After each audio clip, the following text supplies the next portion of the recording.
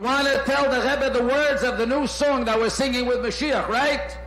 So I'm just going to read him. Am Yisrael, have no fear. Mashiach will be here this year. We want Mashiach now. We don't want to wait.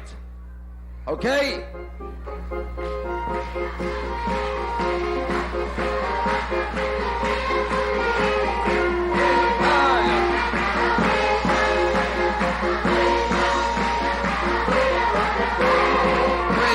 Mashiach now, we want Mashiach now.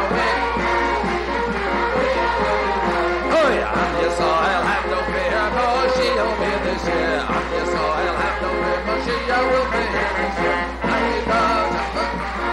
want Mashiach now, we want Mashiach now, we don't want to wait. We want Mashiach now, Mashiach now, we don't want to wait. Am Yisrael, have no fear, Mashiach will be here this year. Am Yisrael, have no fear, Mashiach will be here this year. We want Mashiach now, we want Mashiach now, we want Mashiach now, we don't want to wait. We want Mashiach now, we want Mashiach now, we want Mashiach now, we don't want to wait. Hey!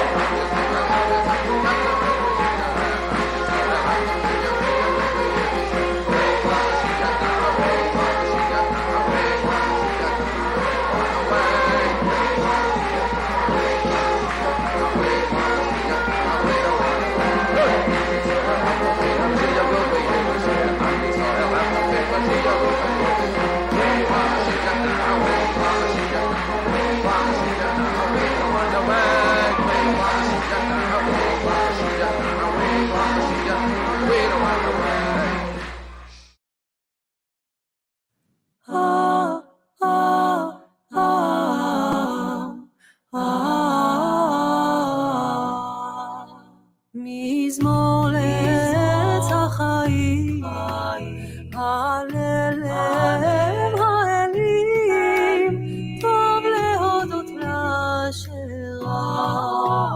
ולזמר לשמך אשת עליון, להגיד בבוקר חסדך, סגולותייך לנגן בלילות, עלי כינור ועלי נבל, עלי משב בנקבי חליל. כי שמחתי נגדי במסעי על הפאנל, על ראשי הרים אזרח על הגבעות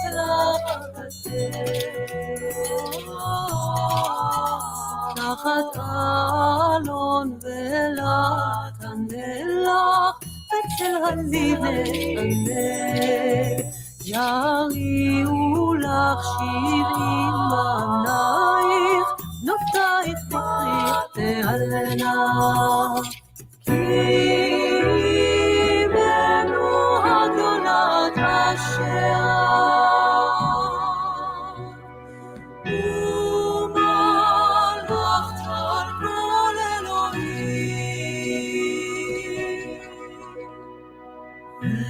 בית לצעדה, מן האדמה פירותייך נותן, נודה אשר בכל לב, מספר כל נפלאותייך, היפים ונקת נעימים, צועדת על הים, נוצרת סרפנים, ושקיעה גונה יום וליל, ברגליו היכלתי לטובת מלכות נחלייך, אך נשלח עובר ונפרע, נברכה לפני פנתנו, אילנות ניתן לכבודך, מפלצות נעשה לך, נשים ירדו בתייך,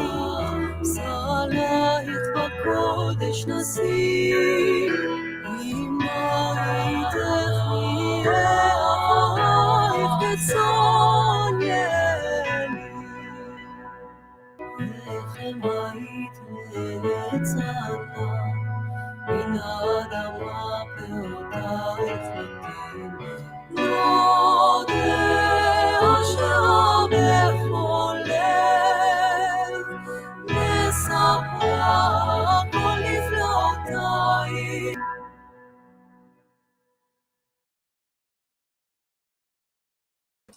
So, welcome everyone. Sorry, I've been away for a bit. It was Passover, and then I broke my ankle, and then I'm going to have surgery on Friday. But I have to do a report on a movie that has a religious context. So I just chose to do this one and figured I'd stream my reactions to it as well. That way I could also look back over it. But let's see, where is it? Well, let me find the trailer for the movie first. That way I can give anyone who doesn't know what it's about. Oh, yeah, here. Yeah.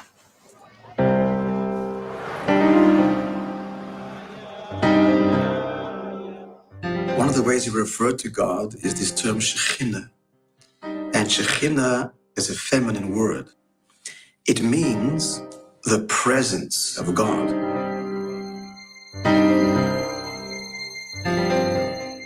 You know, it's very interesting because many times people think that Jewish schools for girls is like a new thing. But it says if we look back all the way to the time of the Jews in the desert, there were always leaders among the women. There were always prophetesses among the women. There were always judges among women. So it's not a new thing. According to Kabbalah, woman is royalty. And the power of the woman is to be able to bring down the spiritual into a concrete world. The Hasidic movement is in essence a feminist movement. Human beings are fundamentally feminine from the Jewish perspective. So we're all born feminine, which means our deepest desire is relationship. But these girls have blinkers on. She hypnotizes, she brainwashes them. You know what someone told me about brainwashing? They said, what's wrong with a clean brain? Oh, it came into school in the morning, and actually my daughter noticed on the window swastika. You know, like they didn't like the Jews 2,000 years ago, and nothing has changed. They still don't like the Jews. They say, who are these girls walking with long skirts?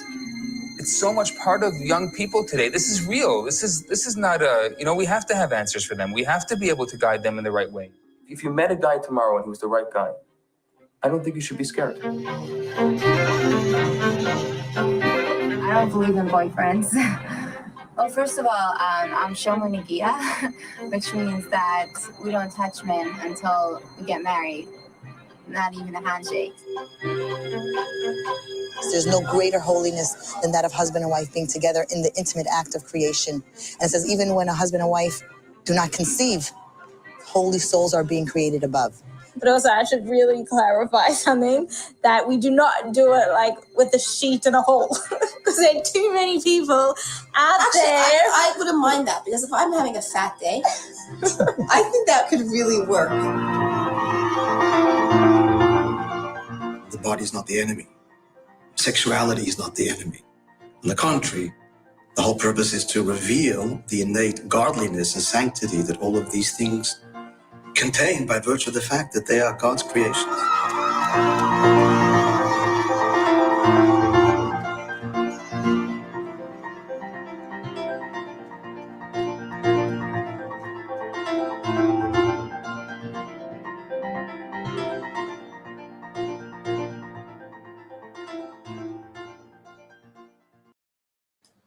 So, yeah, I mean, it looks really interesting. And, yeah, figured we could all watch that. And also, I put a link to join if anyone wants to hop in. Links in the comments. But, yeah, it's only 2 people watching right now, so not much. But, let's see, where is it? Oh, yeah, here it is. Give me one moment.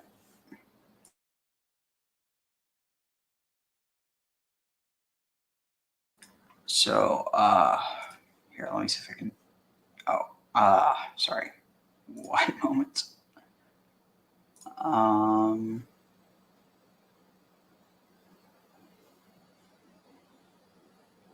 Let's see.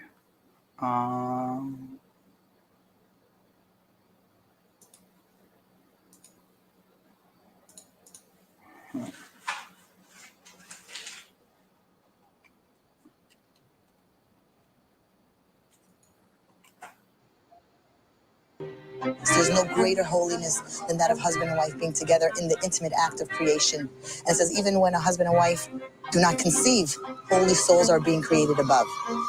But also, I should really clarify something, that we do not do it like with a sheet and a hole. From the Jewish perspective.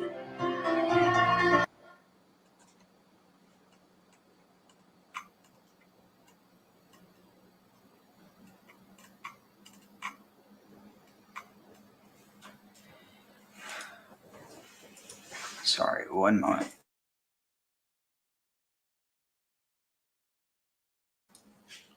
Let's see.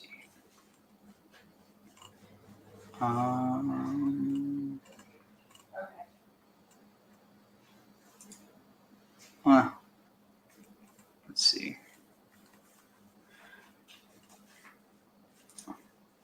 I have actually been a customer of BetterHelp for a little over 2 years now, and I was able to get matched up with a. My success is not from me. My success is from God. You knew I was wearing the wig. I didn't know. I am wearing the wig also. Created by women for women. I would never go back to my smartphone. It's not hard for me. Worrying will kill you quicker than the virus will. They will not be on a camera with me. No way. No, they won't. Exactly. You got it. We believe strongly that we're not in our own hands. I've seen someone that understands music the way she does. What would be the biggest thing you think you need to fix? That's the only thing I knew about the Hasidic world was unorthodox. Do you believe you're a free person? We hide things under the rug because we're afraid. Follow the rules. I follow the rules. You follow the rules. We all had it. My family had it. I had it. It was like a hard flu.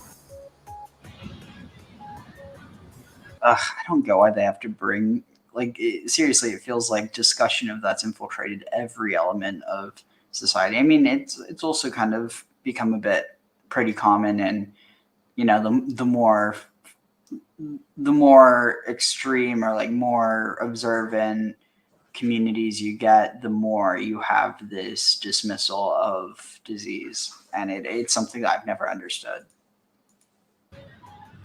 Good morning, guys. For most of us, the Hasidic Jewish world is a very mysterious place, especially the female side of it. So today we have the good fortune to meet up with a local Hasidic woman who wants to talk about her life, tell us about her views on the world, and, well, see wherever the conversation leads us. Should be an interesting one.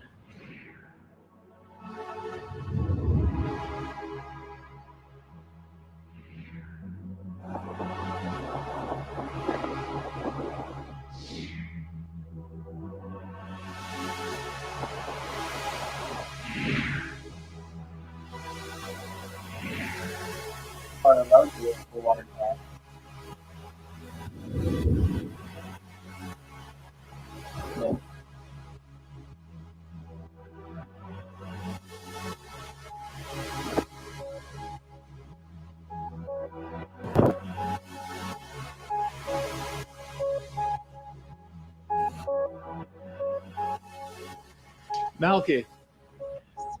Peter. Namaste. Namaste. Okay. We don't shake hands. You don't shake hands because of COVID? Yes, not because of COVID. We don't shake hands because we don't have any physical contact with men outside of our husbands. Is this okay? This space? Yeah. It's not. Okay. It's not so much about space. It's just about keeping physical contact down to nothing. Let's go this way. Okay, fine. So you're not what I expected. Right. I'm not. You're Hasidic, right? Yes, I am Hasidic. I'm not. You could say I'm not your stereotypical Hasidic woman. You grew up Hasidic, right? Yes, I grew up Hasidic. I am married, Hasidic. Kids? I'm married Hasidic guy. Okay. And my kids are being raised Hasidic. Okay. I'm a filmmaker. What kind of films? So my movies are not typical, in that they are catered special for our community. So they have no violence, Okay. no bad language, Okay. no romance, no sex. Okay. Boring.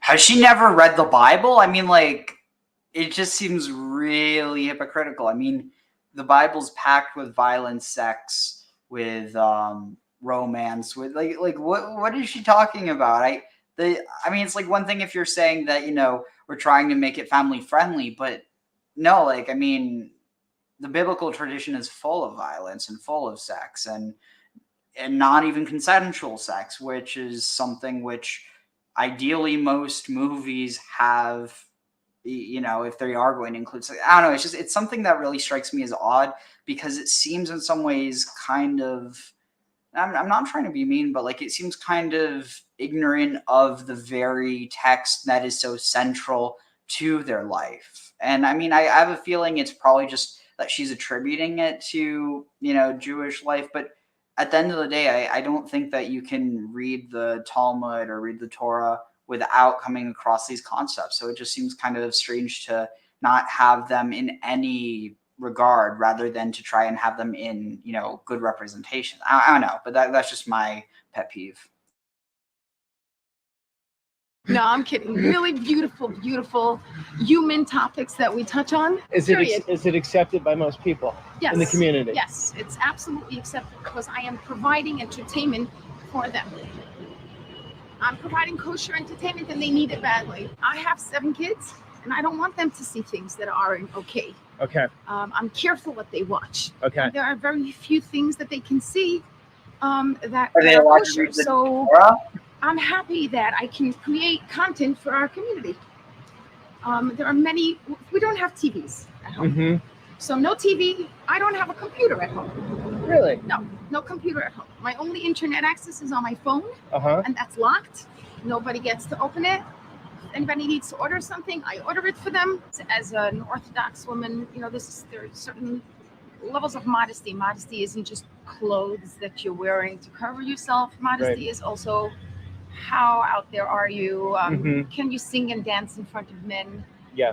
And so, you know, the people that perform on my films are women who don't want to be performing for anybody else but women. Okay. So my DVDs will say on them for women only.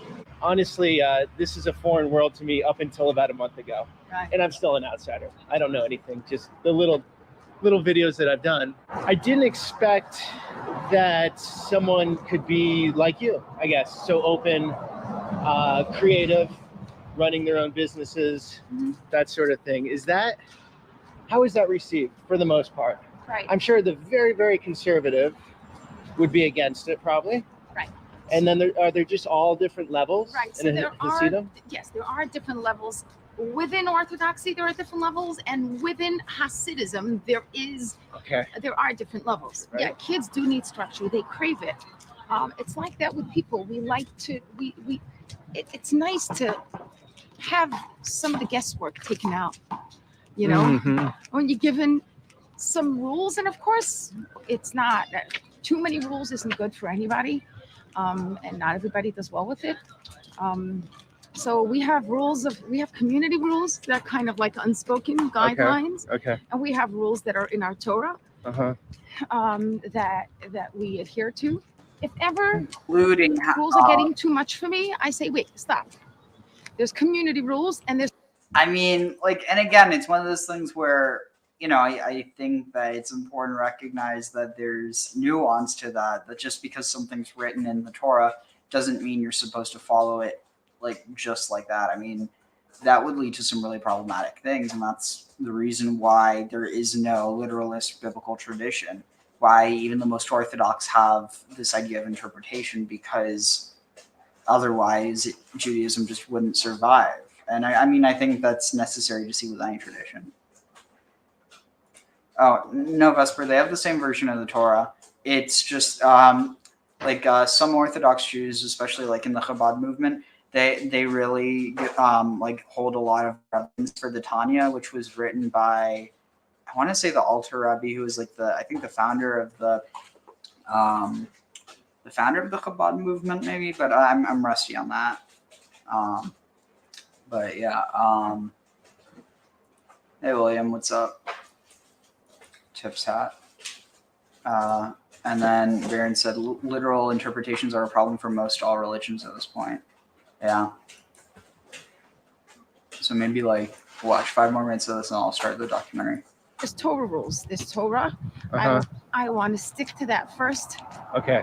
I'll either ask a rabbi if I'm not sure. But if it's a community guideline and it's just too hard for me, like leopard print is not okay. Let's say I'm just making it up. I don't know. I'm covered. Speaking of, so you have the leopard print shoes, which are very stylish. The Yes. shirt, and that's okay. It's okay. But like I said, there's many different levels. There are many women in my community that wouldn't wear leopard print, even though we can play with style. We can have fun with style. I can wear lots of great clothes. And makeup is okay?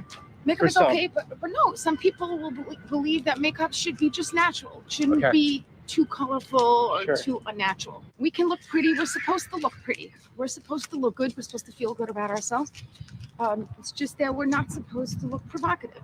Gotcha. Feel safe in this neighborhood because this is a safe neighborhood. Anybody that lives in this neighborhood that's not Jewish is happy to be here. Really? I could live here, no problem? Of course you could live here. Okay. Yeah. Sage. Mariel R. You just watched the episode of Gnostic Informant today with me and Amon about the Canaanite gods, etc. Didn't realize that was me. Interesting. Yeah, I mean, I don't know when that was from, but it was largely because of Neil that I even decided to make a channel in the first place. So this might have been before I, had any channel name associated with me. Of course you could live here. You would love it here. There's no crime. There's no violence. Okay, as a Hasidic woman, when you observe, say, non-Hasidics, say actually non-religious people in America, do you think they're missing on something? Like, I'm not a very religious person. Right? I was brought up Protestant, but I don't practice now. Right. Are people missing something, do you think? So I believe that everybody should try to pick up some religion, some spirituality in their lives. I believe so strongly that it doesn't matter what religion we're talking about. Right. Anything that you can connect to. That teaches you that there is more than what you see, more than what meets the eye. There's more. Our world is so much more than just the tangible. And understanding that there is a higher power and that there's somebody that's helping you. Yeah. And that's there for you. I believe we would have less anxiety. We would have less depression. I think we would have less suicide. People. There's a lot of anxiety right now. Do you feel that? Of course, there's maybe anxiety not in this neighborhood, but in this neighborhood, not so much. But there's anxiety. Because you guys, for the most part, aren't so scared of COVID. Most people have had COVID, right? So you've been through it, right? Yeah, sure. We all had it. My family had it. I had it. It was like a hard flu. It was hard, but it was just like a flu. So I personally believe that if you're a healthy person, you don't have anything to worry about. Worrying will kill you quicker than the virus will. Okay. And see, this is something I've never understood. I mean, it literally says in the Bible, if you're sick, to cover your mouth, the lower half of your face with a cloth, and to shout, "Unclean, unclean," to anyone who approaches you. Now, if there's something going around and it's so easy for people to get sick and not realize they're sick, I don't think it's that much of a stretch to argue that the Torah says that you should wear a mask. Given, I don't think it says anything about vaccines, just because there's so much interpretation that people have around that, and the fact that it didn't exist back then. But the fact is, masks did exist then, and they were telling people to wear it if they were sick. So it's just like, it's one of these things where I really feel like politics has hijacked religion to basically endorse or enable really eugenic policy. I cannot be any more against this type of attitude. Like, it doesn't matter what you think about COVID. Like, it doesn't matter what you think, so long as you're not dismissing, the real harm that it's doing. Like, I'm not going to tell you have to do this or you have to do that, but it's really like, I mean, a bunch of places, even the hospitals, they don't even have mask mandates anymore. There's this one hospital, I think in California, where they were telling people that if they're sick to stay home from the hospital. It's like, if you're really sick, I'm pretty sure you're supposed to go to the hospital. So it's like, I mean, in Hebrew, there's this term, olam hafuch, or like an upside down world. And sometimes that's what it feels like we're in. But it's just one of those things where, like, okay, if you're going to be, ignorant about how diseases spread, then that's one thing. But if you're going to go and say that, as long as you believe in Hashem, or you just have to trust in Hashem or trust in God and you'll be fine. It's like, no, like, I mean, literally there's a reason why the narrative of the Exodus from Egypt has the Israelites smearing the blood on the doorways, because just because they're, the people of El or of Yahweh, I mean, that's arguable, but just because of that, that doesn't mean that they're safe from the angel of death. They still have to do this. I mean, again, you could view it as a show of faith, but really it's an action. It has nothing to do with your belief. It has everything to do with the actual act of slaughtering a lamb and putting the blood on the door. It doesn't matter what you believe about that. It's the fact that you're doing that. Anxiety is killing more people than the virus is. So, yeah, it's tough. It's tough to put a number on all these byproducts of the virus too, yes, like right, an economic right. number, or how much does stress kill someone, hurt someone's health. Right.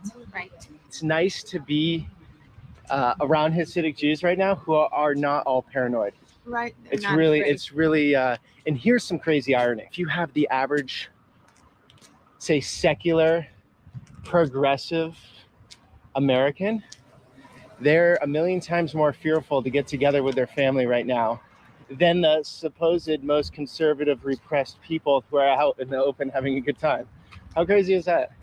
I believe it's because that's not what this is my personal belief. I didn't take this from anywhere. I just feel strongly that it's because they believe that it's all in their power what is happening to them. Meaning, everything that you do is going to determine the outcome if you will or won't get COVID. So, whereas So is she basically claiming that humans have no responsibility for anything and that it's all up to God? I mean, that's really dangerous. Like, at the end of the day, that's like, sure, there's people who they're convinced that, every little thing that they do will impact, like, will I get it or will I not? But like, when you're just dealing with someone who's taking precautions because they're aware that there's something out there, of course, like, no one thinks that, because I'm doing this, there's no chance that I'll get it, or because I'm not doing this, that I'm going to get it, of course. But I think that's just a really, really crappy way of just dismissing caution. I mean, like, imagine if you were to say this about, caution or worry about increasing anti-Semitism in Europe in the 30s. Like, I mean, this was a real thing. There were Orthodox people who were telling the secular people who were moving to Palestine that, you don't trust in God. You're not waiting for God to redeem, the land, and you're not, you should trust that God will protect us from, from the like, it really just reminds me of this idea that if God's in a helicopter and you don't take the helicopter because you're waiting for God, you're kind of missing the whole point. Like, it's something that, honestly, like, I get that it's, like a personal or religious belief or opinion, but it's something that I really do feel strongly about. Not because obviously you can't get people to change their beliefs just because you want them to. But it's one of those things where I really wish people realize the harm that this does. It leads to real human loss, like both, people being murdered by fascist regimes, as well as people dying of preventable things. I mean, like, I honestly don't see that much difference between this and the case of Jehovah's Witnesses refusing children and anyone in the frankly, in the cult, refusing them blood transfusions. Like, how is that different? If you are essentially causing the death of someone due to inaction or due to, I mean, and that's the thing, like, and again, it's still messed up, but at least with Jehovah's Witnesses, that's their religious belief. There really is no religious belief that supports this idea that do whatever you want, so long as you believe in God and God will protect you. Like that's not, you can't find that anywhere. Like, I mean, maybe, some really fringe rabbi saying that, but it's not anything that's like doctrinal. It's all about, both faith and, I mean, not to rip from the Christian saying, but it's both faith and works. It's not one or the other. And if you believe that faith is enough and you ignore the works or, the actions that you're supposed to do in honor of God to protect yourself, because there's this idea that a part of you has God in it, then like, I don't know. It's just one of those things where it's a mutualistic relationship. And when people expect that because God is, our protector or whatever, that means that, just trust in him and everything will be fine. It's like, I mean, honestly, it's not that different than using crutches and expecting the crutches to take you anywhere. They'll help you, they'll help support you, but you actually have to be the one to move them and to use them to move.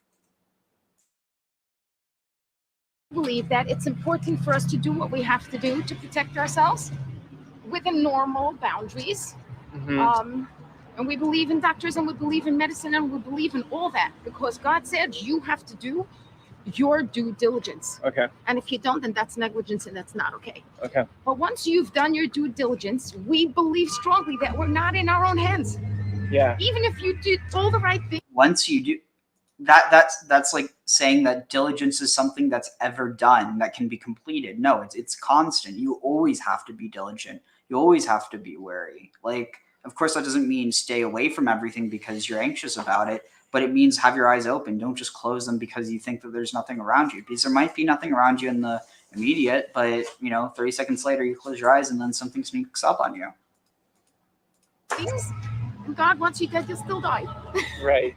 So when you have thrown that up to God and you're not carrying that around, that responsibility, that you are responsible for your own life. It's such a strong responsibility. It can weigh you down. You are responsible to make sure that you don't get COVID. Are you doing enough? Are you separate? Are you keeping away from people? Are you wearing enough masks? Maybe you should wear 2 masks, 3 masks. Are you washing your hands enough? That can wear somebody down. I don't know how people live like that. But knowing that you did the best that you could. Right. And within normal means, and then the rest. And I by that same line, I mean, what she's talking about, the type of living a very orthodox life, can't you argue that wears someone down? Like, can't you apply all those same things she says about, being cautious? And I think that's one of the things, like, I don't know. I think it just bugs me that rather than just saying that, we're not concerned, that it almost seems like they're saying other people shouldn't be. And I don't know, it's just one of those things where, like, I don't know, it just viscerally bugs me. And it's something that has always, well, not always, but like ever since this, past 5 years, it's just been something that I've never quite understood. We believe it's because we believe that God's taking care of us and it's his decision, not us, if we're going to die. But again, what about the Holocaust? Was God taking care of the Jewish people during the Holocaust? Like, at the end of the day, and I think this will go into a lot of the topics that are talked about in the documentary, is that to expect God to come down from heaven and save you is folly, because God is within us, but it's a different form, and it's not this type of active thing, in the same way that no action will get done if you just think about it. You actually have to be willing to do it. What if you could do SEO smarter and faster? With Wix, you can edit your meta. Do you believe you're a free person? Of course I'm a free person. And that reminds me. Also interesting. The answer wasn't yes or no. Of course. I mean, like, it's one of those things where, like, again, I'm not saying this because she's a Hasidic woman. I'm saying this because, I mean, in some ways because, she's fundamentally religious. I'd say this regardless of what religion or what sex or gender she was. But I do just find it interesting that it's not a yes or a no. It's, of course I'm not, as if that's not ever something she has considered. And again, that might just be me projecting my own interpretation. Today's Thanksgiving. Yeah. I'm very thankful to America. Yeah. I love America. Yeah. I think this is the best country in the world. I have such strong love towards this country. Yeah. For allowing us to live freely and be who we want to be. Right. So I know that wasn't your question.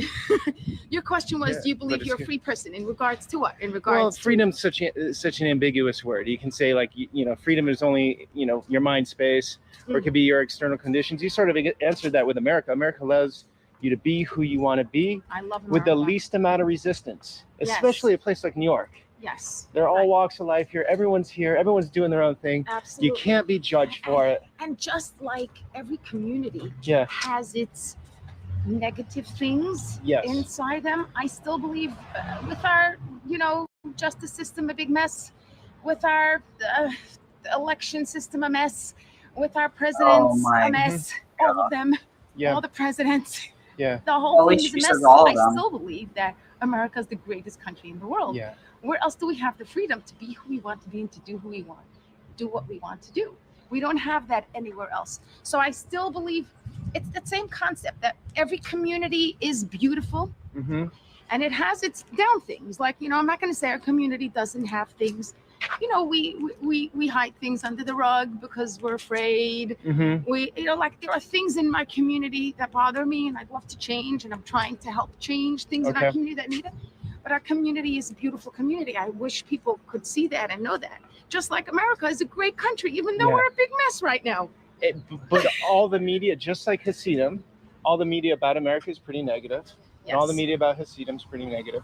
You don't understand America until you get out. I mean, I didn't until I got out of it for a while. And now being back here, oh my God, I'm doing exactly what I want to do in life. You're doing exactly what you want to do in life. Without anyone judging me or telling me I can't or restricting me or making it super difficult. And when that goes away, America loses what's great about it. Yes. But it's still here. I believe it's still here. It's a mess. And the It's a mentality is here for that. Yes, it is. And that's freedom, in my opinion. Yes, absolutely. Is to be able to manifest whatever your divine purpose is. America loses what's great about it. Yes. But it's still here. I It's believe still it's here. I believe It's it's still still here. here. It's a mess. And the It's a mess. mentality is here for that. Yes, it is. And that's freedom, in my opinion. Yes, Is to be able to manifest whatever your divine purpose is.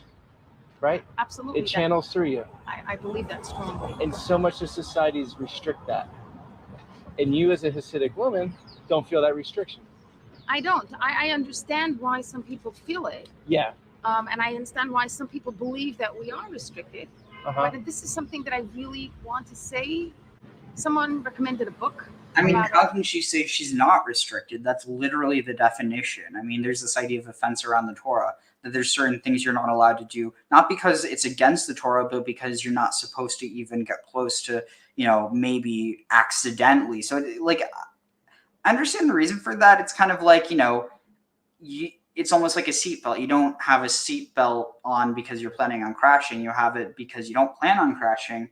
But in this case, it ends up getting so far where it's not just about, like, I would almost compare it to wearing a seatbelt because you think you're going to crash, rather than wearing a seatbelt and trying to, I don't know. Again, it's my perspective. I didn't grow up in this community, but I do think it's something that's, I don't know, it's a bit strange for me. a Muslim woman. Okay.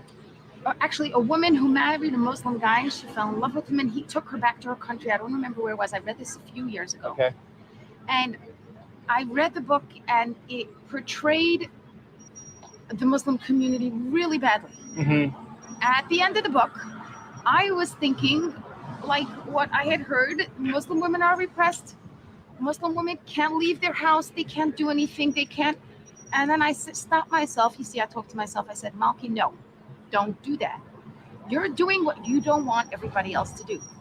You're judging a whole Muslim community by reading one book. Right. You read one book.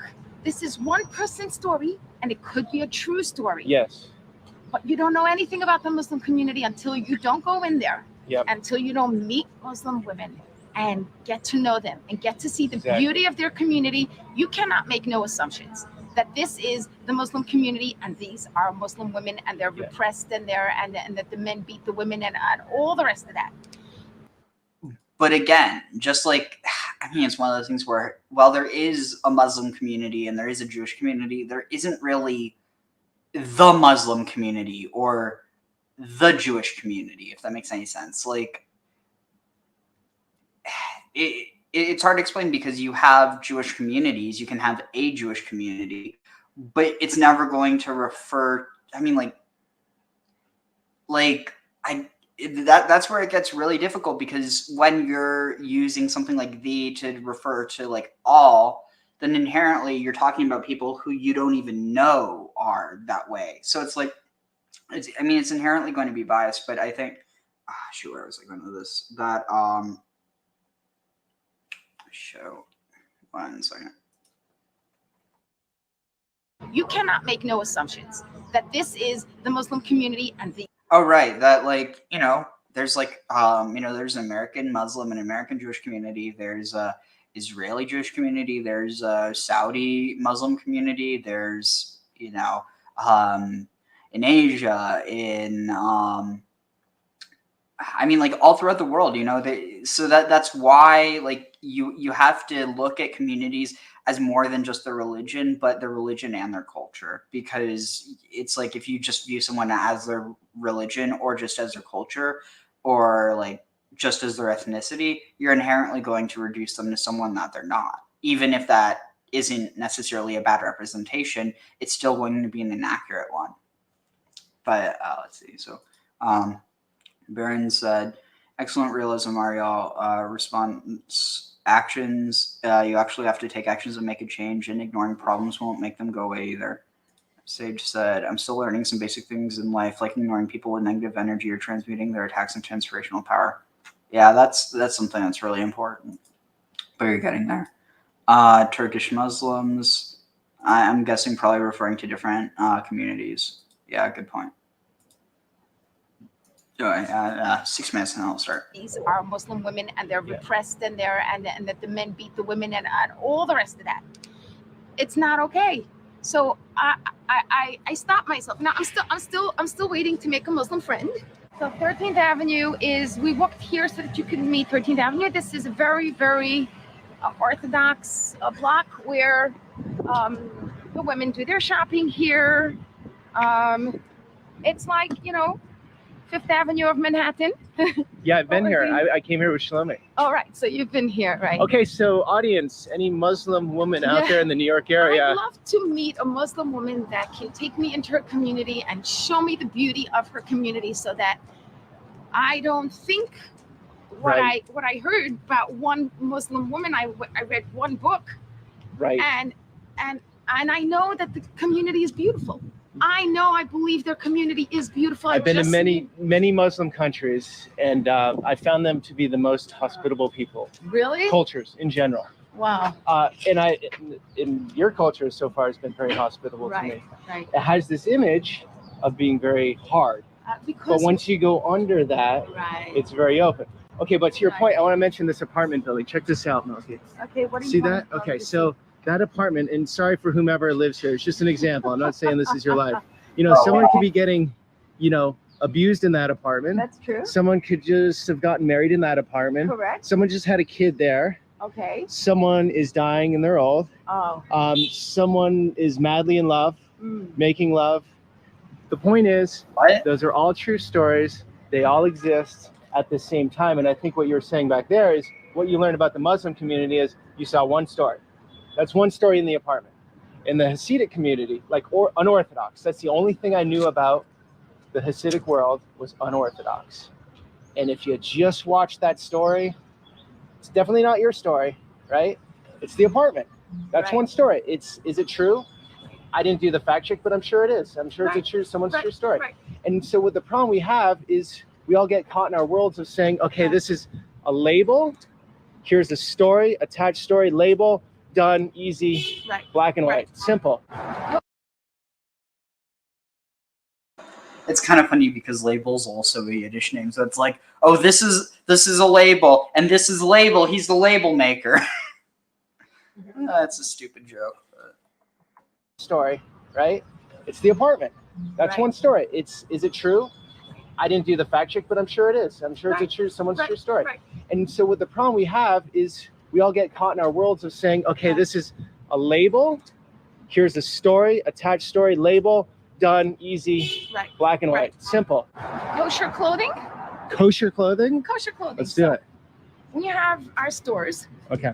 that cater Oh, to what we need, which is we need to cover our elbows, we need to cover our neckline, and we need to cover our knees.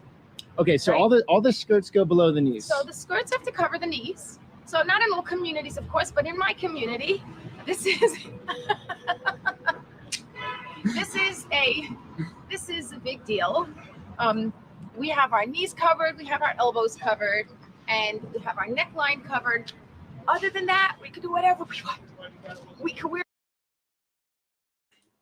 But the only problem with that is it inherently sexualizes women's bodies rather than, just like, this is the thing. It's almost like in some ways it forces this perspective, which again, it's not true of everyone in the Orthodox community, not even necessarily a majority. I mean, I don't know the statistics, but the point is that this idea that, like, for instance, but like, and this is another thing, because there are exceptions. Like, for instance, if you go to a female doctor, there's nothing wrong with them touching you to examine you because it's not within a sexual context. So it's like, within that, it really makes me wonder, like, why there's so much strictness around it.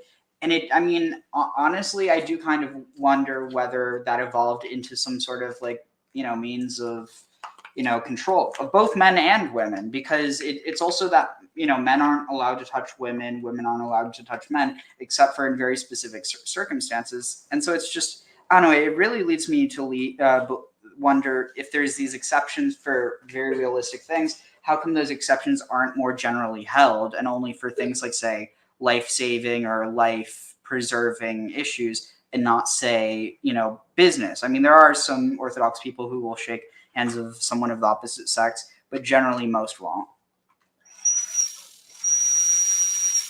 Whatever we want, we can have fun with our clothes, we can, and then but then there are people that take it a little extra and they will be careful with even the colors of their clothing. Okay. Also, a big deal is it shouldn't be too tight, shouldn't be too The reason why some people wear, like, black and white, like, it's literally just trying not to, I think there's actually a more esoteric reason, like, you're not trying to draw the attention of the evil eye to you. But inevitably, it just ends up creating, very monotonous,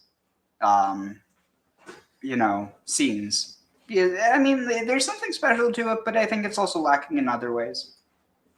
form-fitted, Sure. So everybody has their levels.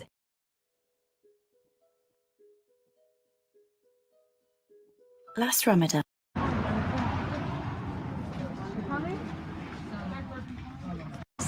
Form-fitted.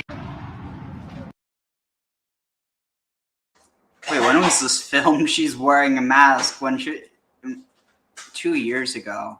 Wow. Just have the specific date. Wow, 2020. Holy crap.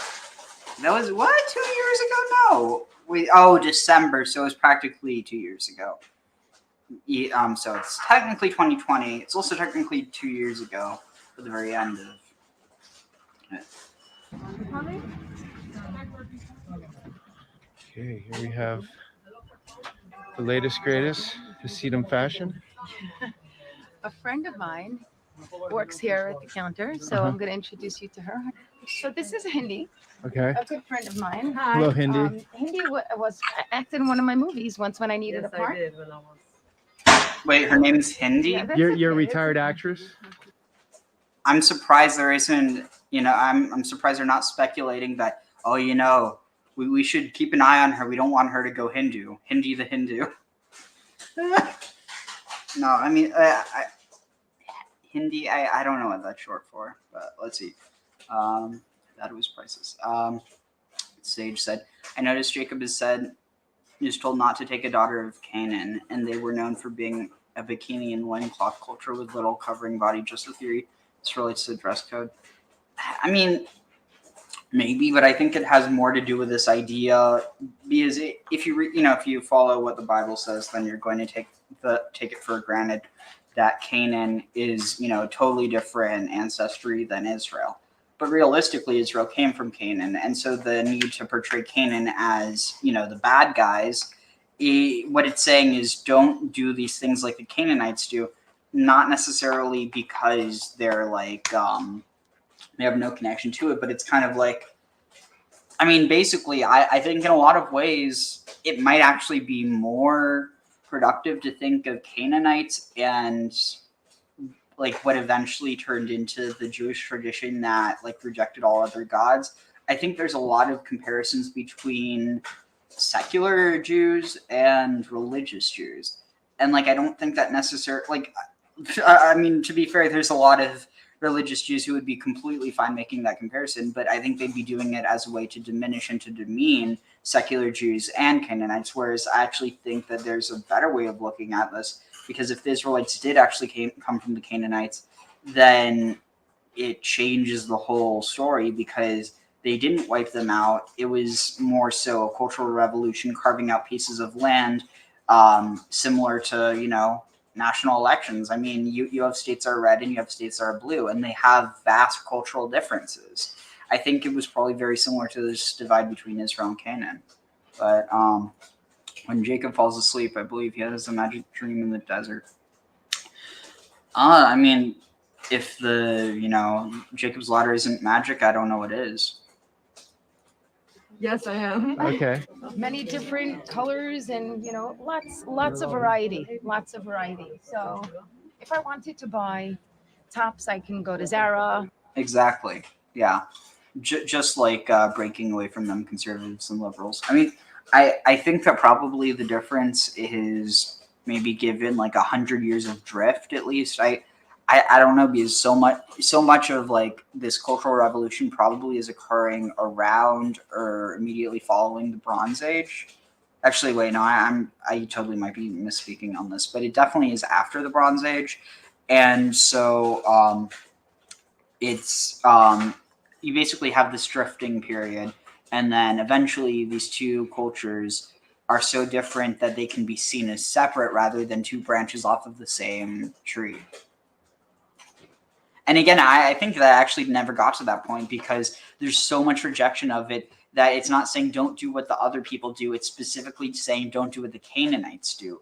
Because, and this is the thing that's wild, a lot of the Israelite traditions are very similar to other traditions like Persian or Roman, even some Greek. And so a lot of this, like in a lot of ways, Judaism is more Greek and more Roman and more Persian than it is like Israelite, if that makes any sense. And I don't think that, I mean, I personally, that's the reason why I'm more interested in the more ancient tradition, but I also don't think that necessarily means that, you know, I mean, it definitely doesn't mean that the Jewish tradition is like illegitimate just because it, you know, it's a branch off. I just think that if you're trying, I don't know, it's like, it's difficult if you're looking at this from a historical point of view, because you definitely do have people who make claims like, oh, you know, this is the original, or this goes back to, you know, all this way. But like in terms of religious belief, I think there's nothing wrong with holding that, you know, oh, this tradition goes back, even if it's not in the same exact form. But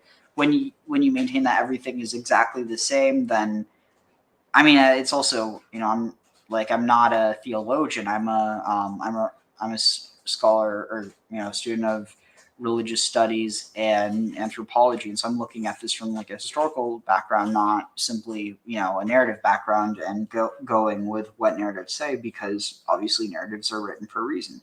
I'm interested in why those narratives were written. Let's see, that's why Sage likes the Canaan pantheon, because it's so perfectly centered between Greek and Akkadian and Sumerian. 100% ties it all together.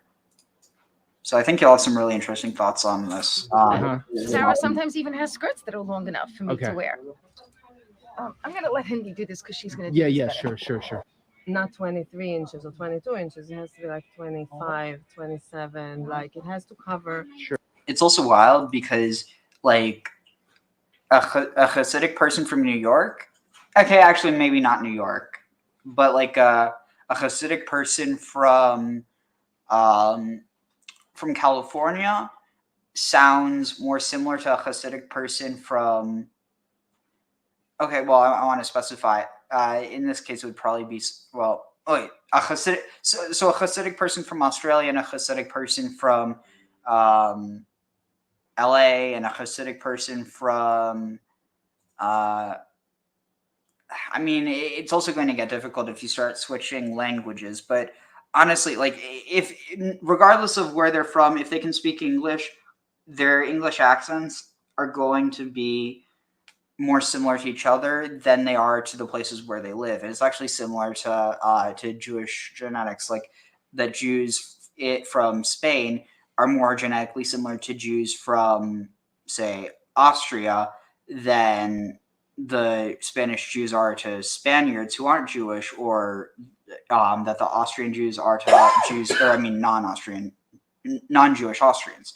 So it's really interesting. I mean, it has a lot to do in this case specifically because of the Chabad movement, because there's been like they've spread a lot, and so like you could go from one part of the world to the next, and no matter where you'd stop, there would be like a place that if you're Jewish, that you would be able to observe stuff or keep Shabbat.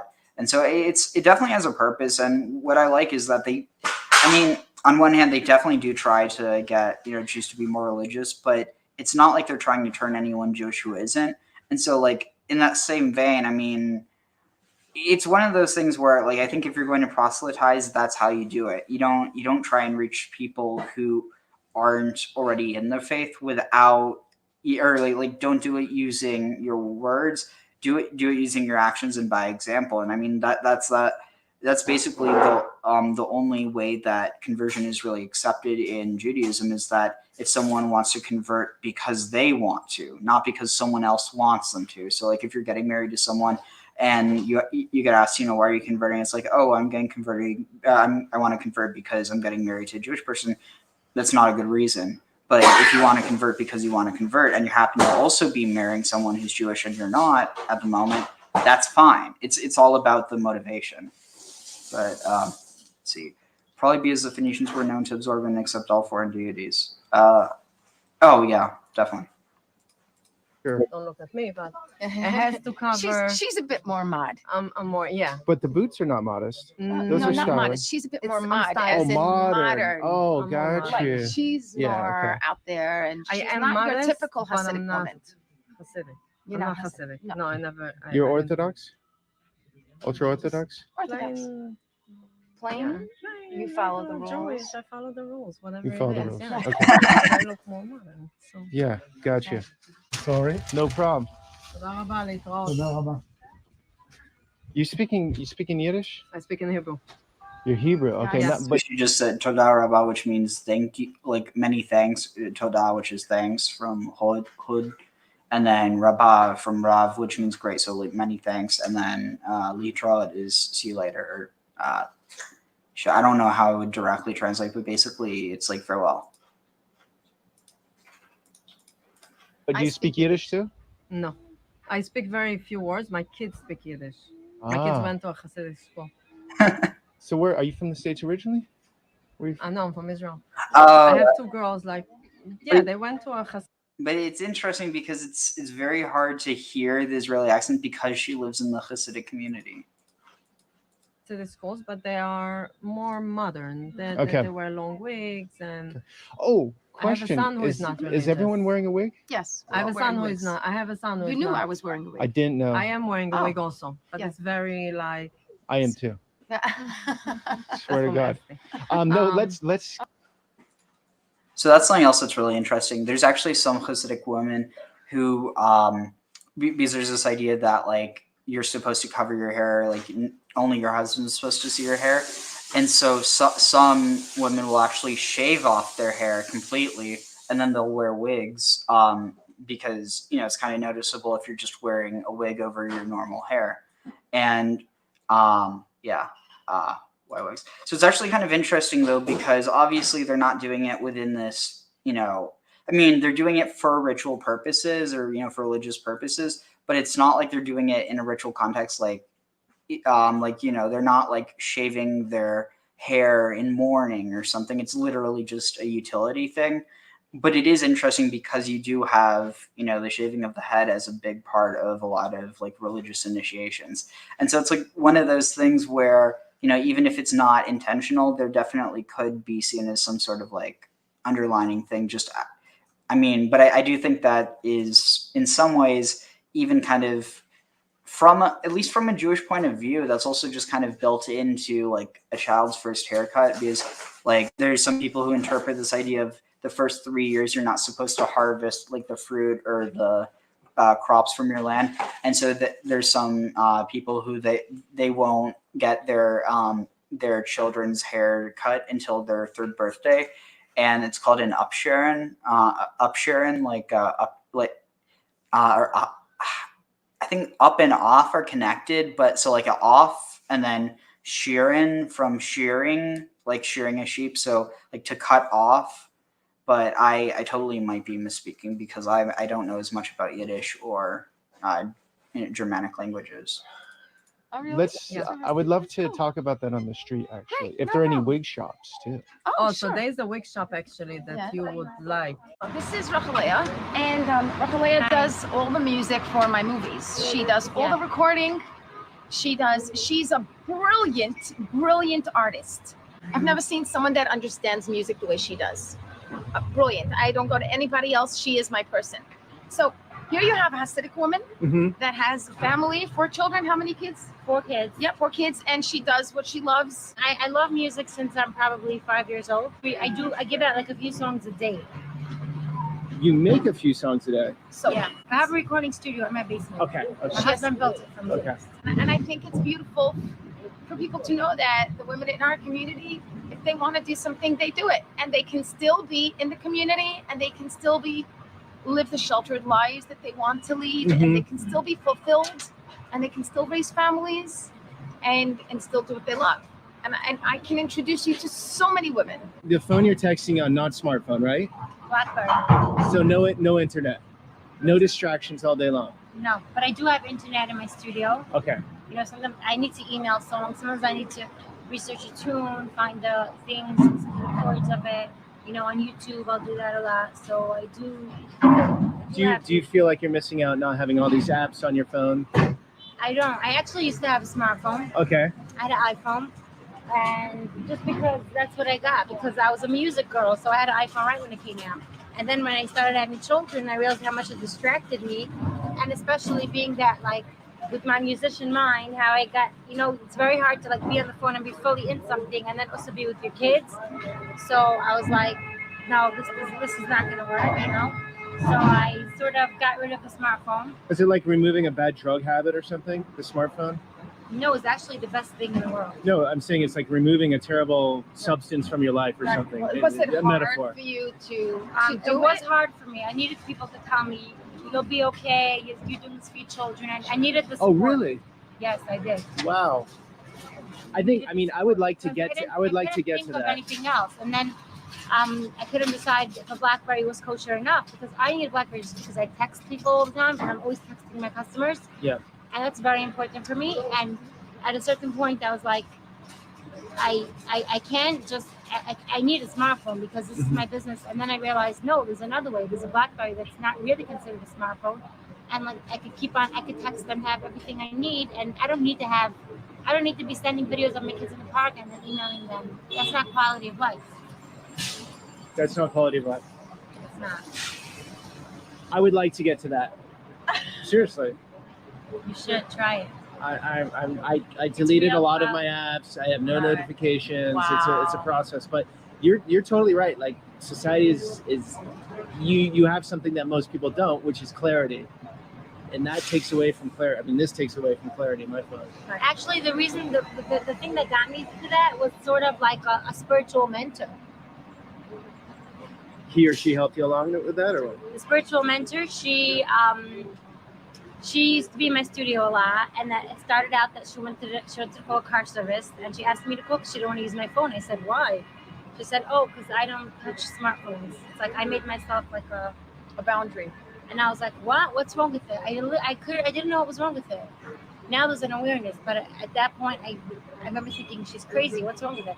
If I could afford it, why can't I have it? It was very expensive. I don't know if you remember when it came out, it was like, Yeah. Once you make that decision that you don't want a smartphone, you have to keep the discipline so that you I can would never manage go your back. quality. I would never go back to my smartphone. It's not hard for me. It would be hard for me to go back to my smartphone. Like, I stopped drinking 5 years ago, and I can't imagine having. I think it would be the worst thing on the planet. You couldn't force me.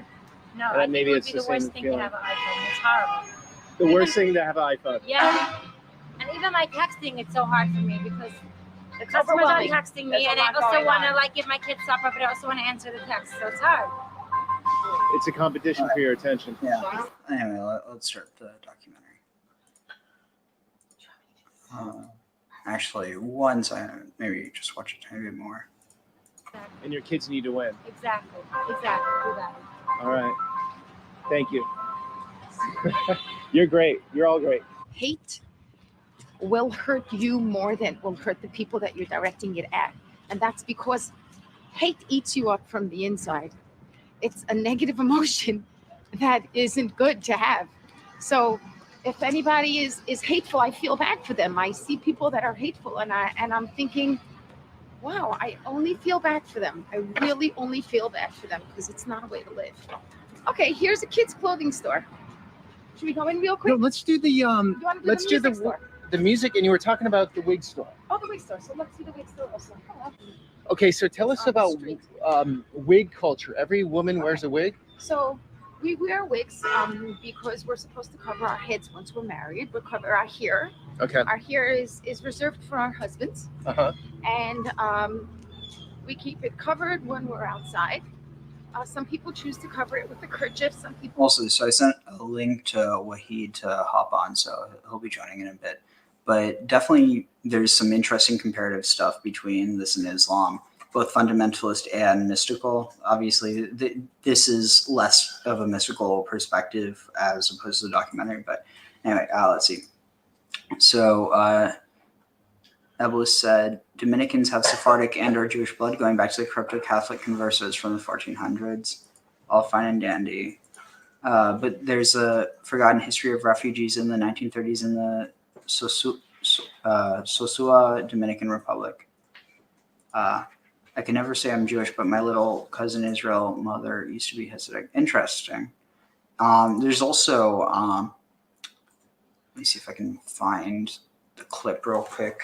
Is see, shoot, where is it? Was it Hueta? Yeah, the Hueta. Hueta Island.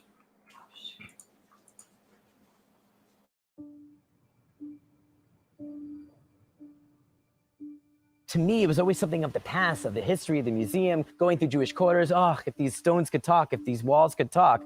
And then I meet people who are chueta.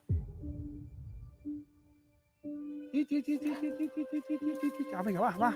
Pues mi madre misma nos recordó y nos dijo a todos los 6 hermanos, no olvidéis que sois judíos. Uy, ¿qué pasa aquí? Yo me quedo... Venga, va. Pues mi madre misma nos recordó y nos dijo a todos los 6 hermanos, no olvidéis que sois judíos. Uy, ¿qué pasa aquí? Yo me quedo un poco sorprendido. Hi ha una història de 600 anys, hi ha marginacions, hi ha execucions, hi ha sang, però i ara què passa? No ens hem extingit, som unes persones vives. Ardían sus carnes como un tizón y reventado por medio se le cayeron las entrañas como a Judas. Queda muy poca cosa, es decir, el problema que tenemos aquí es un poco eso, que nos faltan muchos vestigios. So this is the site of an old synagogue, somewhere here. A mikveh was perhaps recently discovered. Ilumina estas escaleras. El tema chueta es un tabú. ¿Ves? Porque estoy hablando de los chuetas. No quiere que hablemos de eso.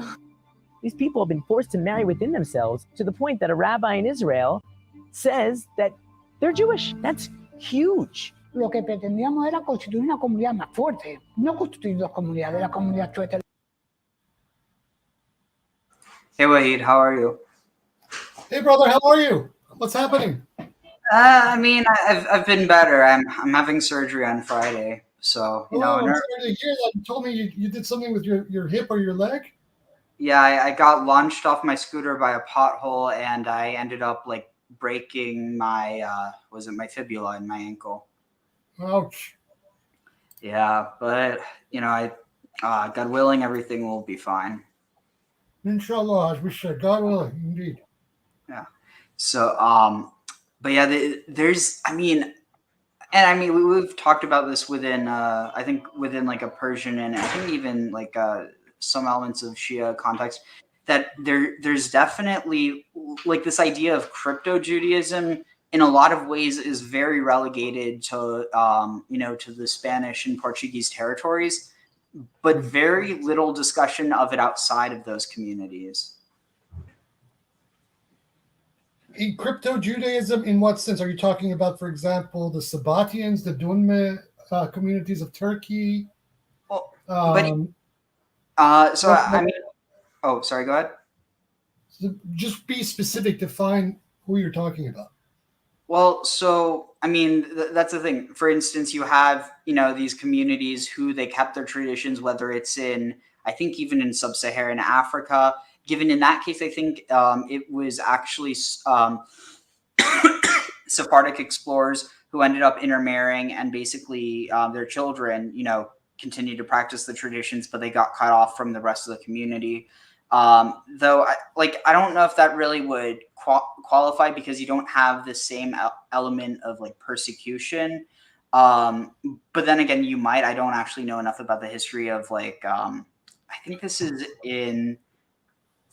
Oh, I really don't want to misspeak because I don't know enough about sub-Saharan African history. Actually, I think it's right below the Sahara. So, but anyway, but specifically what I was thinking of is that you have a lot of people who ended up either converting, whether, by choice or under force, to both Christianity and Islam, or Christianity and then Islam. And there's like, because you do have certain like heterodox traditions within Shia Islam that are eerily similar to certain Jewish Jewish mystic traditions that predate like Zohar, or even like anything that would like some stuff that even predates like the emergence of Islam. Sure, you have a lot of that, but that at least in Islamic, what you put your finger on happened. There were communities, who converted or were forced to convert. Not so much, not as dramatically as you found in the Christian world, where there were very violent forced conversions. But occasionally you would get communal turmoil and that sort of thing. But by and large, until probably about I would say probably about the early modern period, the Jewish communities in the Islamic world, at least in the Eastern Islamic world, were pretty well protected. And the Ottomans, for their, to their credit, created this whole millet system that basically allowed the Jews of the Ottoman Empire to govern themselves, basically based on Jewish law, etc. But there's the other element of this is that there is a lot of influence and ideological cross-pollination. What you find, especially in the very first century of the Hijra, the first century after the rise of Islam, is that you find these desert Arabs who basically emerge into a cosmopolitan culture. And even though they have conquered these people on a cultural and intellectual level, they are relatively, how shall one put it? They're relatively backward. So what ends up happening is that you have an entire literary and intellectual culture that emerges in the Islamic world that borrows heavily from all of the traditions there. And this especially happens during the Abbasid period. And it happens on multiple levels. It happens on the level of the sciences, but also it happens on the level of religious borrowing and what have you. So go ahead. So is this connected to like the Beit al-Hikmah? That's one of them. One of the developments that happens, but particularly during the caliphate of Harun al-Rashid. is like the third or fourth Abbasid Caliph. Excuse me. What you end up seeing is on the level of what you call apologetic texts or hagiographies that are produced. An entire genre enters into Islamic literature, which is called the Israeliyat, or the Israelisms. And it's a topic that is being hotly debated, whether in the traditional theological seminaries or even in the academy. Because you have, it's at the same period that you have a codification of the fiqh, the Islamic jurisprudence, the emergence of the four schools of law. And if you look at this development as a historian, there was a heavy borrowing, for example, from halakha and the methods of discussion, but there was simultaneously a lot of borrowing from Aristotelian methods. So to this day, both the Sunni and the Shia schools rely heavily on Aristotelian models of rhetoric and etc. In the science of jurisprudence itself. But the edifice of that tradition of law was heavily borrowed from Judaism, and there's really no doubt about it. So that was going on the level of mysticism, and especially one of my special interests on the level of the world of magic and the occult. There is no question that the early Islamic occult tradition was being influenced by, for example, the Hechalat tradition that was a live Jewish Gnosticism. Because you see many elements of the Hechalat in early Islamic magic and the occult. You also see a lot of stuff that entered. Arguably, this is a hot topic among scholars at the moment. What they call the Greek magical papyri, and whether there was a cross pollination with the Hechalat. Because that also enters into Islamic magic and sorcery. Many of the sigils and calligrams and that sort of thing, in a kind of evolved forms, begin to appear in Islamic magical text. I mean, this has been an interest of mine for about 20 years. The scholarship on the Greek magical papyri is still in its developmental stages. So the scholars are still not. They haven't finished the project, as it were. There's still a lot of stuff to be translated. But there's no question that the Jewish Merkava, or the Hechalat system, and the magical papyri, the Coptics, and the various Gnostic schools, that themselves were borrowing heavily and being influenced by various local Jewish groups. All of this entered the world of Islam during the Abbasid Caliphate. Wow. And I mean, yeah, because I remember I've seen some of the the PGM where it has like references to Hebrew and I think even Arabic terms and phrases for God or for different like angels, right? Yes. Wow. Well, I mean, even in the Quran itself, you have the mention. Well, obviously Gabriel, right, and then Michael shows up in 4 different places in the Quran. Azrael shows up, the angel of death, Israel. So even in the revelation of the Quran itself, there is an Arabizing Jewish stream that is happening within but this was basically the argument of Muhammad himself, that he was a man god, a prophet in the Abrahamic line. So that should also be taken into consideration. Go ahead. So I think I might have just made interesting connections. So I was already talking with this. I think this was last night with some people about how within the name Metatron, basically because there is so much scholarship suggesting that it's derived from Greek and not from Hebrew, and that it was basic. I mean, including the fact that you don't have tafs but tats instead. But something that I thought was really really worth looking into is I think I think you might have even told me about this before. I've read this somewhere. It's hard for me to even remember. But basically, how within Metatron, if you drop one of the T's or one of the T's, you get Matron, or essentially the mother. Yeah.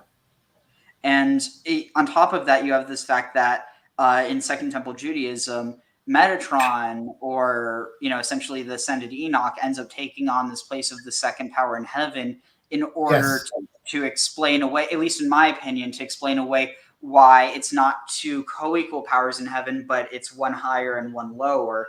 And that's where you start to get this idea of the, Yahweh Katan, the little Yahweh. Yeah, the small Yahweh. Yeah. And also on top of that, because you have this connection with, this idea of a co-equal force or co-equal part of God essentially being connected with the goddess or with the Holy Spirit. And because in Islam, the Holy Spirit isn't understood this way, at least from what I understand, but is understood as being referring to Jibril. And so if that's the case, is there, oh shoot, what was the connection I was making here? Oh, dang it. It was, see, it's referred, this is what you put your finger on is very interesting. In the exegetical tradition, it's got, often contradictory theories, but two things that appear in the Quran that resonate either with, kind of post-Hechelata developments of the time, and then simultaneously how they, filter into kind of the Gnostic Christianity that was prevalent, obviously, in Arabia, is first of all the Ruh al-Amin, right? This is the concept of the Holy Spirit in the Quran. But then we also read the word Shekinah, right? And this is well defined. What exactly is the Shekinah? And the Tafsir tradition, the exegetical tradition, in one or two places, and I think Qurtubi is the major Sunni commentator that actually mentions Shekinah, from Judaism, in his gloss on the verses of the Quran where this shows up, making that connection between the Ruh al-Amin, the spirit of peace, for lack of a better translation, which is the Holy Spirit, in the Christian context, and the Shekinah. Interesting. Also, I remember what I was going to say before. It's almost like this connection doesn't get drawn directly with, like, the two powers, rather than getting drawn, at least in Islam, between the Holy Spirit, at least directly, and this idea of, like the feminine divine or whatever, feminine co-equal. Instead, you could almost view the Islamic view of Jibril as in some way, and again, it's not going to be a perfect comparison, but in some ways comparable to the role that Enoch or Metatron plays within Judaism as this agent of God almost. Sure, yeah, sure. It gets especially interesting in some of the more early esoteric commentaries on the Quran, because several people, and this shows up in the Zohar, where the Shekinah is actually equated with Muhammad himself. Interesting. Just as the Shekinah is equated with the Messiah in the Zohar. Or like within a Christian understanding, how people understand Christ as being Jesus rather than Jesus embodying Christ.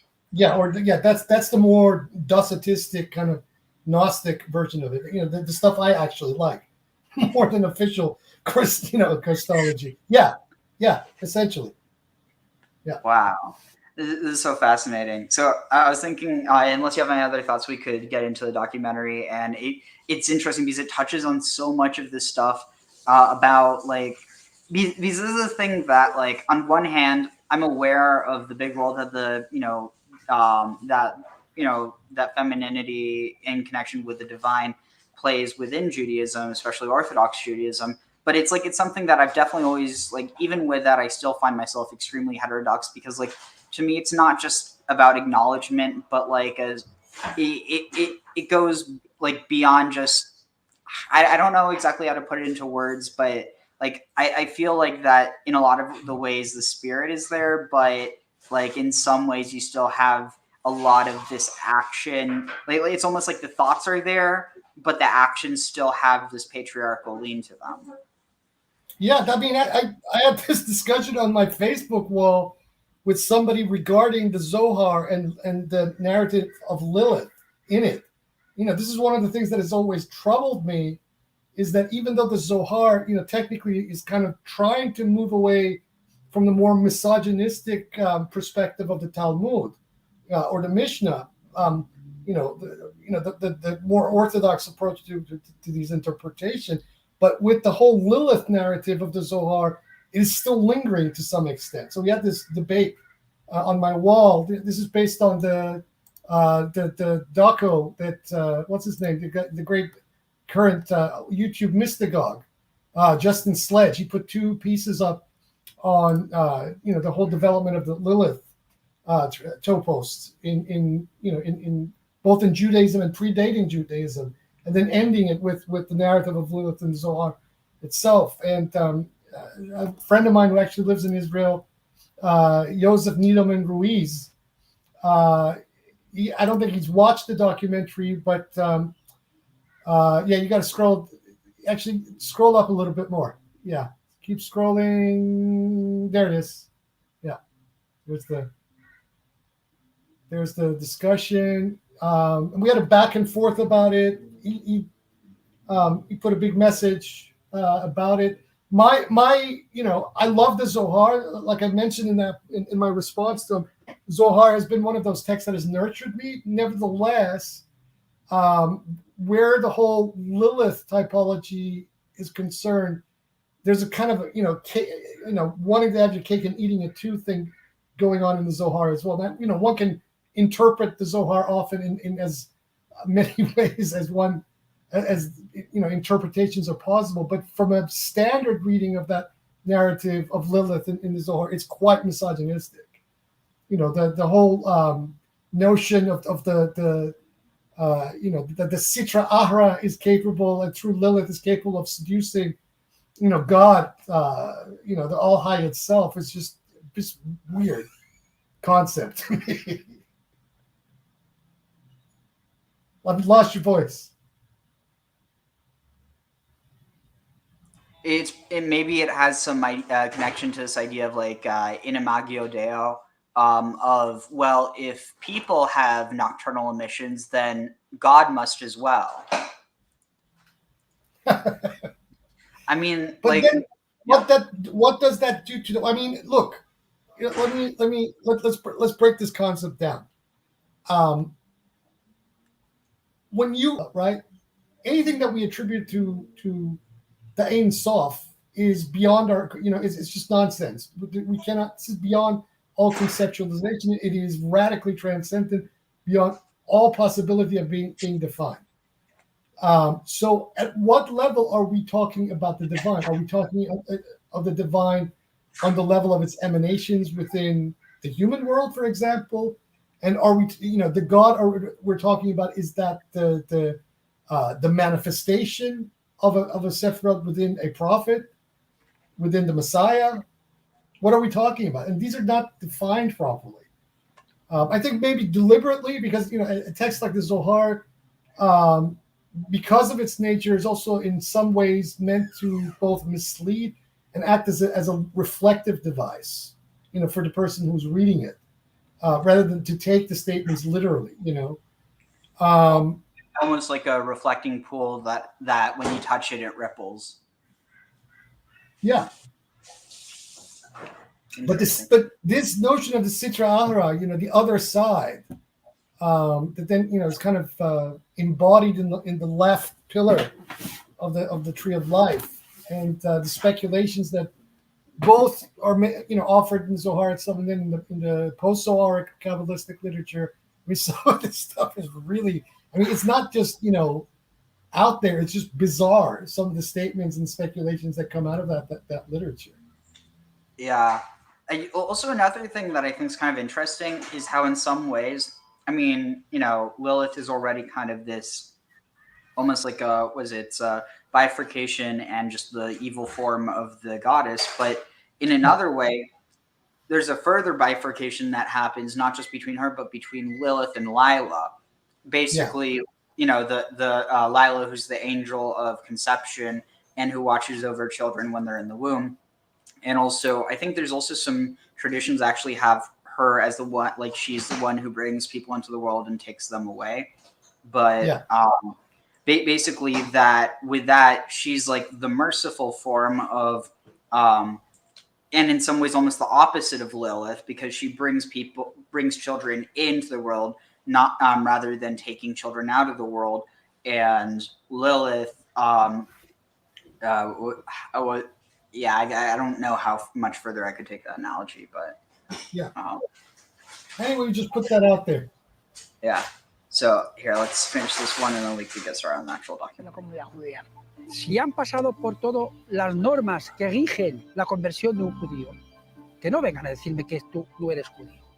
Eres judío simplemente porque tus padres, tus antepasados fueron judíos. Perdón, no es así.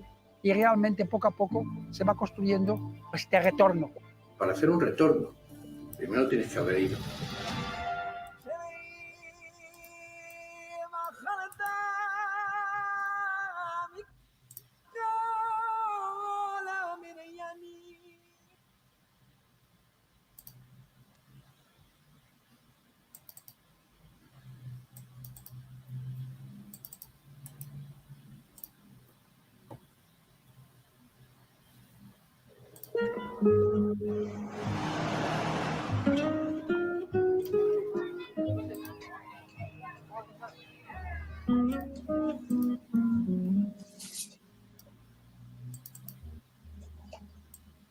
I was raised by my grandmother, who came from a poor Jewish shtetl in Russia.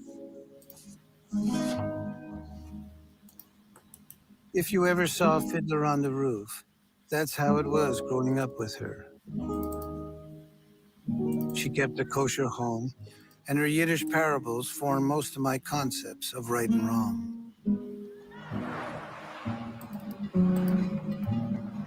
There's wisdom in tradition, but most of that old world is gone now. Maybe that's why I'm fascinated by the Hasids in my neighborhood.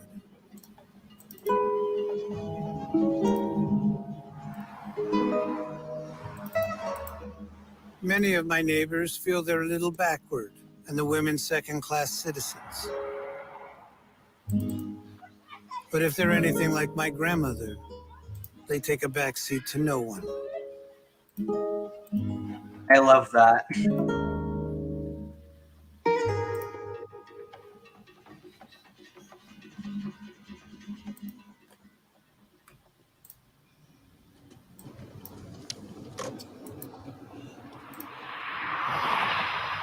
I'm heading up north to a seminary for Hasidic women.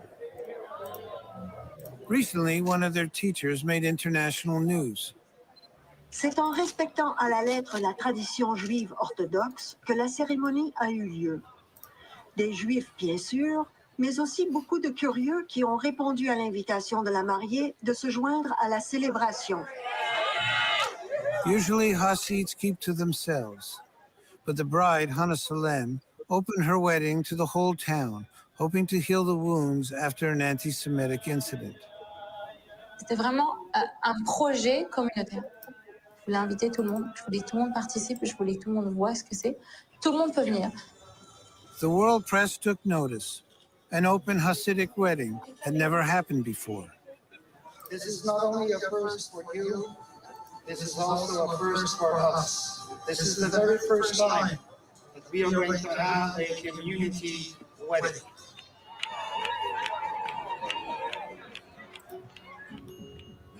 The school's founder, a rabbi's wife, is also opening her doors to me.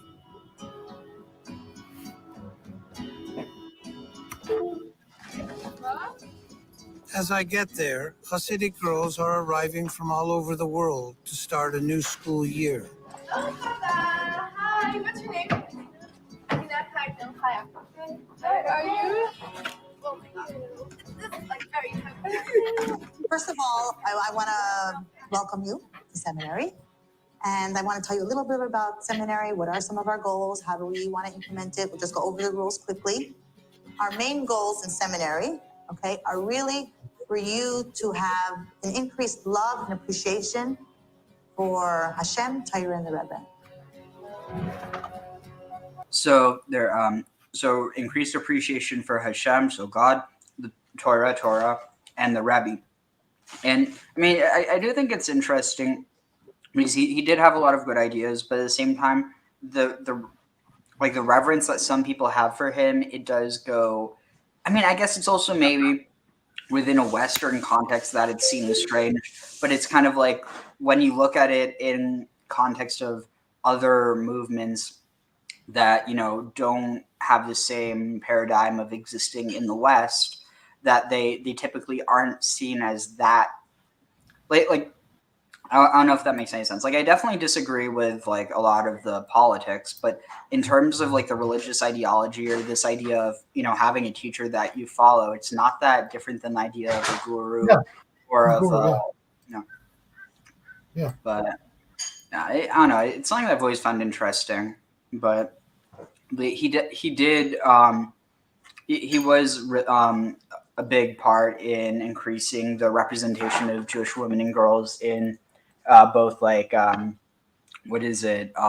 like visibly, so whether that's like in, you know, commercials or whether that, you know, in books, like, you know, that, you know, before they wouldn't depict women, but now, you know, you still depict them modestly, but it's about trying to even the playing field. And it's like he viewed it as being connected with, you know, this idea of, I forget the specific term, but, you know, basically the reversal of the higher and the lower, that the feminine is in the lower but more immanent, and the masculine is like transcendent and unreachable. But then there's this idea of like flipping it, but having them almost like where they're like where they're both above and below at the same time. So it's almost like I don't know how to explain it exactly, but do you know what I'm talking about? Yeah. Like almost this idea of once like the distance or the relative distance between the two is what creates the distance, rather than the fact that there's something inherently distant about the masculine or eminent about the feminine. It just has to do with how they are relative to each other at the moment. Yeah. Which is fine. So are they training these women to be female rabbis, or what's going on? Oh, definitely not. They're training them how to be like good Orthodox girls or like Hasidic girls. I see. And like in one of the previews, one of the people talks about like how she doesn't like it how this one woman that they showed that's running the program, how she's brainwashing them, and then they tell that to the woman, and the woman's like, well, you know, sometimes you know, the brain needs washing, and I'm like, it's just like, oh, like, okay, yes, maybe, but like, don't say that. Like the only way that I can see that is if what we refer to as brainwashing is actually brain dyeing or like staining brains with ideas, rather than, you know, allowing people to like, I'd almost say it's like integrating versus integrated, regardless of what that is. And how, like, you know, when you wash something, you get dirt out, but it can also, you know, get other stuff out. But simultaneously, when you dye something, it's very hard to get that out. And so I think dyeing is more analogous to brainwashing. But still, it's kind of one of those things where even if it's technically true, not a good look to say it, but, you know. Elles ont choisi de venir dans un séminaire. Un séminaire, c'est pour leur apprendre comment être une vraie femme. Et elles ne doivent pas chercher de causes extérieures ou d'éléments extérieurs comme Internet, portable et tous ces trucs-là au dorme pour s'occuper. Non, elles vont rechercher quelque chose d'autre, quelque chose de plus profond. Okay, now we're going to go over some of the rules. No iPods. Any iPod discovered will be confiscated. In addition to obvious covering of legs and elbows at all times, overall appearance must befit a Hasidic girl, as today's style is tight. Sometimes the style is very much to emphasize certain parts of the body. The whole idea of tznius is that you're supposed to see the person, not body parts. We want to promote you. If a student wears something that does not conform with That's actually something that I do think is important, though. I mean, one of my friends, she's like she didn't she didn't grow up this way. She ended up becoming religious later, but one of the reasons why she feels empowered by being religious is because the way she dresses, like, she doesn't feel like people are talking to her or are interested in her simply for her body, because that's like, and I think that's a really important thing about modesty. It's kind of the same reason why, you know, say you're really rich. I mean, you can't just not be really rich all of a sudden, but you also want to have friends. And like, if you go around flaunting your money, then you never actually know if anyone who hangs around you is actually really your friend. Yeah. So like, I do think there is an empowering part of that, but I also think that because it's seen as mandatory, it also takes away some of that. So it's like, if someone doesn't grow up in that community and they choose to, then it's empowering. But I think it's really hard to say that someone can have that perspective like as objective, maybe not as objectively, but to have it as maybe relativistic if they grew up that way, because they don't know what it's like to be the other way. But if you choose, it's almost one of those things where like the issue of raising children in religion versus, you know, teaching children about religion and letting them choose what they want to do. Sure. But how long is my question? How long has this been a prevalent paradigm in Orthodox communities? Which one? You know, just the element of choice, because you know most Orthodox religious communities in all traditions, whether you're talking about Islam or even Judaism until recently, there was elements of compulsion, especially where women are concerned. Honestly, I'm not really 100% sure about that. That's probably something that, like, a historian of, you know, of like Jewish religion would know more about. But I suspect it probably has to do with immigration to Western countries. Probably, yeah. Because I think you see a similar paradigm with people from or like people who come from Muslim backgrounds as well. Sure. Like sure. once you have this ability of freedom of thought, like where it's enshrined, it means that, you know, even if you do have this, like, even if you do have this familial or communal pressure to, you know, to be a certain way, ultimately there is like a not as fundamentalist community that you would be welcomed in. So it's not like all or nothing. It's more so like everything you know, or something that, you know, is similar, but you didn't grow up that way. But in the more Haredi communities, you know, there's still that element of compulsion is still there. What was that documentary or docudrama that was made that came out of Netflix that became quite controversial about this woman who fled her Haredi community in New York or the East Coast of the United States, went to Berlin? Do you know about that? Unorthodox? Yeah. So, yeah, I think it's definitely a factor. That's one of the reasons why there's actually quite a few Jewish organizations that have been set up in order to help people who, you know, who are trying to, I don't know if the word would be like to escape, or, you know, to basically to, you know, have a life outside of the ultra Orthodox community. And that's something that, you know, in the same way that you have, you know, religious people helping non-religious people become religious, you also have non-religious people or less religious people helping more religious people who want to be less religious to get out and still have a support system. Because at the end of the day, like, you can have the ability to, but if you don't have the support system or the means to support yourself, you know, like leaving your community. You can die. Yeah. You can literally die. Yeah, of course. And I think that's one of the reasons why you also probably have such a like within the more religious communities, such a rejection of things like the internet, because that is one of the main ways how these activists who are trying to help, you know, people who are trying to get a life outside of the community, like, because, you know, it's much easier to find people on the internet than it is in person, given, I mean, also, you know, imagine you have an activist that they're like shouting, you know, or like they have a sign saying, you know, do you need help to leave the you know, the Haredi community? And you do this in the middle of like Williamsburg or in Crown Heights, and oh my God, that you would get run out of town so fast. But yeah, it's one of those things where you do have improvements, but you still have a lot of things that are lacking.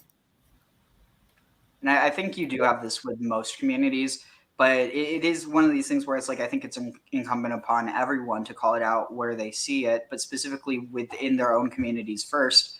And again, not to ignore it in other communities, but it's kind of like at the end of the day, people have the most impact within their own communities, I think. It's also one of the reasons why, as screwed up as it is with a broken system, the best way to change it is from within. Either that or finding something that people will actually accept that would replace it, but all too often that's even harder. The first time there will be a warning. The next time something inappropriate is worn, it will be confiscated. The girls found in any place that isn't suitable for a seminary girl, including non-Jewish coffee shops, she will be expelled from seminary for 2 weeks. No hitchhiking permitted. If a student is caught, she will be sent home. Students should respect and listen to what is being told to them by their dorm counselors.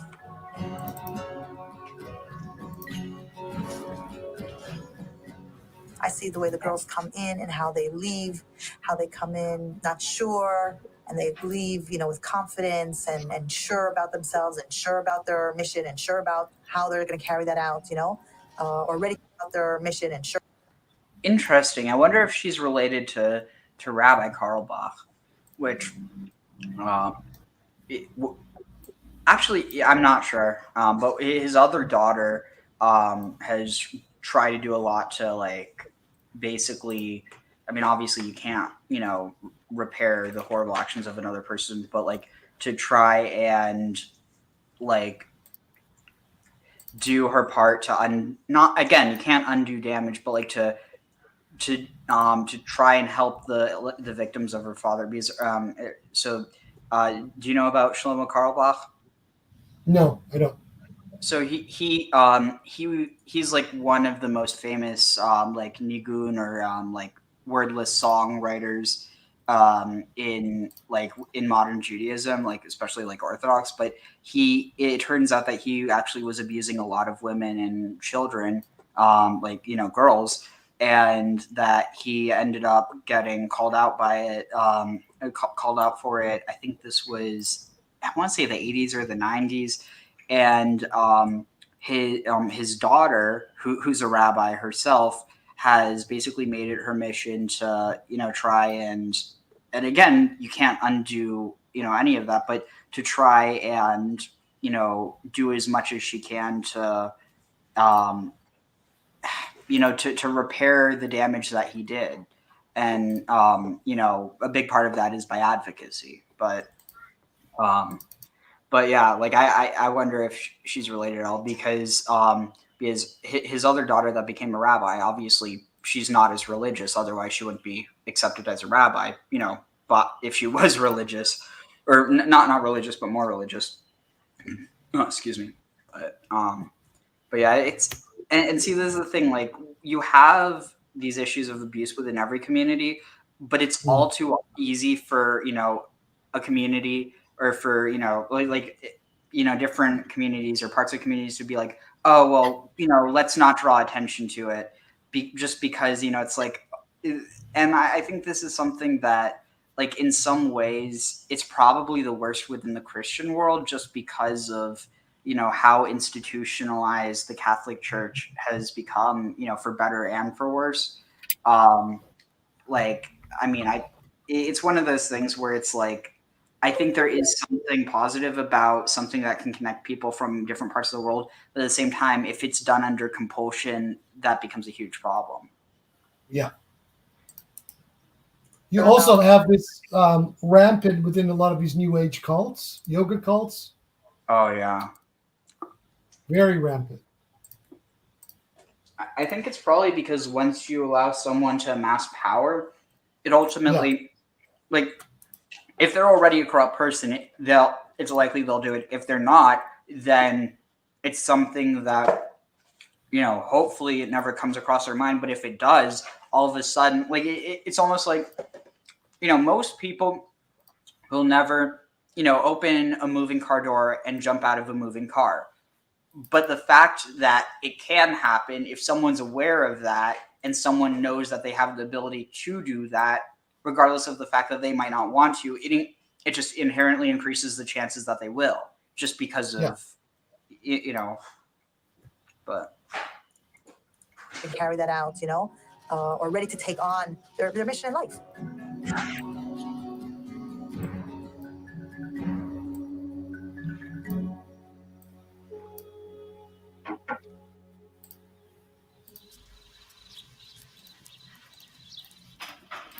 The next day, I arrive early.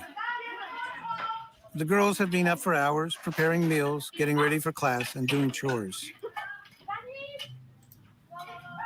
Their long sleeves and long skirts are part of a tradition of modesty, known as sneas. The nations of the world. So why don't I just say, in doing the will of God? My first impression of Honey is that she's swamped.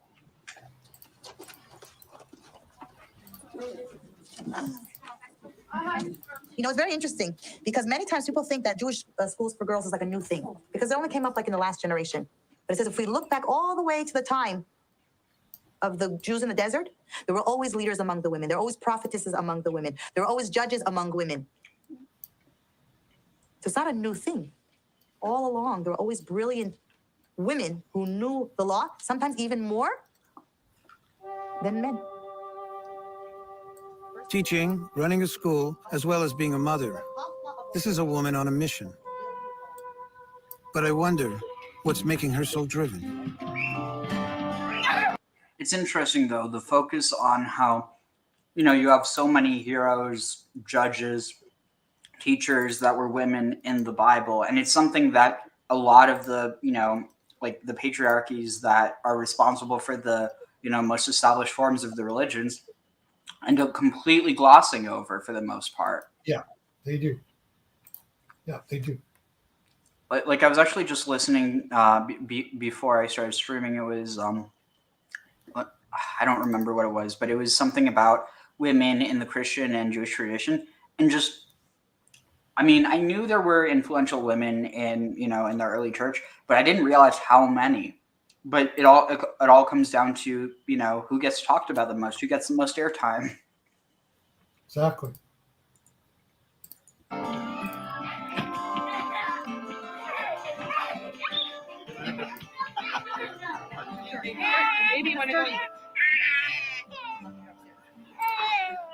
I got married when I was 20 years old, and a week after my wedding, I came with my husband, who was rabbi already of the synagogue here, and we started our life here in Senegal.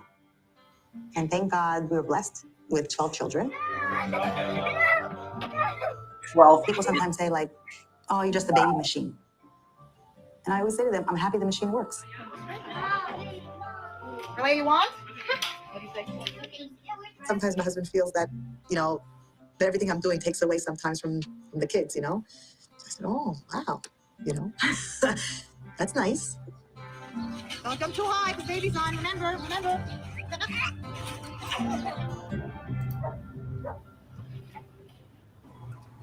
One of my children passed away, my 8th child. Moshe Chaim was his name. He passed away from SIDS at the age of 3 months. And we started the school in his memory. God had a purpose to bring this child into this world only for 3 months because he didn't have to. Like, what was the point? For me to go through a pregnancy and for him to live 3 months and then to leave, like, obviously there was a reason, and it was a very important reason. See, that's like, obviously, that's a very personal experience. I can't even imagine what that would be like. But I do, like, without talking about this, specifically, I do wonder if in some ways the attribution of, like stillbirths or, early childhood deaths being attributed to Lilith has anything to do with almost this subconscious blaming of the feminine. You see what I'm saying? Yeah. This is how patriarchy operates on this psychic level. Precisely this very thing. This is why I find this whole narrative of Lilith quite troubling. A very troubling element of Judaism, at least the rabbinic Judaism, because Lilith is actually a class of demon, which is actually a plural from the Sumero-Babylonian world. And it's only we start hearing about Lilith in the post-Babylonian exile period, in early Talmudic literature. But yeah, this is a very troubling thing, and this is how they get the women, to pull, to become basically enforcers of the patriarchy. It's through such narratives. Yeah, like rather than looking at it like this terrible thing happened, what can I do with it? She's looking at it as this terrible thing happened for a reason. I need to figure that out. And I think that's yeah. Or if they push it to the extreme, I need to spend my life in a state of penance to atone for it, which is, equally a theological fallacy from another point of view. Yeah. This is a good question. So, Sage of Sidon said, "What book do you find Lilith in, though, if she's not in Genesis?" I think this is is it like Ezekiel or Jeremiah? Maybe it's talking about. She doesn't appear. Lilith doesn't appear anywhere in the Bible by name.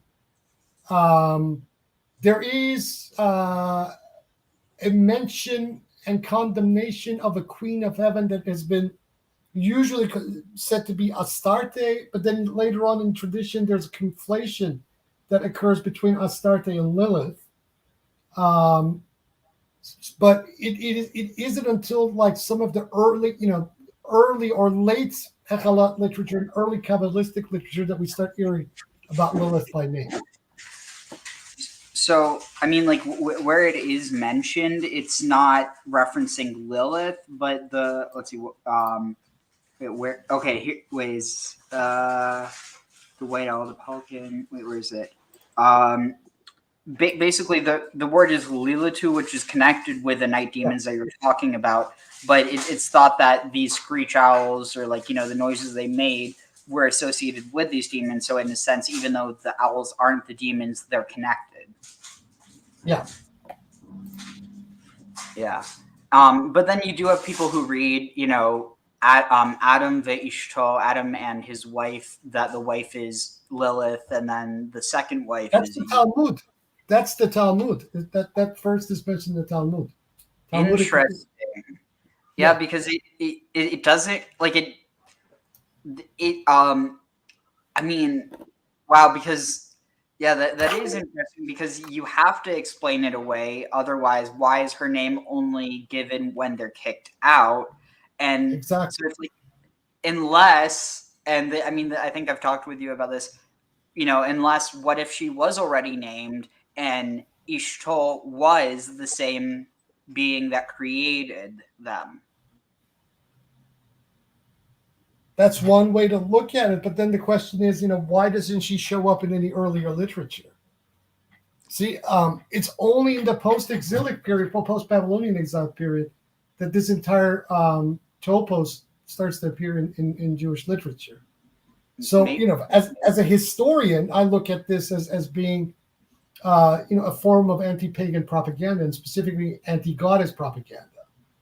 And the timeline here is very close to the period where the book of Deuteronomy starts to get canonized. And it's, Deuteronomy that has the whole anti-Asherah, thing going on, which now archaeology is proving to have been, quite an ancient practice. So there seems to be, this faction that won out in these ideological wars.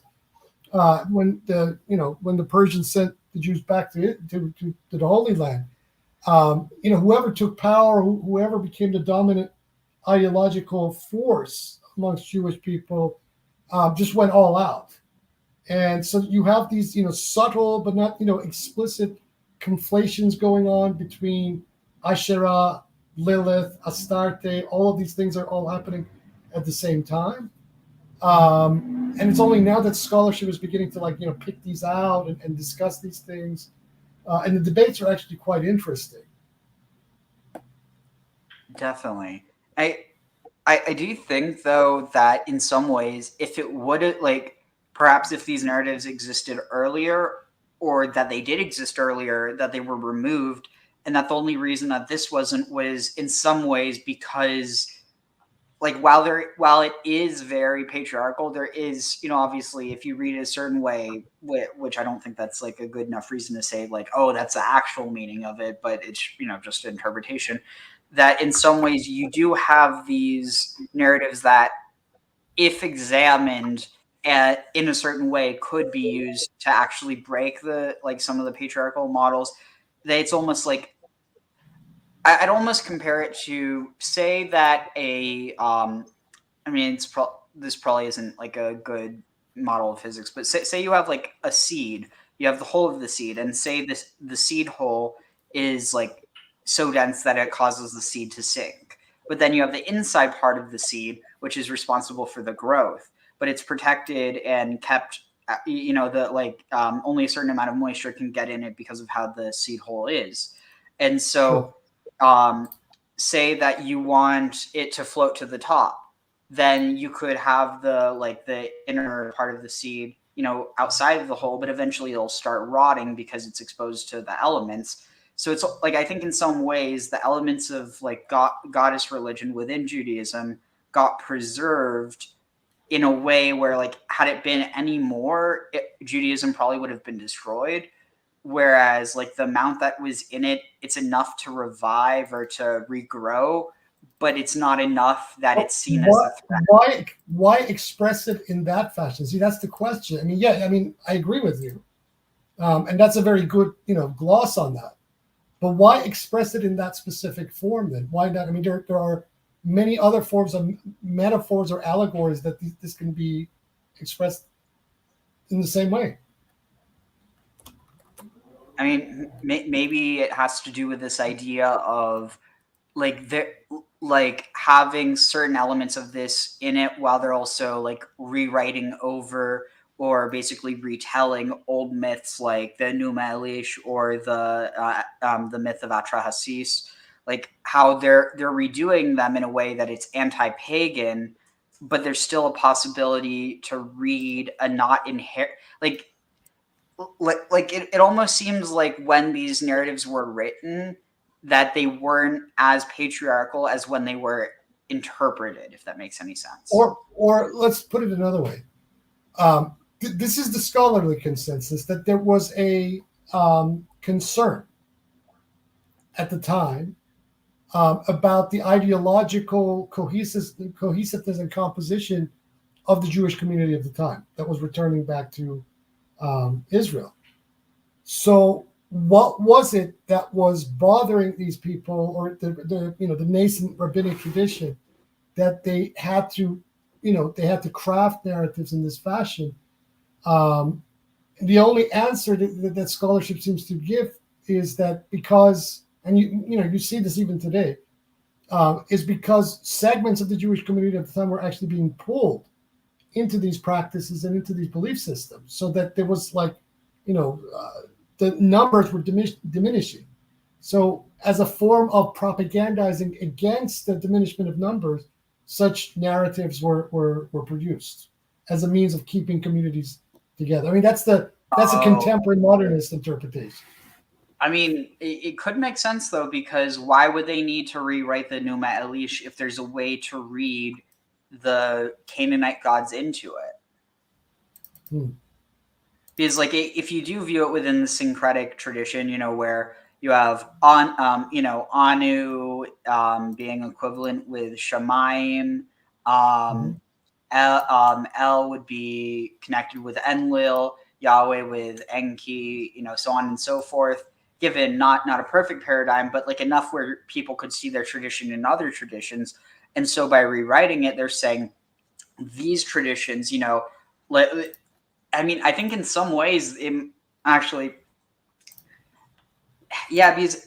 some of the elements are taken, like they stay, but then the other elements, like for instance, these other gods, they're just diminished to natural forces. They don't have any intellect of their own.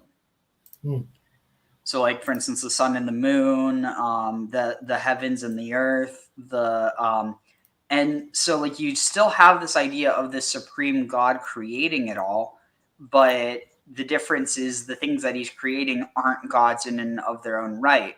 And probably the reason why you would take those same narratives is because the Numa Elish was becoming very popular amongst the Judean exiles. Yeah, that's the only conclusion that makes any sense, actually. Wow. And see, like the thing is, I I mean, like, I understand why people want, you know, like answers and they want to know something for certain, but it's like at the end of the day, like, I don't know, if you take some like a religious tradition and you believe that that's like, you know, the truth for certain, and you let that be kind of, you know, maybe you don't stop questioning, but you stop questioning outside of a certain paradigm. Like, I don't know, it's something that is always kind of, it struck me because at the end of the day, you can ask questions that you don't even believe. Like, Sure. you know, what's the danger besides learning something? And at the end of the day, if something's not true, it's not true. But if something's true and you learn it and it disturbs your worldview, you can't just unlearn that. It requires cognitive dissonance in order to ignore Sure. that. Yeah. But for some reason, all three of the Abrahamic traditions seem to be operate under the they seem to operate under the paradigm that in order to get to the truth, you have to constrict your mind as much as possible. At least the exoteric traditions say that. Whereas, you know, esoteric traditions and some of the Eastern traditions, not all of them, believe the opposite. You know, that in order to attain the truth, you know, you consider every idea, you consider everything, and then you transcend it. Wow. This also occurs to a large degree in you know, traditions like Ismailism in Islam and you know, certain traditions of Sufism, not all of them. So, and then we meet it again in the Kabbalah, in certain forms of the Kabbalah. Whether, I mean, I'm not so much convinced that this idea exists in Isaac Luria, but you definitely find it in the Italian Renaissance Kabbalists. Is that like Girona or no? Girona is Spain. Sorry, never mind. Yeah. Oh, Girona's contemporaneous. It's slightly contemporaneous with Moses de Leon and all those guys who put the Zohar together. So they're about, you know, 13th, late 12th, 13th, 14th centuries. And then the Italian Kabbalists, these are actual Jewish Italian Kabbalists in around same time or a little after, you know, what was going on in Florence and, you know, with those figures like Pica de Mirandola and whatnot. The Italian Kabbalists are actually, in my very underrated and probably one of the most interesting of the schools of Kabbalah. And they were non-Lurianic. In fact, their approach was much closer, even though, you know, they talk about the Sephirotic tree of life, etc. They seem to have been influenced by figures like Abu Lafia and Gikatila, that kind of stream of Kabbalah, the pre-Zohar, pre-Lurianic system, immediately. So this is interesting. You know about like de Bartonora? Yes. Is he part of that tradition because he embodies a lot of this kind of hermetic like elements? I think so, yeah. Because like one of the things I remember reading is how he correlates I think it's either 8 or maybe 9 vestments of the high priest with the different planetary spheres and with I want to say he also connects the different instruments in Psalm.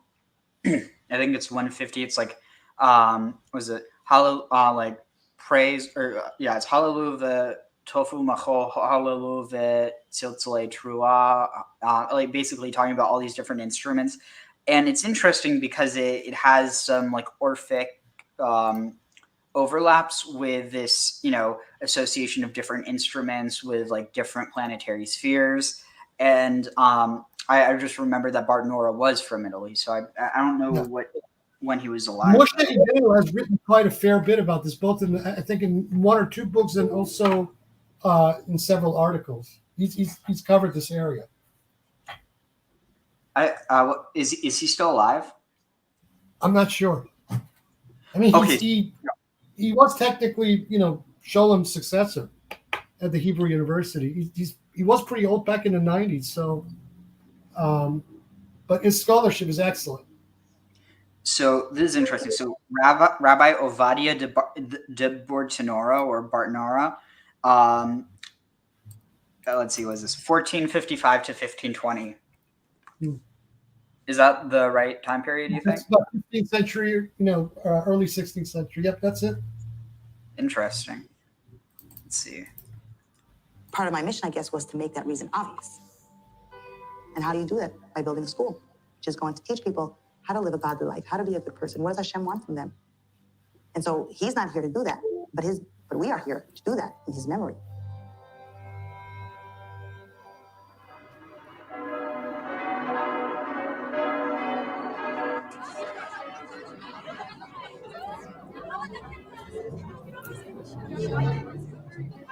For Honey, class is wherever the bus takes them. She and her students are Lubavitch, a sect of Hasidim that is more progressive than most. But what I see about the Lubavitch community is that they're more open, and that's what I like about Mrs. Kalbach, that she teaches us to be open-minded and to think. She was telling us in class, think narrow, think like this So now. Chaya Now, where do you feel Mushka it? was the name of the Chabad Rebbe, the last Chabad Rebbe's wife, Chaya Mushka Schneerson. Feel it in your mind here. Now think open. Close your eyes for a minute, and you feel it in your head. This space. You feel you can breathe, and that's what the Lubavitch is. It's more open to the world. I like the way of that way of life. Their school prepares them to create a home according to the laws of Torah. Today, they're in Montreal to be exposed to some of the best Hasidic teachers, learning everything from theology to childcare.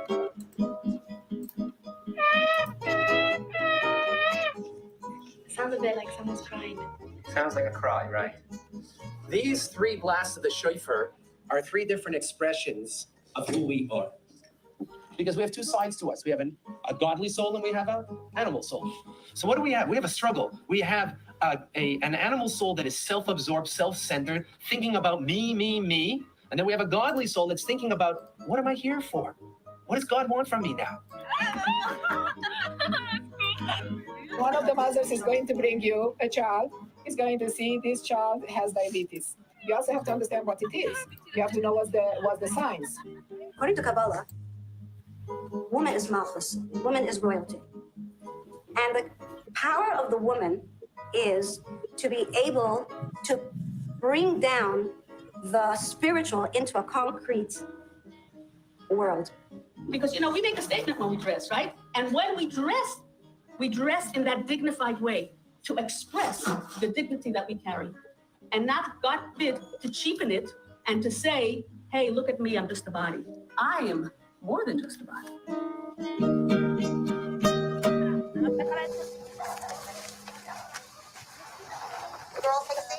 Hasids, like other Jews, aren't in the And so, you definitely see how there is an empowering element of it, but on the other hand, you also see how it's used in order to draw people in to a way where they do, it's almost like, to be fair, without this, I think that Judaism, at least, Orthodox Judaism would be much further back, but it's one of those things where I think progress, steps very slowly. But that doesn't mean that, people should continue to walk at that pace, but to try to speed up the pace. Brother, I have to go. But let's get together again for one of these, on a topic that we can talk hours for, and I have the time to actually spend. Yeah, definitely. Yeah. Thank you so much for hopping on. Keep me posted on what happens with your operation. I will. Thank you so much. Oh, Vesper asked, does Wahid have a channel or something? So yeah, I'll share the channel. Just so. Or do you have anything you want to say about your channel or your work? Yeah, I'm just I did one podcast recently with Salman Sheikh, and I did another one with the Gnostic Quran channel. They're on there, so go ahead and take a look at those. Yeah, here's the Gnostic Quran. Yeah, that was the Gnostic Quran. I love this guy. I love his channel and loved his content. And he's getting into some very, very interesting historical stuff. That's definitely a channel I endorse. So it was very great to appear in one of the live podcasts with him. And maybe we'll do another one together in the coming future. Awesome. Anyway, I gotta scoot. Everybody be well. Take care. Bye. Bye. So yeah, here I'll show you the link to his channel. I'll post it in the comments too if it makes it easier. Let's see.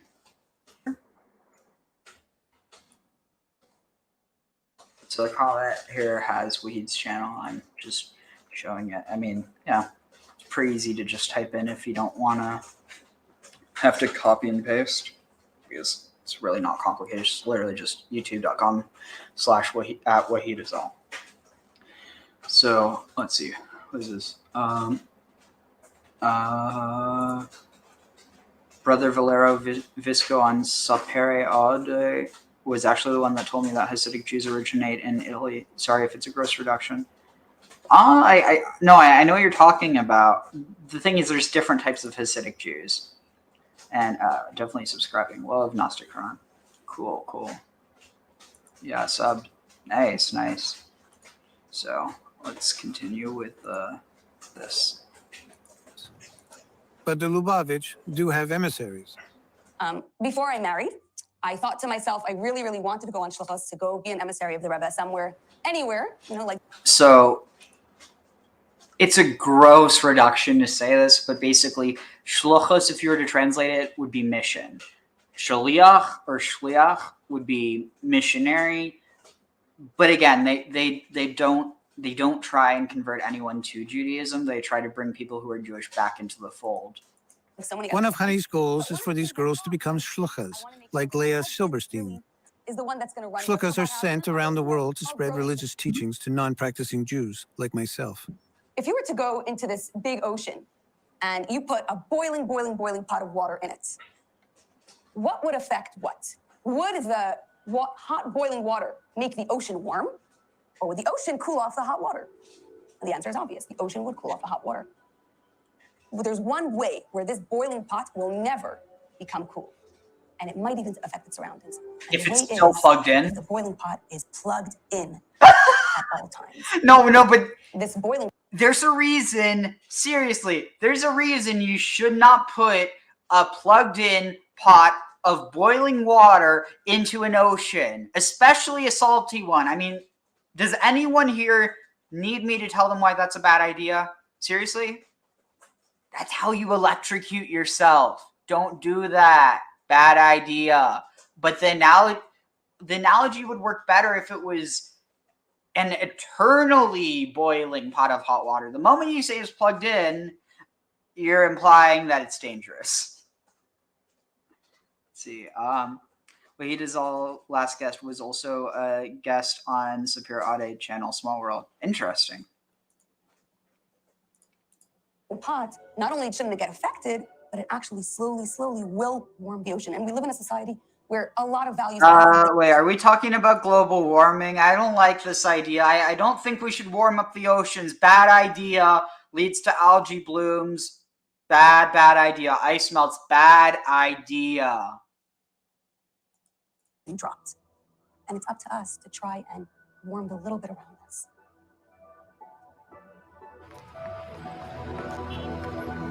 To the Hasids, this modern world must seem like an ocean that constantly threatens to erode their way of life. Why make picture? Why? Like the song in Fiddler on the Roof, tradition keeps them plugged into who they are.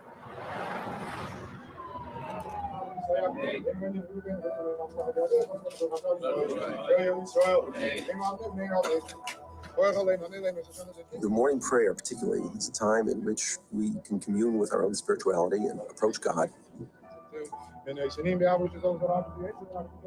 A person's life in this world is designed to fuse material existence with spiritual reality. It's a very difficult thing to do because as soon as we leave shul out in the world, by 10 o'clock, 11 o'clock in the morning, you forget who you are, where you are. The world is eating you up.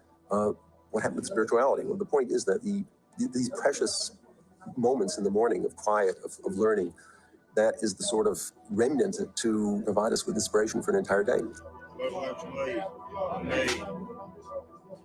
The Hasids, like the Buddhists, are Only problem with that is you have to already be embedded in the tradition in order for it to make sense. Otherwise, it's just words that you don't understand. I mean, that's the big reason why I never became very religious. I mean, given now that I understand Hebrew, but I'm also a bit more, open-minded. It's part of the reason why I have become more religious, but not more orthodox. But at the end of the day, if you want this to have any meaning, you want to feel this connection to something, you have to know what you're saying. I mean, I guess on some level people can feel that without it, but in order to make it part of a daily routine, I guess inevitably if you do, eventually you end up learning what it all means. But still, I think that it's there. aware of the importance of mindfulness. How many moments in the course of one's life can one say that I'm here? This is it. Precious few, and that's very frightening. Where am I actually in a moment where I can say this is not a means to the end? This is it. That every moment can be everything. I'm eating. So what's eating? But if eating it's a mitzvah, I'm eating the way God wants me to, then that act of eating becomes a way to connect to God, reveals Him on earth. It's everything. There's a godly way to sleep. There's a godly way we wake up in the morning. There's a godly way we wake up in the morning and bathe and go to the bathroom. And so every moment is there. There's no greater joy than that.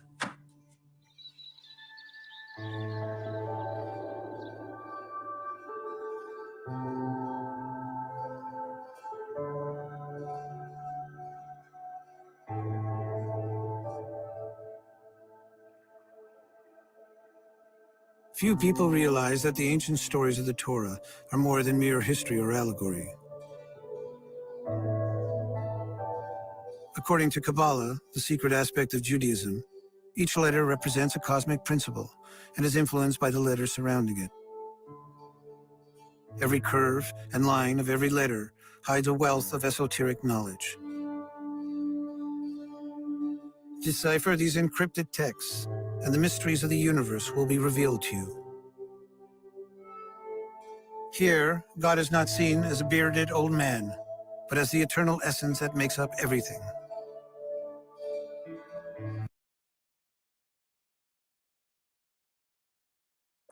So that's crucial.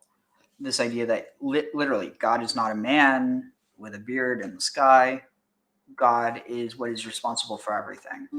Decipher these encrypted texts, and the mysteries of the universe will be revealed to you. Here, God is not seen as a bearded old man, but as the eternal essence that makes up everything. As in the classic yin and yang, there is a male aspect of God, which is balanced by the female aspect of God, called Shekinah. One of the ways we refer to God is this term Shekinah. And Shekinah, in its grammatical construct, is a feminine word. It means the presence of God. Then I should say that human beings are fundamentally feminine from the Jewish perspective.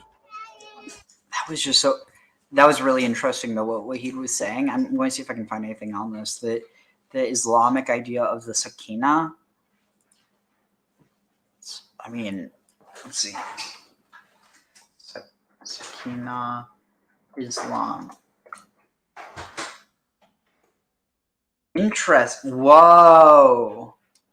Okay, that's interesting. Shekinah means tranquility, apparently. What's this lady?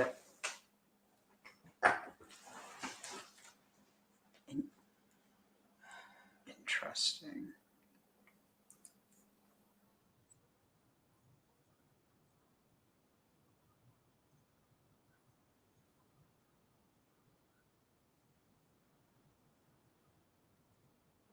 Oh, hold on. I wasn't sharing it. Shoot. Let's see. Okay, this is interesting. Apparently connecting the Shekinah with the Ark of the Covenant, which would make sense. Graham Hancock.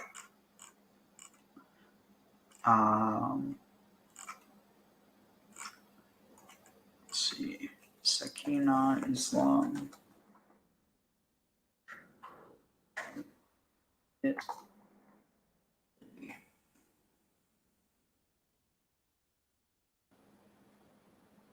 Let's see. Is from Shazia. She says, I'd like to know if reciting the ayah or the ayat, the verses of Shekinah, the verses of tranquility, which are in Surah Al-Baqarah, verse 246, Surah Al-Tawbah, verses 26 and 40, Surah Al-Fath, verse number 4, 17 and 26. Is it at times of stress? Is this authentic? Now, these verses of the Quran include the word as-sakina, tranquility. Wow. And the Prophet ﷺ used to ask Allah Azza wa Jal for as-sakina. For example, when he used to dig with the Muslims the trench in preparation for the enemies before they're coming, so they were digging the trench, he would say, oh Allah, reveal and make the sakina descend upon us. Wow. And the Prophet told us, ﷺ, when people gather in a masjid, in a house of worship of Allah Azza wa Jal, remembering Allah or studying the Quran, that the sakina surrounds them. Holy crap. Wow. So here, let me find this.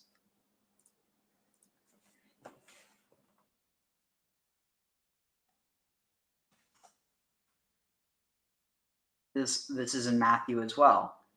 For where 2 or 3 gather in my name, there I am with them, or in their midst. Let's see. Wait, where is it? Shoot, I don't remember where it was.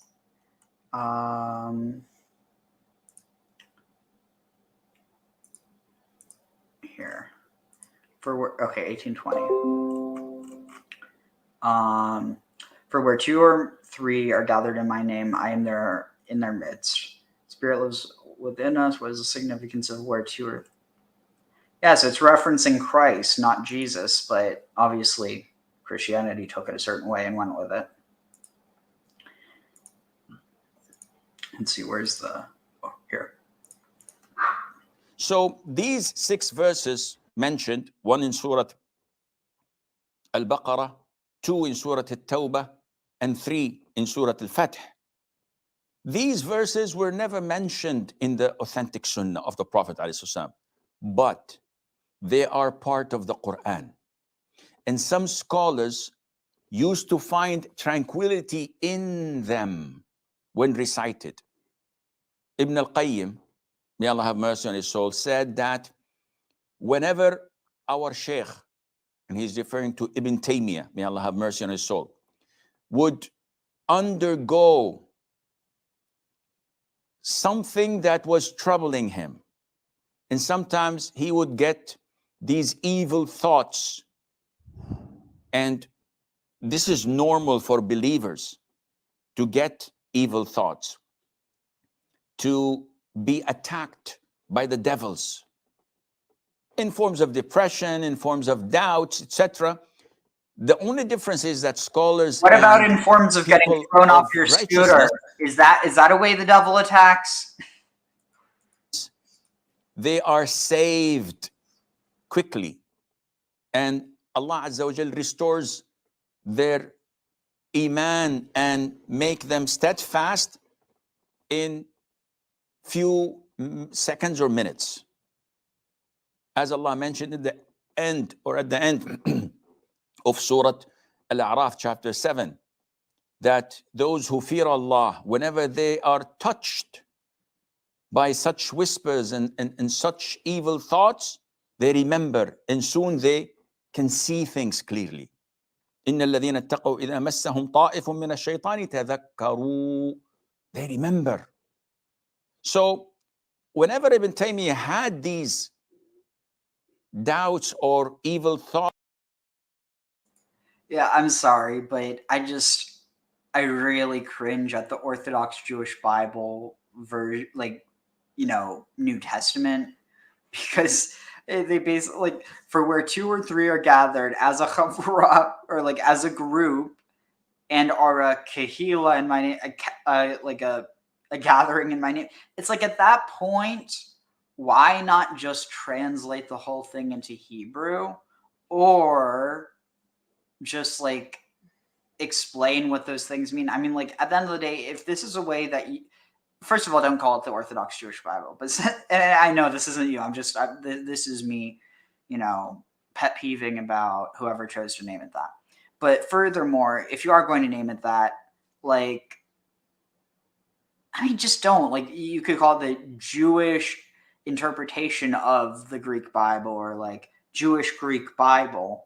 But, or how about Hebrew? How about Hebrew Greek Bible, or like, I mean, okay, yeah, I'm just being pedantic at this point. But the point being, though, is that, like, in my name, Moshiach, like, they're immediately assuming that this is talking about my name being Moshiach rather than God. But so there's definitely an ideological tilt to how this is translated. And so that's just something that I think, of all things to call it the Orthodox Jewish Bible, is just hilariously laughable. It would be almost like calling, I mean, frankly, it would be kind of like calling an Arabic translation of the Bhagavad Gita the Quran. It just isn't the Quran, not in the slightest version. Like, or, imagine saying, I mean, yeah, I could go on forever with this, but yeah. It's the only version I can get some Hebrew out of the New Testament from the Discord bot. Oh, I mean, that's fair. But yeah, I mean, what I would suggest is to try to find what those words are originally in Greek and find what they translate to in Hebrew, because you're going to learn more that way. But yeah, I mean, at the end of the day, however you choose to do it is up to you. It's just me as someone who, like, tries to read as much as I can in Hebrew. When I see, it's like, for instance, like, it would be like, to me, it'd be equivalent to saying, like, I am, how do I, it'd be like, so ani means I'd be like, ani going to the store. Like, that's not Hebrew. That, like, it's not even like, I don't know enough about, like, mixed languages where you actually have, like, for instance, like Spanglish, where you do have a blend between the two words, or like use of different words and different language words in different contexts. But I don't know, just in this regard, I do think it's kind of interesting, because imagine it's like, I'm going to the Makol. Well, but see, I guess this is kind of what it comes down to. That might make sense for someone who is living in a context in which they're, like, in which they're already understanding Hebrew. So, like, I think that might be what it comes down to. But again, at that point, if someone understands Hebrew well enough to, I guess it comes down to the level of knowledge of it. But whether, these are versions of the Greek Bible that are just translated into modern Hebrew, and there's also forms that are, like this, translated into English with a Hebrew tilt to it. At times of illness, at times of weakness, when he was vulnerable the most, he would ask those around him to recite these verses of tranquility, of Shekinah, so that it would strengthen him. And in no time, he would regain his strength again. So scholars say that the whole Quran is means of healing and cure.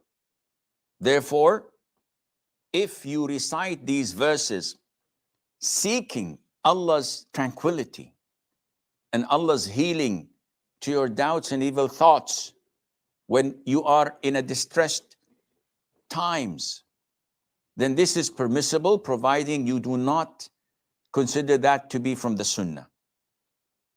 Rather, it is from the Quran, generally speaking, and the meanings do reflect and have a connection to the distress you are going through. So inshallah, this is permissible, and Allah Azza wa Jal knows best.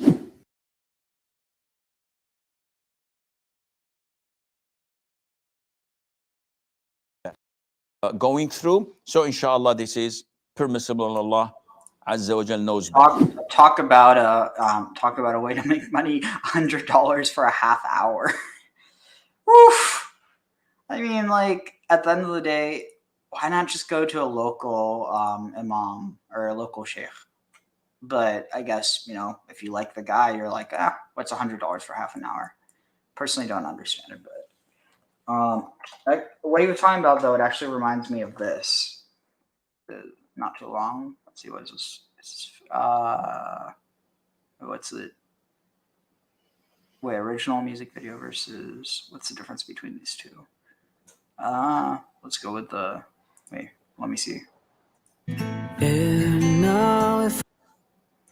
then what's the other one? Yeah.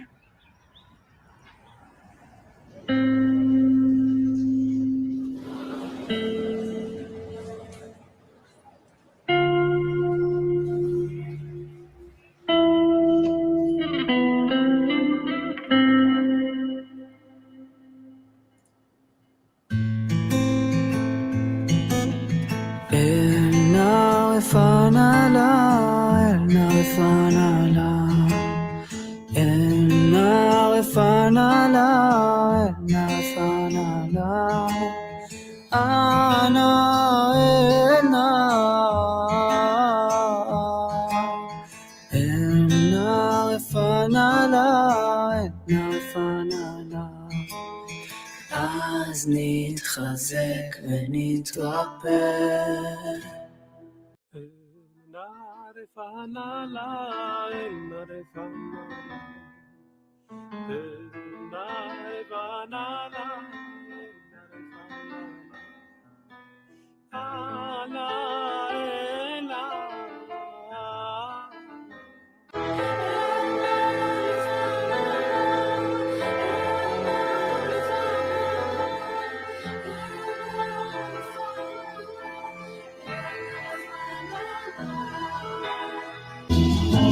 נתחזק ונתרפא, אז נתחזק ונתרפא, אל נא רחמנא, אל נא רחמנא, אל נא רחמנא, אל נא רחמנא.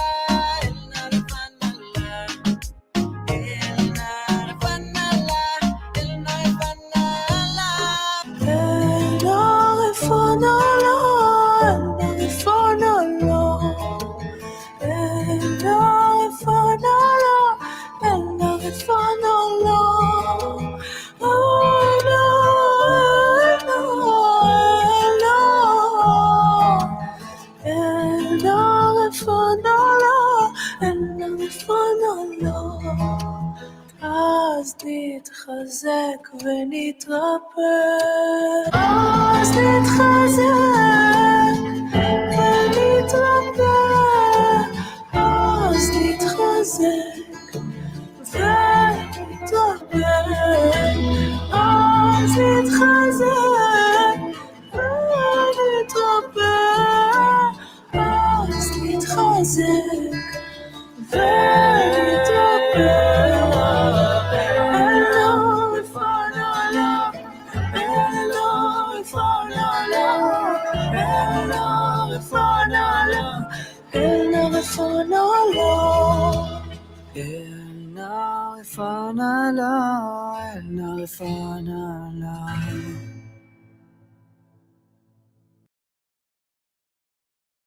So yeah, something that I find really interesting.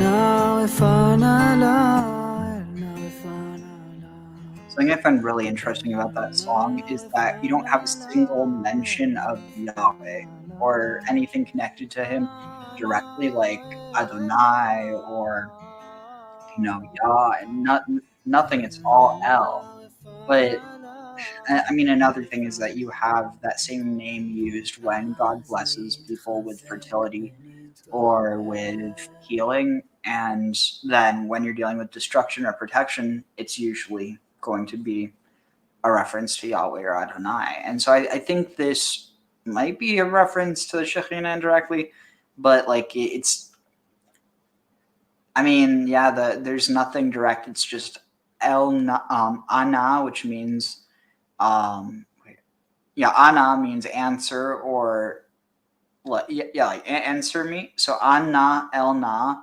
So Na, just Na, not Ana, is please. Then El is God. So Ana El Na is was it oh please God, answer me. Rafana, please heal. Rafana. So that's actually a reference. It's taken from, what is it? It's a reference to Miriam when she's stricken with when she's stricken with leprosy, and so Moses prays to, and see that. Oh my, wait, that's huge, because if this takes place, I might be able to prove a point with this, and then we'll continue. Sorry. Let's see. Let's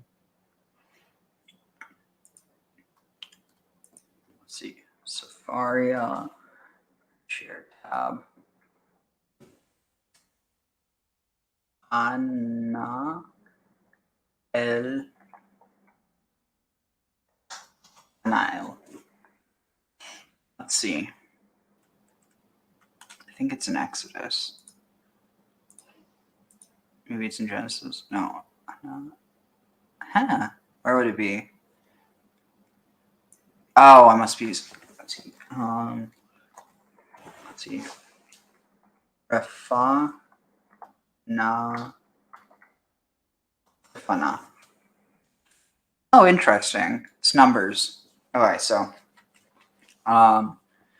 let's see. Okay. Yahweh came down in a pillar of clouds, stopped at the entrance of the tent, and called out Aaron and Miriam. The two of them came forward, and God said, well, wait, hold on. No. Okay, wait, what? Vayomer Shimuna, and it's implied that, and they said, hear these, please listen to my words with Yehia, that, wait, what? When prophets of Yahweh arise among you, I make myself known to them in a vision. I'm just reading a translation. I speak with them in a dream. Not so with my servant Moses. He is trusted throughout my household. Okay. With him I speak mouth to mouth, pe el pe, plainly and not in riddles, and he beholds the likeness of Yahweh. But then did you not shrink from speaking against my servant Moses? Still incensed with them, Yahweh departed. As the cloud withdrew from the tent, there was Miriam stricken with snow white scales. Snow white.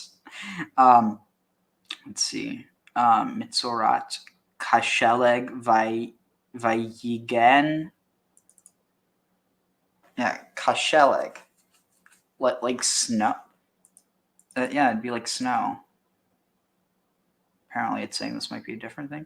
Oh no, snow white scales. It's mitzorot. Okay, yeah, that makes sense.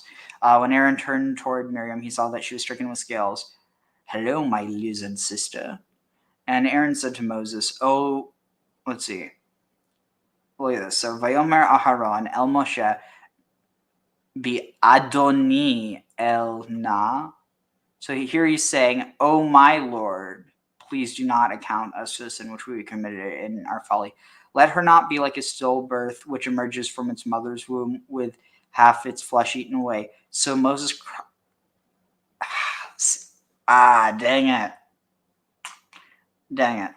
So now here, it's just Vayomer El. So and he said, so Vayitzak. So Moses cried out to Yahweh, Lemor, to say, El Na, please, God, Refana La, please heal her.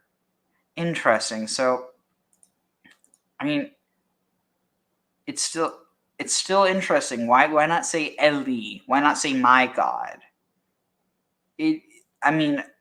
Definitely doesn't support my argument like I thought it did, but it still is interesting. I want to see if I can find any commentary on this before we continue. All right. Let's see. Interesting.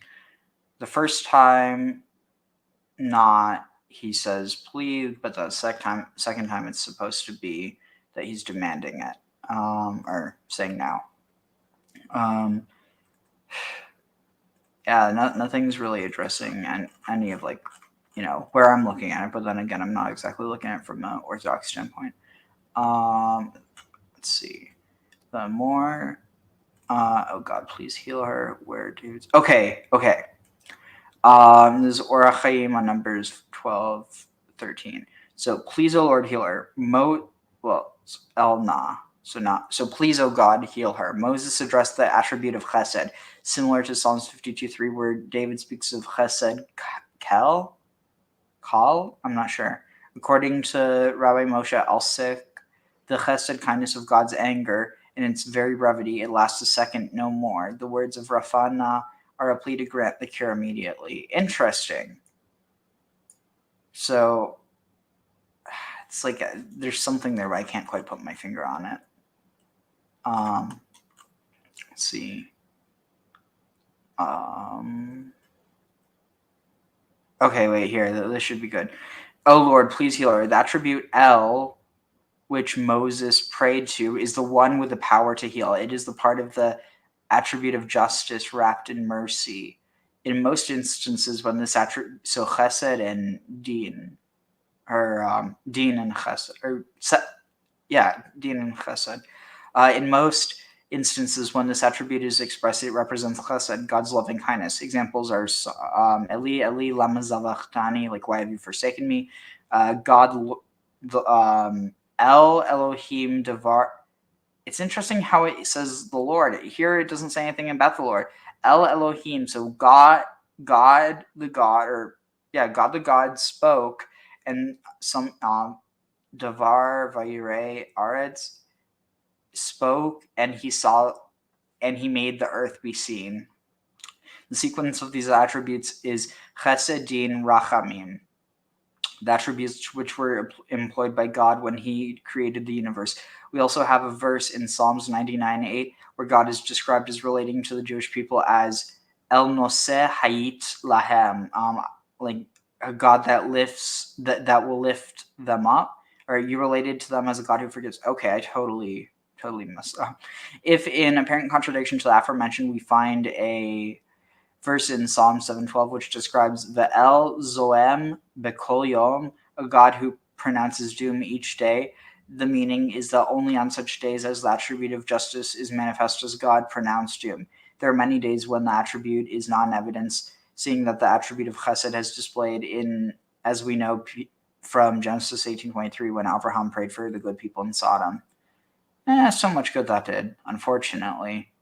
But I don't want to get into that conversation again because, Heal her now, oh God. Okay, to teach him this far. Let's see. Saying, heal her, I pray thee. Okay, sorry, I just want to make sure. All right, let's see. Answer me. He was saying, should be healed. Okay. Yeah, let's just go back. Let's see, where was it? This video. Oh, right here. See any comments? Yeah, that it's interesting because you also have double uses in Hebrew as well with the word al. So ohala, oyala, or ohala means God willing in Spanish. Inshallah means if Allah wills. Interesting. It's weird that Yeso or Isa means Yeshayahu. So Jesus' name means Yahweh is salvation, but then early Christians like Marcion or Sinope say Yahweh is evil, and the Gnostics think so. Well, keep in mind, like the Yehoshua is just a shortening of like the Yasha, the Yah gets dropped because you have the Yeho that's put in front of it. So, I mean, salvation just by itself would be Yeshua. So, by that definition, it doesn't have it. Like, if it is, his name in Aramaic, I think, was like Yeshu or something, which is just a shortening or like a Palestinian version of Yeshua. And so, as a result, it's possible that there's no connection to Yahweh in that. So, an interesting connection. So we're all born feminine, which means our deepest desire is not to be alone, relationship. And so what drives her and what defines her are not props and things, but the need to share and have a relationship with someone. I'm beginning to see a bit of the Shekinah in the girls from the school. So I take it you want to be a mother, right? Is that Yes, it? definitely. As many as I can have. 12, 13. Hashem gave me a womb. It's supposed to be used. Do we all want babies like? See, that's okay for women and girls to say, not okay for guys to say. When guys say it, super fucking creepy.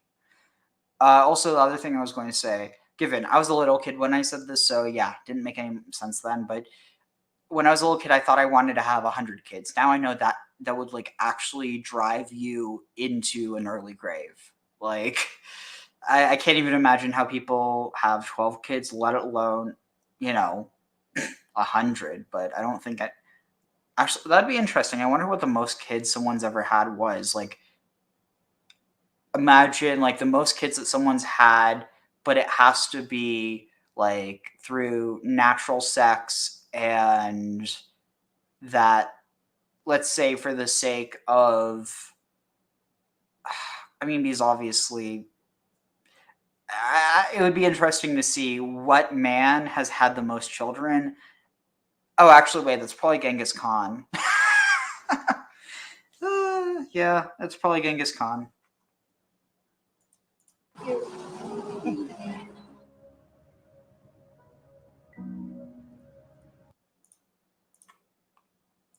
First one was correct pronunciation. Kudos.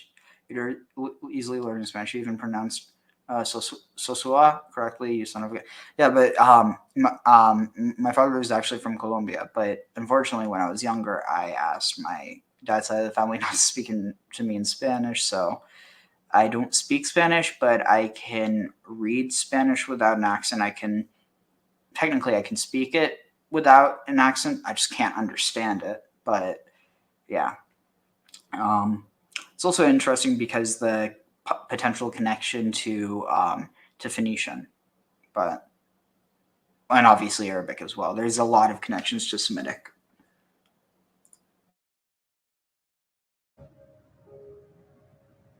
What did you want me to say? What's your name? Chaim Meshkastan is my name. To say? What's your name? Chaim Meshkastan is my name.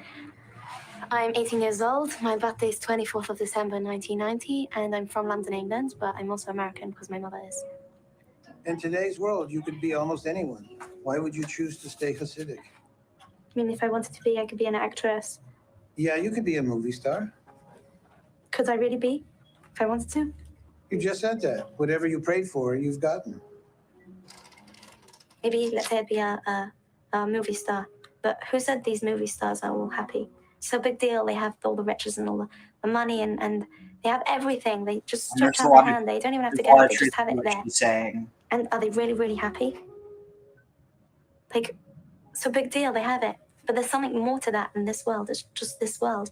You can't have your riches and your nice fancy jewelry speaking for you, saying, this is what makes me, and this shows I'm beautiful. You need to have something. What's the meaning of life when life has a meaning?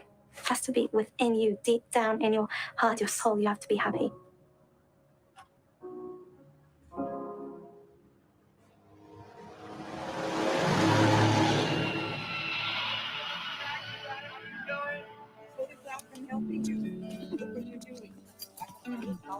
Hello, there's two more. Two more, yeah.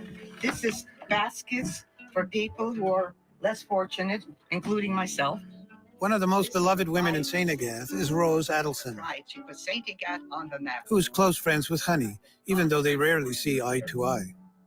Here it is, here you are, standing here wanting me, whether or not you should. Hold it up. You want to get the other one with me? Yeah. I know the girls come here, and I don't talk much about religion because I am not a Lubavitch and I'm not religious. A confession I'm making. So I told her many times the girls come, I try to corrupt them, but it isn't working. First and foremost, I'm a humanist. I believe in the human race. I love And this. then I was born a Jew. I don't know if that's fortunate or unfortunate. You know, like they didn't like the Jews 2,000 years ago, and nothing has changed. They still don't like the Jews. And they don't like them here in St. Agatha. And they don't like the girls walking with, they say, who are these girls walking with long skirts and take up the whole sidewalk? You know, they should know to go step aside and let somebody go through. But these girls have blinkers on. She hypnotizes, she brainwashes them. No, they come a little brainwashed anyways. But they're innocent. They don't. I asked them to hear Madonna. They never heard of Madonna. Did you hear of Oprah Winfrey? Oh, you know, no, Oprah. They don't know any of these things. You know what someone told me about brainwashing? You know, they said, "What's wrong with a clean brain?" So I tell the girl, "It's true. I want your brains to be clean."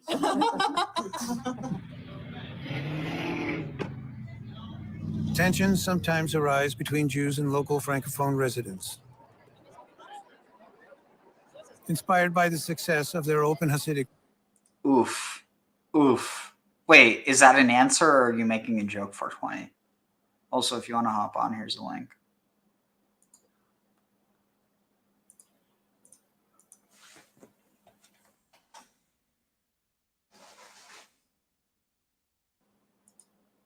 Wedding, Honey invites the town to the launch of their new school library. Et ça va être ouvert à tous les citoyens de Sainte-Agathe, juifs ou non juifs. Well, this is very positive. I mean, I've talked to some people, and it's the first time they meet Jewish people in person. And I say, gee whiz, I mean, it's not marked on their forehead, they're Jewish. L'année passée, il y a eu un incident sur la rue principale, deux individus, un juif et un Québécois d'origine, qui se sont tiraillés sur la rue. Et ça a eu un effet, évidemment, les médias sont emparés de ça. Et à chaque été, il y a eu un ou deux incidents. Et quand on demande aux personnes pourquoi elles ont fait ça, ben, elles nous disent, ben, ces gens-là ne nous regardent pas, ne nous disent pas jamais bonjour, et ne disent jamais merci. Et ben, les dirigeants de chacune des communautés juives vont donner leur garantie que cette année, tous les gens qui viennent à Sainte-Agathe vont savoir dire deux mots en français. Bonjour et merci.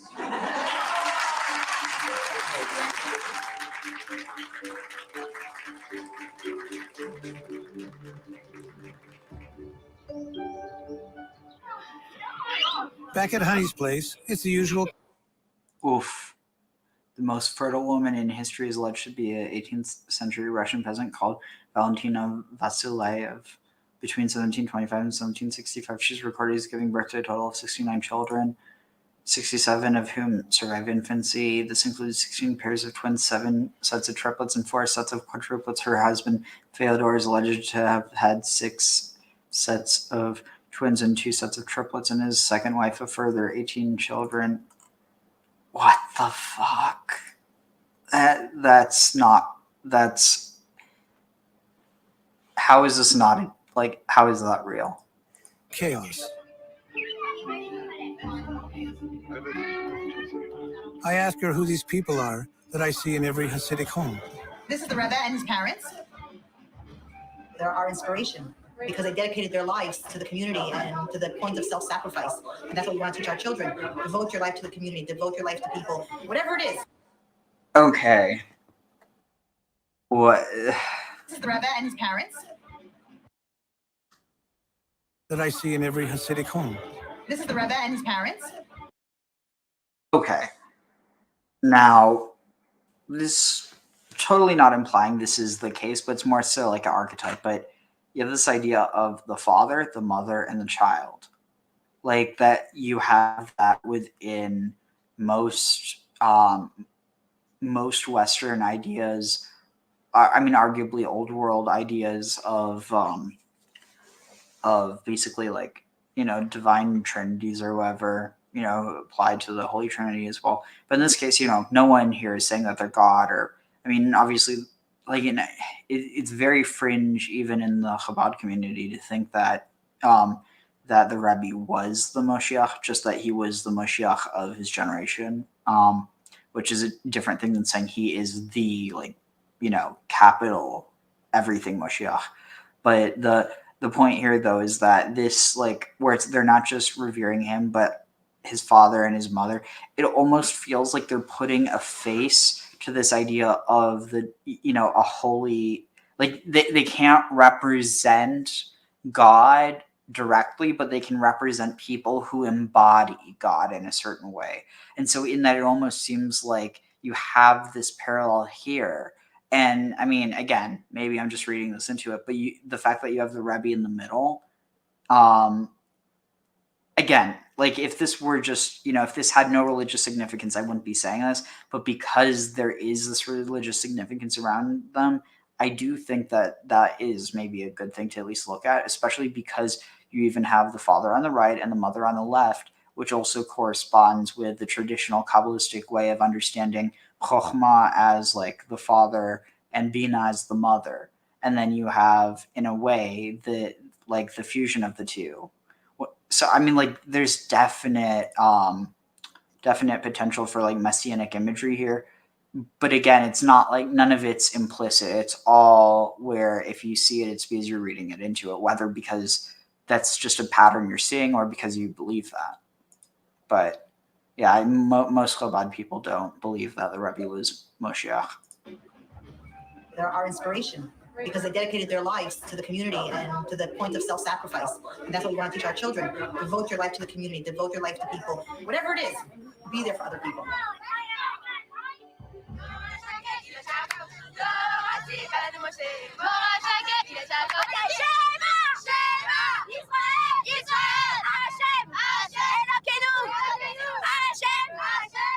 Once a year, the school makes a pilgrimage to Brooklyn, where their leader, Rabbi Schneerson, inspired a worldwide movement.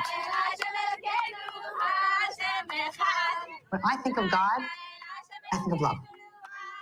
That it was incredible how the Rebbe was able to describe the essence of God. The Rebbe was the most incredible human being. Worldwide movement. When I think of God, I think of love. That it was incredible how the Rebbe was able to It's kind of hard to describe. hear what she's saying. Oh, yeah. That it was incredible how I think of love. Oh, she thinks of That it was love. incredible how the Rebbe was able to describe the essence of God. The Rebbe was the most incredible human being that lived in our times. There's a lot of people who thought he was the Messiah, right? Oh, I definitely think that the Rebbe is Mashiach. There's no question in my mind. So she's one of the people who does think that he's Mashiach. But most don't. We come back to visit the Rebbe, in the cemetery to recharge our batteries, to get the blessings from the Rebbe, to continue our work. We're going to write to the Rebbe now. Okay, so you want me to write it in the beginning? Okay. Not all Lubavitchers believe that Schneerson is the Messiah, but those who do are convinced he is guiding them and performing miracles from above. Some people do think that. Write what you have requests for, that the Rebbe will pray on your behalf, because the blessings of a righteous person are very powerful. So whatever you would like in your life, this is the place that the Rebbe will pray on your behalf, because the Let's see, dear Rebbe, we want Oh yeah. Wait. That looks like they miss. Oh no, I see it. Yeah. We want Mashiach now. There should be only peace in the world. Chayna, Esti, Cindy, Rachi should get married and have a healthy family. Whoever needs refuah shlema, full healing, should get it. So Rebbe, Rebbe means like someone is your rabbi, or like the rabbi that you have is like the person who's your teacher. But like rabbi is just like a rabbi. Rebbe is your rabbi, if that makes any sense. Because so technically, I mean, it's complicated because Rav just means great. So it ends up becoming it's a great teacher. So it's kind of like it's contextual. So it's a great person, but then Rabbi means, I think that means our teacher. No, that'd be Rabbeinu. Rabbi means our teachers, maybe. So maybe it's, it might just be, because Rabbi. Yeah, Rabbi means my rabbi. So I think maybe, rabbi just means a rabbi. Rabbi means my rabbi. And then Rebbe is Yiddish. That's it. So yeah, Rebbe is Yiddish, Rabbi is Hebrew, and then if it's a group of people saying their rabbi, it would be Rabbeinu. If you're saying, my rabbi, would be Rabbi. And then if you're just saying a rabbi, it would be Rabbi. So Rabbi versus Rabbi. Blessings of a righteous person are very powerful. So whatever you would like in your life, this is the place to ask. Was it a big shock to the community when he died? Definitely, yes. Because everyone felt Mashiach is coming any second, and there's no way the Rebbe will pass away. Mashiach will be revealed. So of course it was a shock.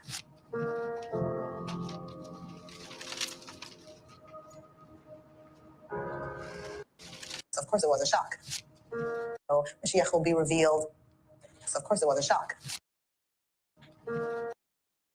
Mashiach will be revealed. It almost looked like she was tearing up a page, but I know she definitely wasn't. That's a big no-no. So of course it was a shock. No, it's just note paper, but it's just a really. Oh, there's holes in the. It's a tear in the page.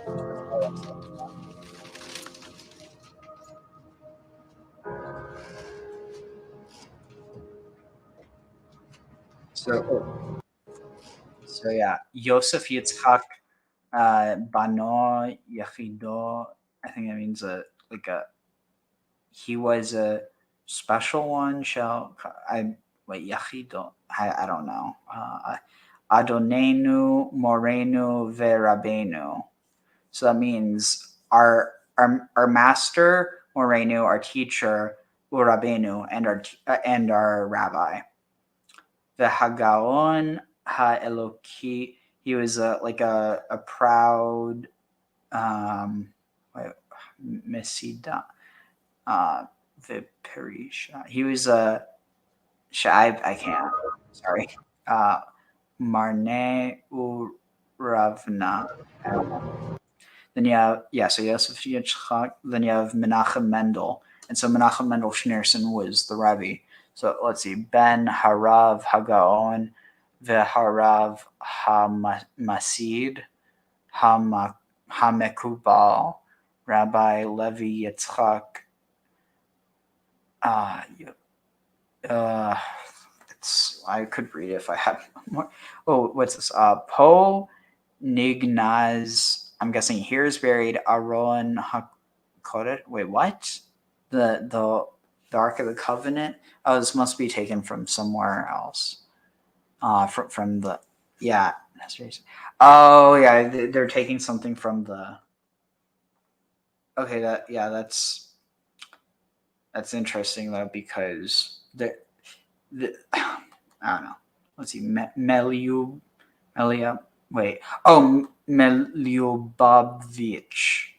from Lubavitch. the rabbi. They think the Rabbi Schneerson was the Mashiach. I think he's just like everybody else. I do not think he's the Mashiach, although he must have had terrific charisma, this rabbi. The whole world worships him.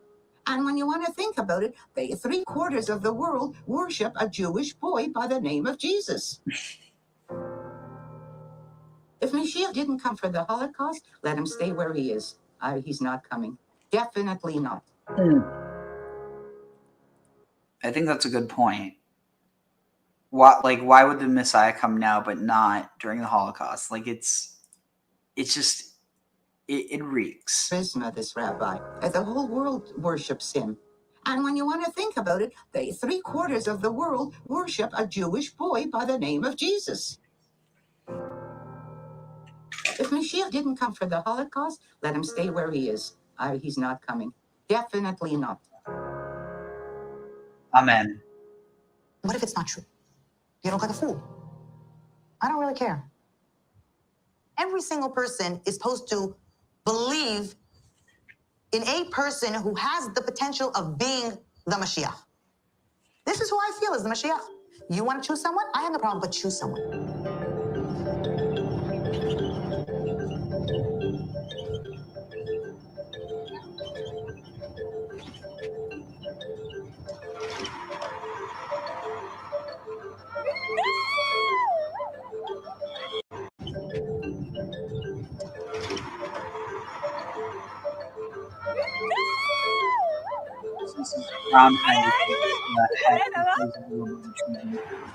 The center of the Lubavitch community is the synagogue, next door to where Schneerson lived. His followers fill the surrounding streets.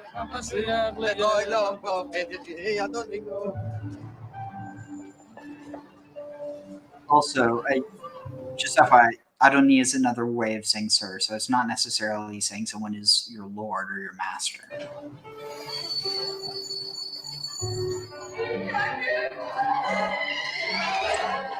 If you are Lubavitch, wherever you go in the world, you always have a place to stay.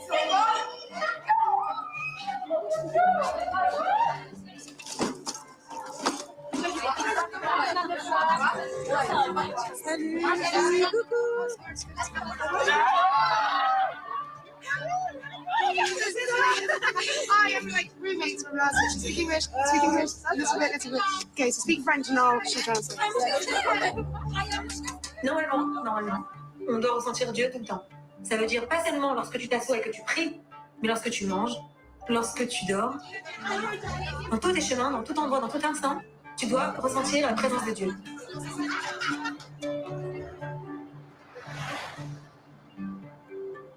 There's an indescribable buzz in the air. It feels safe here, like everyone is on the same team.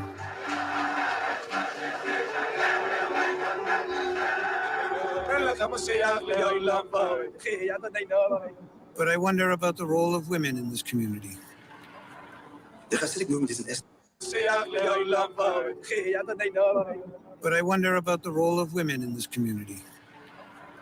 The Hasidic movement is an essence of feminist movement. By that I mean the following. Home is a place not of performance, but of being. That's a feminine thing. Women are not praying for personal redemption or a place in heaven, but to transform this world. Praying for home is a feminist movement. Community. But I wonder about the role of women in this community. The Hasidic movement is an essence of feminist movement. By that I mean the following. Home is a place not of performance, but of being. That's a feminine thing. Women are not praying for personal redemption or a place in heaven, but to transform this world. So now the motive is to do mitzvahs, not so much in order to get somewhere, reward, grow, become religious, but because the mitzvahs are about an essential connection to God by which we reveal his being on earth, making the whole world a home for him. Okay, wait, that's cute. God, for personal redemption, is not of performance. By that I mean the following. Home is a place not of performance, but of being. That's a feminine thing. Women are not praying for personal redemption or a place in heaven, but to transform this world. So now the motive is to do mitzvahs, not so much in order to get somewhere, reward, grow, become religious, but because the mitzvahs are about an essential connection to God by which we reveal his being on earth, making the whole world a home for him. God's desire is that we reveal his very being on earth. So, and that's the idea of bringing Shekinah down. The Messianic era is described as the feminine era because it's the era where the world becomes a home, and it's the woman who embodies being as opposed to doing. The Messianic age refers to a future time of universal peace, free of crime and poverty. According to Schneerson, it is the women who will lead us into the golden age. Messianic era means we're no longer fixing, conquering, it's done already. So now what? Be. Experience the exquisite presence of God. That's feminine.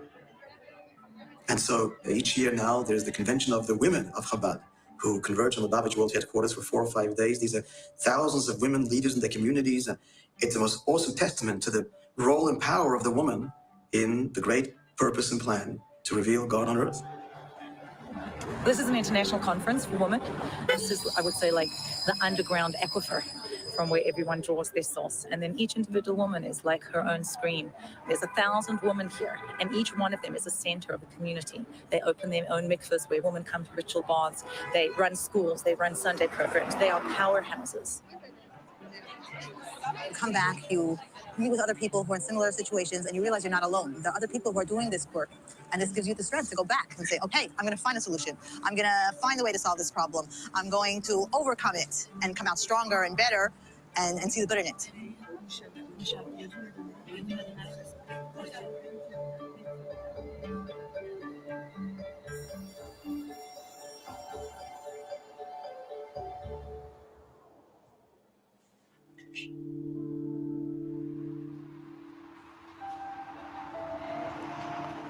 I haven't seen Honey or the girls for months.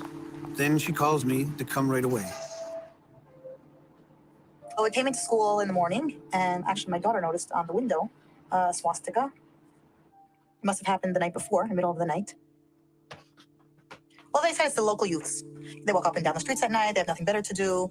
I really feel bad, you know, that the youth today have no purpose.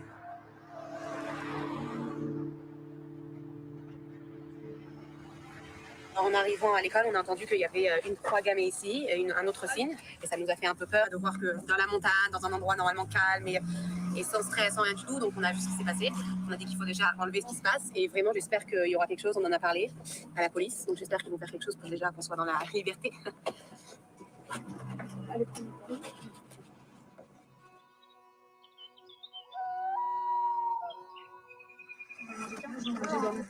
Hey, girls, we're going to start the tour, but anyhow, we have to walk up this way. And you're going to go into a different store. So we're going to tell them that you're here to learn to be leaders in the communities. You know, we're not only here to help Jews, we're here to help everyone, and we want to wish them a good year. Like most people, I would have been furious if somebody put a swastika on my front door. But for Honey, it's an opportunity for another mitzvah, a good action. We go out every week, and the girls speak to all the, you know, local people, where we talk to our neighbors, we talk to everything. It's really about, you know, getting to know each other and spreading the idea of goodness and kindness, that we're all one people under one God, and our job is to bring goodness and kindness into this world and make this a place where God will want to be. Si les gens ressentent que nous sommes trop à part ou que nous sommes ultra-orthodoxes, c'est parce qu'ils ne nous connaissent pas. On n'est pas isolés, on a juste une façon de vivre différente. Donc en fait, nous ne sommes pas renfermés, au contraire, on va vers eux, mais il y en a certains qui ne nous connaissent pas assez et qui pourraient penser que nous sommes trop orthodoxes. Mais moi qui me connais, je ne suis pas ce que le mot ultra-orthodoxe veut sous-entendre. Je suis tout à fait ouverte, juste une façon de vivre qui est différente et qui est la meilleure pour moi. On vient du centre culturel BMC et c'est la nouvelle année. Donc on voulait vous souhaiter une bonne et douce année. Comme la pomme trempée dans le miel, il y a des bonbons au miel à l'intérieur. C'est la nouvelle création de l'homme, tout est nouveau, donc beaucoup de bénédictions. Ah, ben c'est gentil, merci. Ah, ben je vais lire ça attentivement. When the Hasidic Jews walk around, they cause a lot of attention, and they seem to be taking the brunt of it for all of us. It's even more blatant. It's turned to violence. We knew that there was a house that had been set on fire in Val David here. These people that are being assaulted aren't doing anything other than looking different. That's all they're doing is looking different. And if things are getting tough up here, gas prices are going up, food prices are going up, jobs are scarce, and so on, well, let's blame the funny-looking Jews who are walking in the street. But some people in St. Agathe are sympathetic and even intrigued by Hasidic women, especially their relationship with men. Les filles, elles se maquillent ici, avant de pouvoir en sortir, elles passent, elles se maquillent. Les filles, elles font aussi un séminaire avant le mariage, parce que déjà, elles apprennent à accepter c'est quoi le but de la vie, et elles apprennent aussi à se connaître elles-mêmes mieux. C'est le but d'un séminaire aussi, de vivre tout ensemble, elles développent des qualités, et puis après, lorsqu'elles rencontreront le garçon, elles verront aussi s'il lui va ou pas. Comment je ne sens pas mauvaise à cause faut que tu couvres tes cheveux après que tu es mariée. Ah non, pas du tout. Non. Au contraire, je me sens précieuse, comme on dit un diamant. Au plus il est caché, au plus on sait qu'il a de la valeur. Lorsqu'il est exposé ou alors il est sur le marché, on sait qu'il n'a pas de valeur. C'est comme ça aussi le corps de la femme. Chez nous, on cache le corps de la femme, pas par honte ou par impureté, parce qu'il est pur et saint, on le protège. Tout ce qui est dans la Torah, c'est pour que le couple ait une vraie vie d'amour. Ouais. Par exemple, lorsque la femme a sa menstruation, lorsque la femme a ses règles, elle n'a pas le droit d'avoir des relations avec son mari. Okay. Ça crée en eux un amour qui ne dépend rien de physique. Ça crée en eux un amour qui est beaucoup plus sentimental. Et c'est pendant cette période qu'en fait, il s'exprime et il crée un lien qui est beaucoup plus spirituel, beaucoup plus... tu vois ce que je veux dire? C'est plus beau, je trouve. So there's another interesting thing. So most women don't wear wigs until after they get married. Because part of it is you're also, you're trying to attract a husband, but once you're married, you're supposed to only have I think only within the house do you not. But again, if you're going to wear a wig and you've shaved your hair so that so it doesn't look strange or whatever, then you're just going to wear it the whole time because it is your hair. And it's just a technicality that it's not considered, your hair. The issue isn't someone seeing hair. It's not the issue of the hair being sexy. The issue is it being your hair. It doesn't make any sense to me. It's kind of like by doing that loophole, you end up kind of going against the whole spirit of it. But it's like, so for instance, say you have a cancer patient and she loses her hair and so she's wearing a wig. Does that mean that she doesn't have to hide her hair around people other than her husband? It's it's kind of I keep thinking of Abraham covering his wife and saying she's just my sister. I mean, I guess that's what it comes down to. Did he say she's my sister or did he say she's just my sister? Qu'il veut, que c'est pas juste l'amour, après c'est qu'il s'aime vraiment. Puis il va l'attendre, c'est beau. Aujourd'hui, ils ont pris la chose la plus sainte et ils l'ont dévalorisée complètement.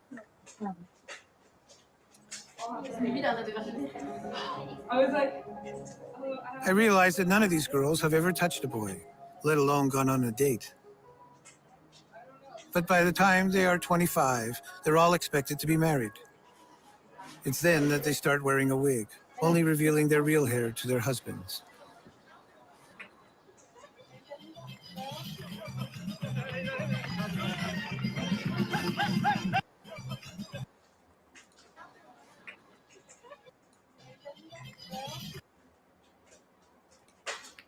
So that says Bet Samech Daled.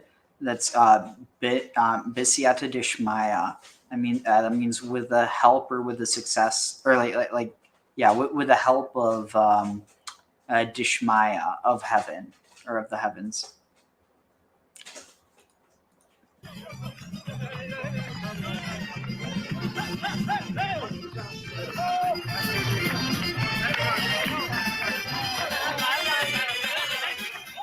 Separation between Hasidic men and women starts at an early age. They don't pray, sing, dance, or even shop together.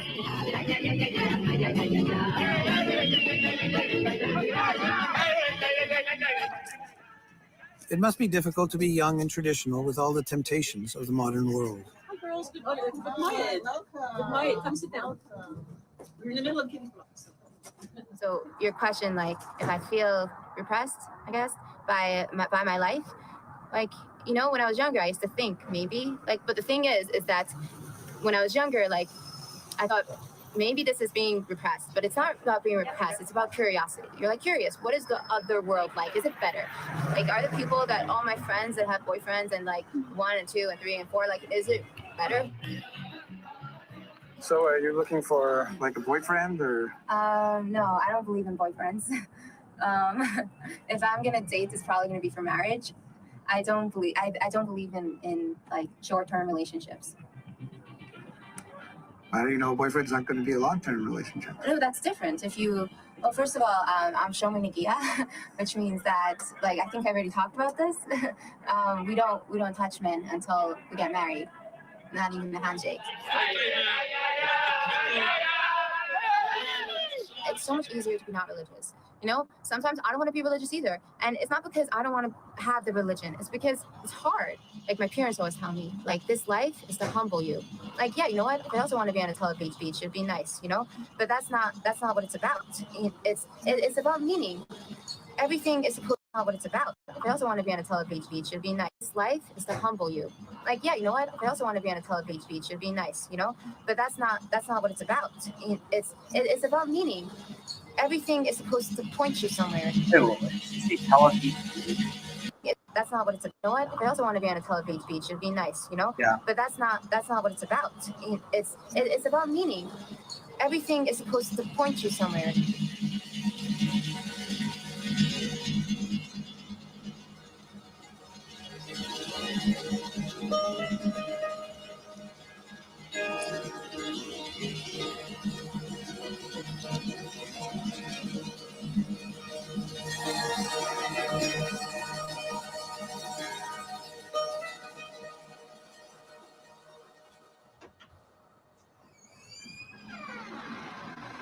Bracha Feldman is a less traditional Hasid who has devoted most of her time to her studies and career. Now, at the age of 26, she's feeling pressure to get married. I actually thought of it the other day, that I'm the oldest single female living on the block. Wow. Are there awards for that? Are there dibs on parking spaces? I'll get a little more. Bracha's rabbi is Israel Bernard, who's made a name for himself counseling troubled couples and holding relationship seminars. They don't call me the love rabbi for no reason. You know, that's what it is. But it's so much part of young people today. This is real. This is not a, you know, we have to have answers for them. We have to be able to guide them in the right way. Okay, great. Okay, feel better. He's also a traditional Jewish matchmaker with a modern twist. This is jmontreal.com. It's a Jewish dating site just for Montreal singles.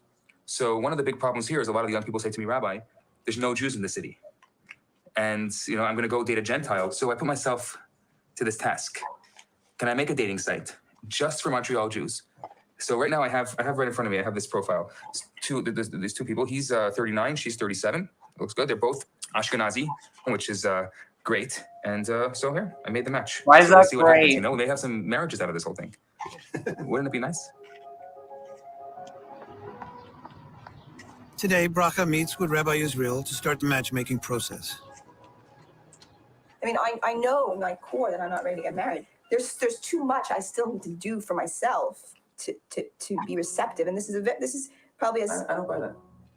I think on a spiritual level. I think I'm talking about a spiritual level. It's a nice combo. If you met a guy tomorrow and he was the right guy, I don't think you should be scared. You'll make it work. I think that there's a certain message that even in the Hasidic world, a girl gets about being a certain weight, a certain waist size. How can we deny that there is a huge? It's the matchmakers that are making these things. Certain matchmakers, maybe matchmakers that are. I know a matchmaker that has a diet, so she not only will recommend a guy, but she's a nutritionist or something. You have to find out, is there chemistry for us? How do I know it's chemistry? That's exactly, because butterflies in the stomach and infatuation, everything he does is so that's cool exactly and where the fine. matchmaker comes in. That's the most important part of a matchmaker. To be able to answer those questions. Okay, find a half decent picture of myself. Terrible world. What? A half decent picture.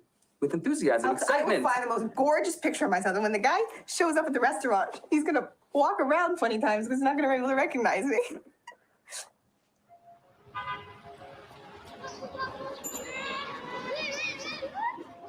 Going out on a date. How does this work? If there's a charisma There is a chemistry. There needs to be a chemistry, obviously. There's a physical attraction. True, that could be with any girl. Indeed.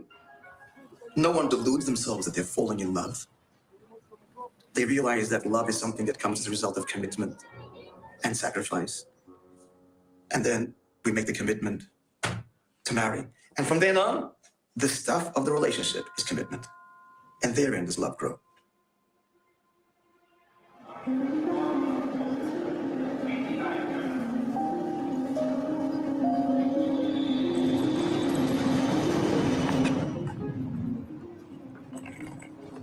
So what are you doing here, honey? Looking for a wedding. Most of the girls come from France, which works out great because Senegal is such a French town.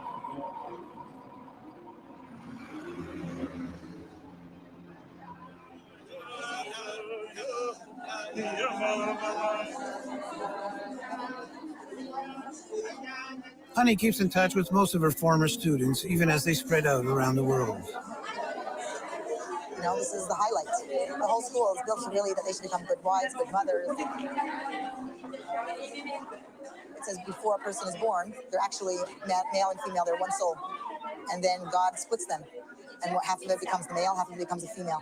But in the hope, by getting married and then being together in an intimate way, the two half souls reunite. So there's no greater holiness than that of husband and wife being together in the intimate act of creation. And it says even when a husband and wife do not conceive, at that time it says holy souls are being created above. So there's always creation happening when husband and wife are together intimately. So that changes the whole attitude to the body, to life, to marriage, to everything. The body is not the enemy. Physicality is not the enemy. Sexuality is not the enemy. On the contrary, the whole purpose is to reveal the innate godliness and sanctity that all of these things contain by virtue of the fact that they are God's creations.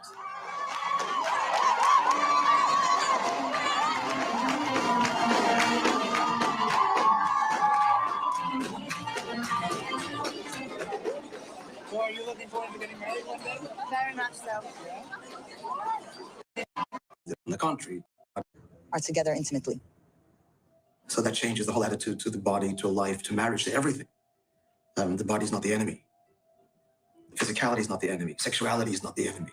On the contrary, the whole purpose is to reveal the innate godliness and sanctity that all of these things contain by virtue of the fact that they are God's creations.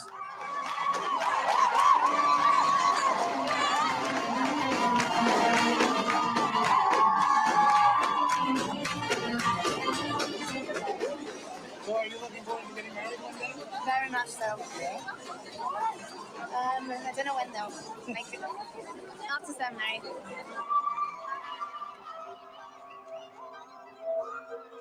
Men and women not married don't touch each other because, well, I know it sounds strange, and to the listener, I mean, what is a touch? But the truth is, a touch ought to be a very powerful and erotic experience. The fact that it isn't is because, sadly, in our society, we have reduced sexuality to something so casual that it's just lost its intensity. So if you don't touch any other woman ever, and you touch your wife, even a casual graze of the finger, that's a very powerful thing.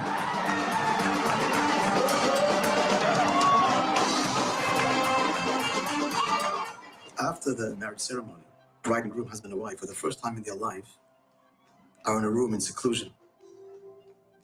Just being alone in the room. Just being alone in the room. The door's locked. We know the door's locked. And no one can come in. Without anything happening, is already a very erotic and powerful moment. And then it's the first touch, the first physical encounter. It's powerful, erotic feelings now finally coming to the surface that I believe would be the envy of every human being to experience sexuality so powerfully, so erotically, and so innocently.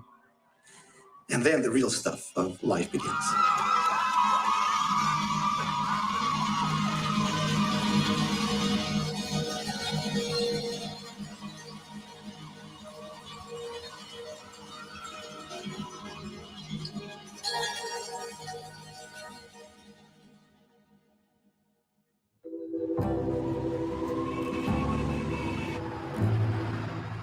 Later that week, I catch up with Bracha, who's still getting used to the idea of dating.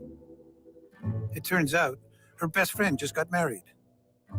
Usually the dating experience. Who is still getting used to the idea of Later that week, I catch up with Bracha, who is still getting used to the idea of dating. It turns out her best friend just got married. Usually the dating experience is not so long. Like my husband and me dated for 2.5 months, and 4.5 weeks later we were married. So it's not such a long period. Not so long. Like my husband and me. Usually the dating experience is not so long. Like my husband and me dated for 2.5 months, and 4.5 weeks later we were married. So it's not such a long period for like not touching and then touching. It's not 2.5 months, and 4.5 weeks later we were married. So it's not such a long period. And 4.5, not so long. Like my husband and me dated for 2.5 months, and 4.5 weeks later we were married. So it's not such a long period for like not touching and then touching, I guess. But it's a very magical moment, especially having kept that for like one person. So when you were together for the first time, what actually happened in that? What do you think happened? She's looking at me as if I should know. I wasn't there. I was like, I wasn't in your house. I left you. You left me. Well, we had a bottle of wine. I mean, you're not allowed, there's like certain things, like when you're intimate with your husband, there's like laws. Like you're not allowed to be together if one of you was sleeping. You're not allowed to be together if one of you are drunk. You're not allowed to be together if you've just had a fight. Really? Yeah. Interesting. Yeah. You're not. Keep that in mind. There's like a few things. So like obviously we didn't have too much to drink. And then, I guess did the deed. But also I should really clarify something, that we do not do it like with a sheet and a hole, because there are too many people out there. I wouldn't mind that, because if I'm having a fat day, I think that could really work. At the end of the day, it's not like we're just together to have children. Like it clearly says that a husband has to. That, because if I'm having a fat, because there are too many people out there. I wouldn't mind that, because if I'm having a fat day, I think that could really work. At the end of the day, it's not like we're just together to have children. Like it clearly says that a husband has to make his wife happy. He has to. And what about it's the other way around, or the other way around is just implied? No, it says that a husband has to make his wife happy. It doesn't say the other way around. That's key. So maybe it's just knowing that a guy would be happy. Like also when you're intimate with someone, you have to have like pure thoughts. You can't be thinking about anything. I mean, there's a lot to like think about when you're actually being intimate with the person. I mean, we discussed it because I said, what are you meant to think about? Like maybe like sometimes your mind, your mind travels. So yes, we didn't really figure out what I meant to be thinking, but he was taught during the chassan classes, which is what he learns before he gets married, that he should be thinking about the Rebbe. I'm like, okay, you think about that. Why not think about you? I don't know. Your mind, your mind travels. So yeah, so we didn't really figure out what I meant to be thinking, but he was taught during chassan classes, which is what he learns before he gets married, that he should be thinking about the Rebbe. Okay, you think about that. Why not think about you? I don't know. Well, I guess I didn't really. We didn't really go into details about it. I don't know. It's interesting, but it doesn't make any sense. Pure thought should be the thought that you're in the moment with this person, right? And that I agree with you, and that like. You're like one with this person, and like Yeah, isn't that enough? Leave room for the rabbit. Maybe.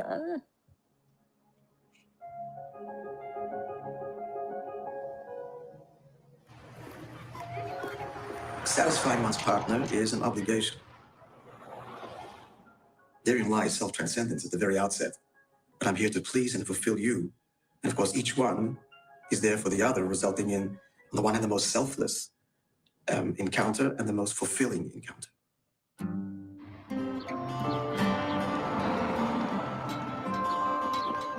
Honey's outreach is bearing fruit. A local teacher wants to meet. Okay, girls.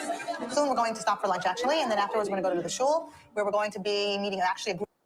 Let's see. So what's this? He said apparently Abraxas and Mithra have the same gematria value, but what's that even mean? I mean, I'd have to figure that out, but let's see.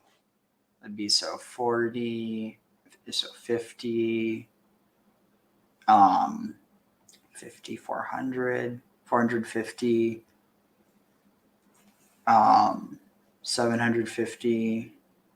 Let's say that, and then try to figure out Abraxas. That'd be 1, that'd be 3, 303, or no, it would be 203.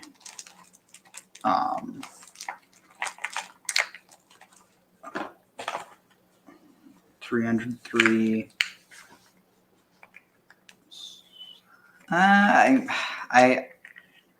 Oh, you're saying 360. I'm not sure about that then. Let me think. How would that work? Yeah, that doesn't sound right. But I'm not sure. Group of students from the high school who are going to come, and we're going to be speaking to them about you girls, your life and what you do and how you feel.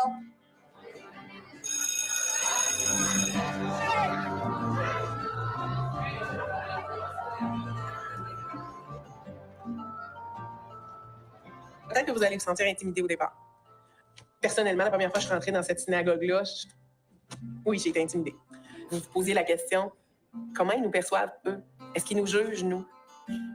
Est-ce qu'ils pensent qu'ils sont mieux que nous?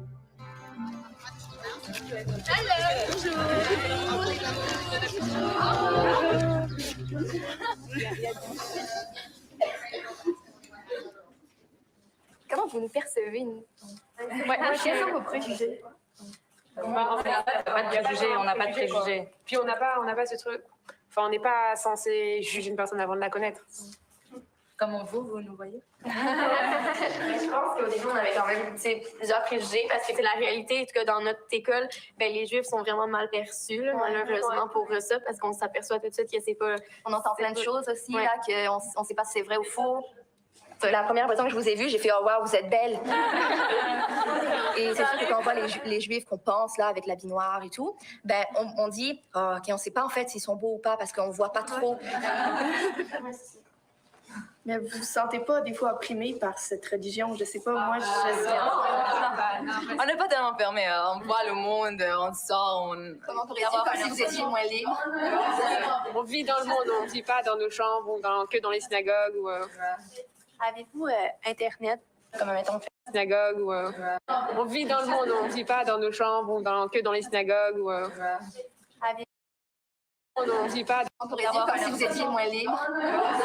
On vit dans le monde, on ne vit pas dans nos chambres ou que dans les synagogues. Ou, Avez-vous Internet? Comme mettons Facebook ou...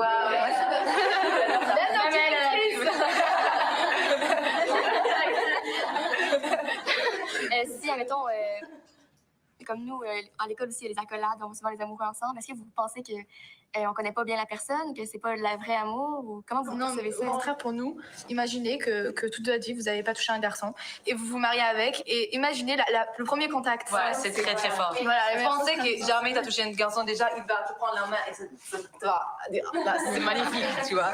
On peut faire, nous, on peut faire ce qu'on veut, on est avec les gars tout le temps. Vraiment, on veut faire quelque chose, on le fait, puis ça finit là. Puis, vous, c'est pas comme ça, là. Vous, c'est comme des règles à suivre et tout. Vous les respectez, puis nous, ouais, on a trop de liberté, je trouve. Est-ce que l'homosexualité, ça existe dans votre religion?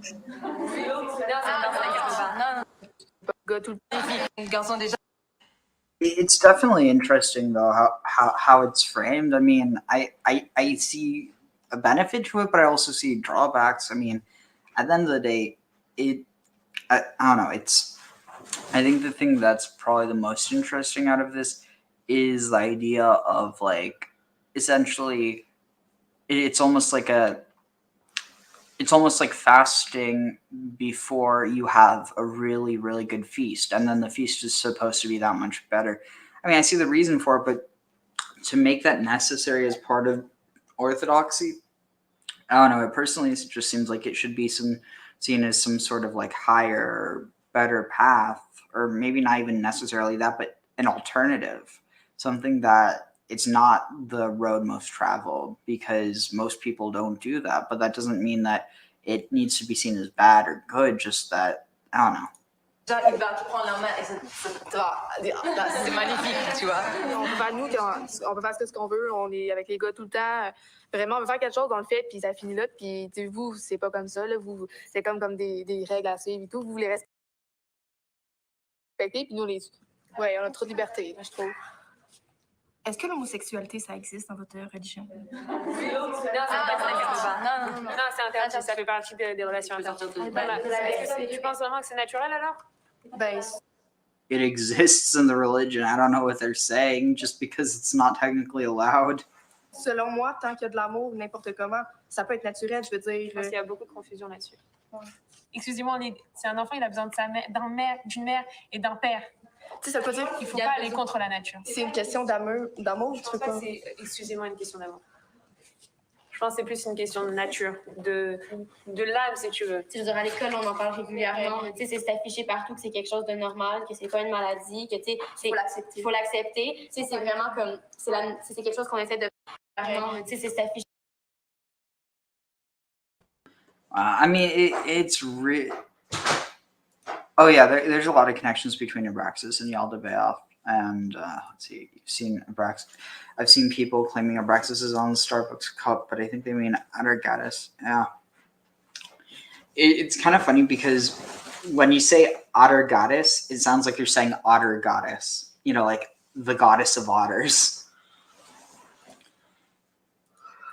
Partout que c'est quelque chose de normal, que c'est pas une maladie, que faut l'accepter. C'est vraiment comme, c'est quelque chose qu'on essaie de prôner comme que c'est normal. C'est comme nous quand on est arrivés ici, on disait comme tout qu'on est des préjugés, mais je veux dire en quelque part on est tous des humains. Ça nous fait vraiment plaisir de savoir votre façon à vous de penser, comment nos points communs, les points où on peut penser différemment, mais on est tous des personnes d'humains et on s'aime tous. On s'aime. Hier, j'étais super excitée de venir, là, j'étais comme un enfant quand on vient de donner son jouet.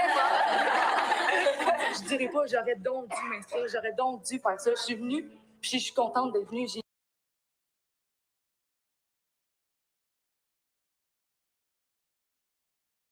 That's kind of funny because I'm pretty sure Weeg or like Juig is toy in French, and then Juif is Jew. I don't know. It's funny because the two are very similar in French. I'm pretty sure. J'apprends beaucoup. Dû faire ça, je suis venue. On s'aime tous, on s'aime. Hier, j'étais super excitée de venir, là, j'étais comme un enfant quand on vient de donner son jouet.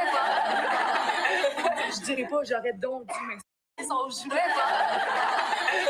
Un enfant quand on vient de donner son jouet. Je dirais pas, j'aurais donc dû m'inscrire, j'aurais donc dû faire ça. Je suis venue, puis je suis contente d'être venue. J'apprends beaucoup.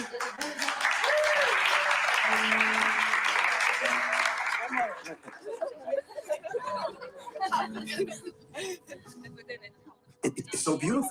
Every moment is a divine moment.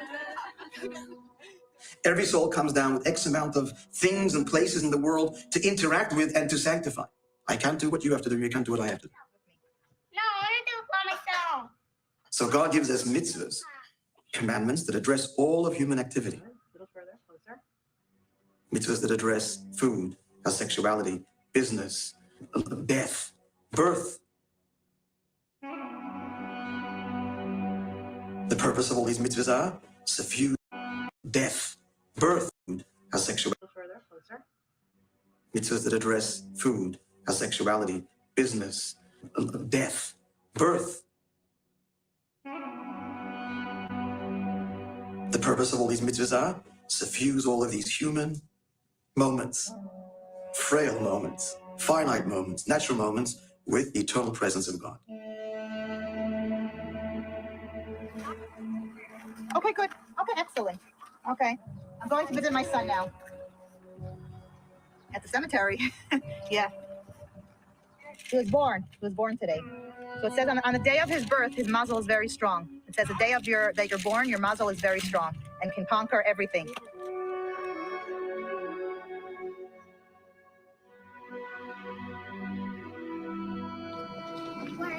Right over there. It reminds me of the day that he was buried.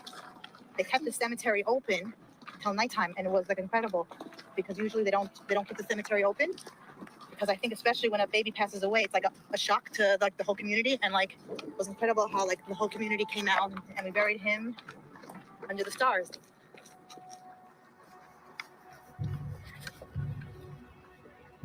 You can say hi. And you can tell my Shekinah whatever you want to tell.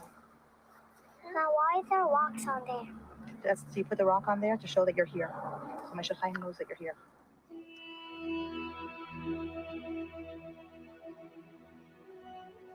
I haven't dreamt about him in a really long time. I mean, since he was just right after he passed away. Since he was about him in a really long time. I haven't dreamt about him in a really long time. I haven't dreamt about him in a really long time.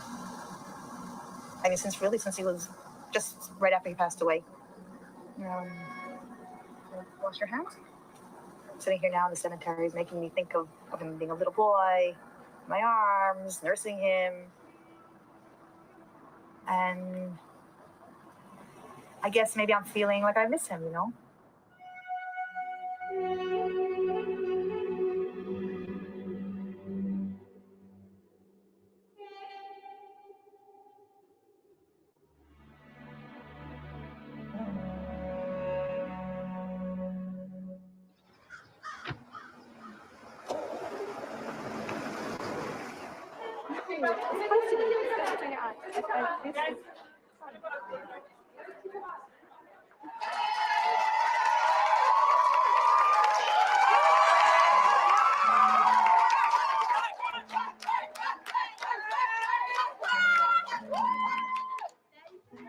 I remember last year this time, it was graduation, and I was thinking to myself, how can I go? How can I live? It's impossible. I met all these people, I'm never going to see them again, and then everybody cries, and I know I went through this and I cried.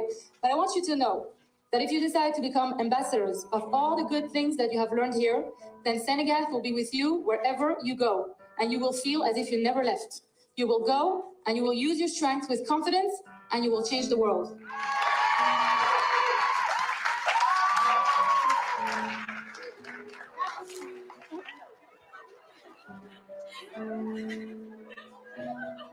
Everybody is indispensable. Everybody is everything. Because every person has their part of the world they need to connect to God. And only once it's all connected does His presence become revealed. So every mitzvah is everything. One mitzvah is everything. Everybody needs everybody else's mitzvah. So we're responsible for each other. We inspire each other. We recognize the value of each other. Nobody's more valuable than anybody else. Whether you have a lifetime of 1,000,000 mitzvahs or one to do. It's indispensable.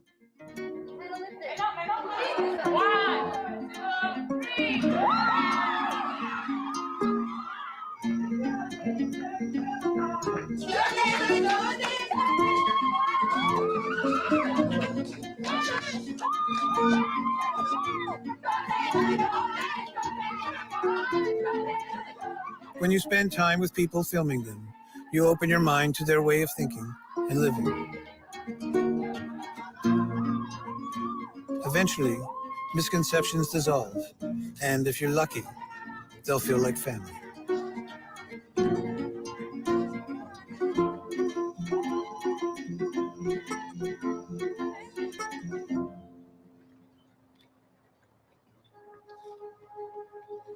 Yeah, I mean, you can still see echoes of it, very faint.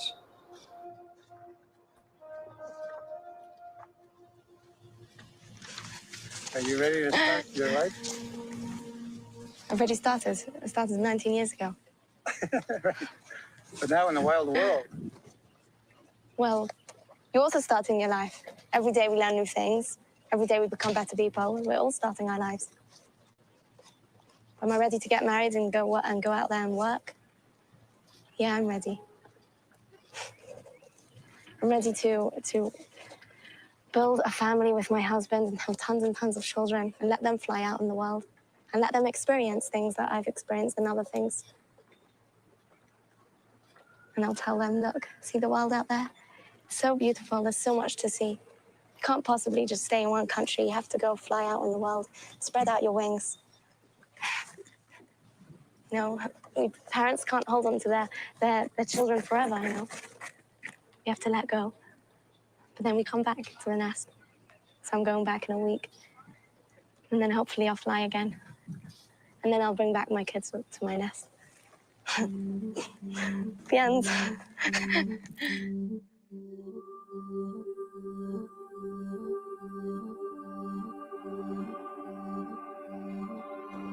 Wow, that's good.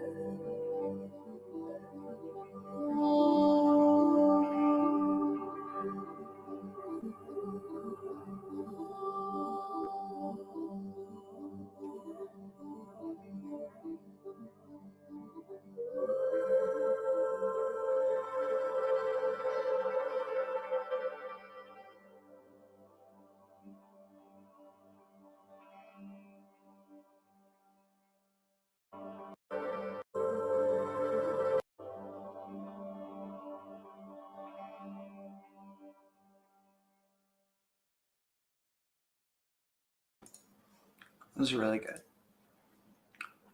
So yeah, I'm going to call it for tonight, but this was fun. Shoot. Actually, here. Going to finish watching the last one we were watching. People choose to cover it with pretty hats, and some people choose to cover it with a wig.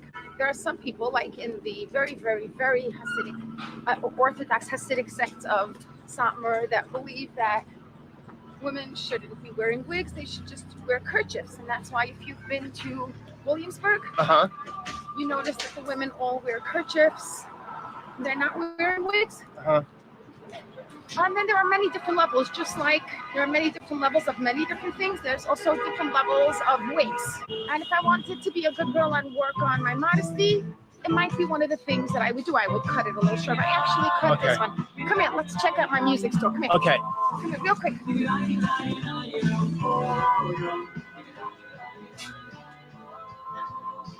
This is your video. No, you don't understand. I'm seeing it for the first time in the store. Oh, wow. Fantastic. Nice. What's the theme? I'm just like so excited. Okay, so this is my only movie that's a true story about 8 girls who were in a home. Fantastic. Nice. What's the theme? I'm just like so excited. Okay, so this is my only movie that's a true story about 8. Sorry, I forgot it. Shoot. Clip. Then I'm seeing it for the first time in the store. Oh, wow. Nice.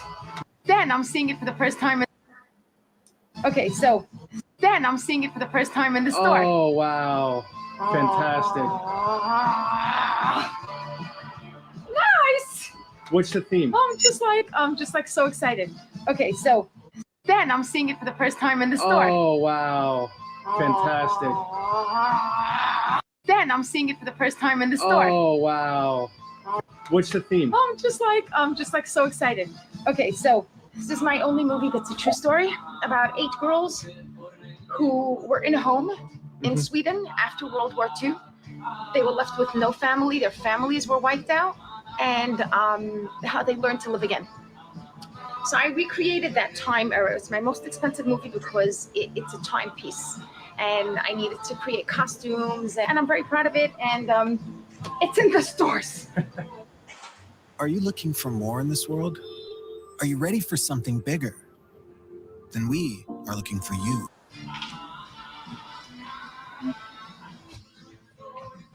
This one, my first movie, my second one, my third one, my fourth one. So you've done 5 now.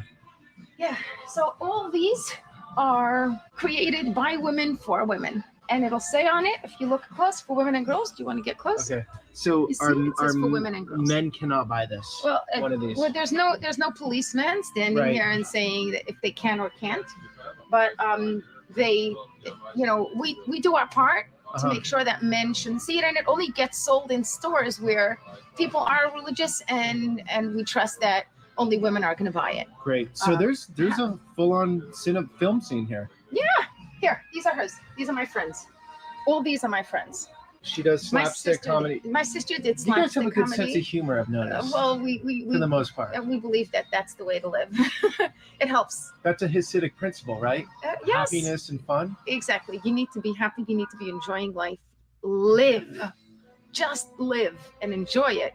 So you feel your community lives and enjoys, like, can express that, can live that?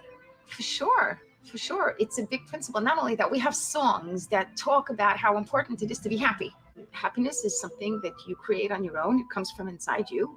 If you decide you want to be happy, you'll be happy. I know many people who are walking around happy and they have reason to be miserable. I know many people who are miserable. And it's a personal decision, really. Right. So that's what I believe strongly. Wait, how do you define happiness? Happiness is a contentment from inside. I feel like it's just a oneness with yourself, and feeling whole. Does your work bring you to happiness? Does it help? I'm sure family does. Yes, working, doing what I love makes me feel like I'm doing what I'm supposed to be doing down here on this world. I can't be feeling any better. there's no greater feeling in the world than knowing your purpose. You know that, Yeah. right? Yeah. It took me a long time to find it. Yes. And once you find it, you're like, oh, now I know Then what you I'm can here go for. without sleep and feel fine about it. Yes. Okay. Yes. Right. Because if you go without sleep doing something yet you hate, life Right. is miserable. Yes, that's true. Oh, that's what you meant. Yes, Yeah. that's true. Like I can grind hard and not get much sleep, but as long as I'm doing what I love. Absolutely. That's why they say if you love what you do, you didn't work a day in your life. Yeah. Right? I just found it in my 40s. Wow. Took me a while. Yeah. I just found it. Why they say if you love what you do, you didn't work a day in your life. Yeah. Right? I just found it in my 40s. If you love what you do, you didn't work a day in your life. Yeah. Right? I just found it in my 40s. Wow. Took me a while. Yeah. It's okay for me to feel the pride, but I know where it's coming from. I know that my success is not from me. My success is from God, who has helped me to be successful by giving me the talents that he's given me to help me do what I love. If it makes you feel alive, you need to be doing that. That is what you were created to do. If it's not making you feel alive, stop. Stop. You can't live like that.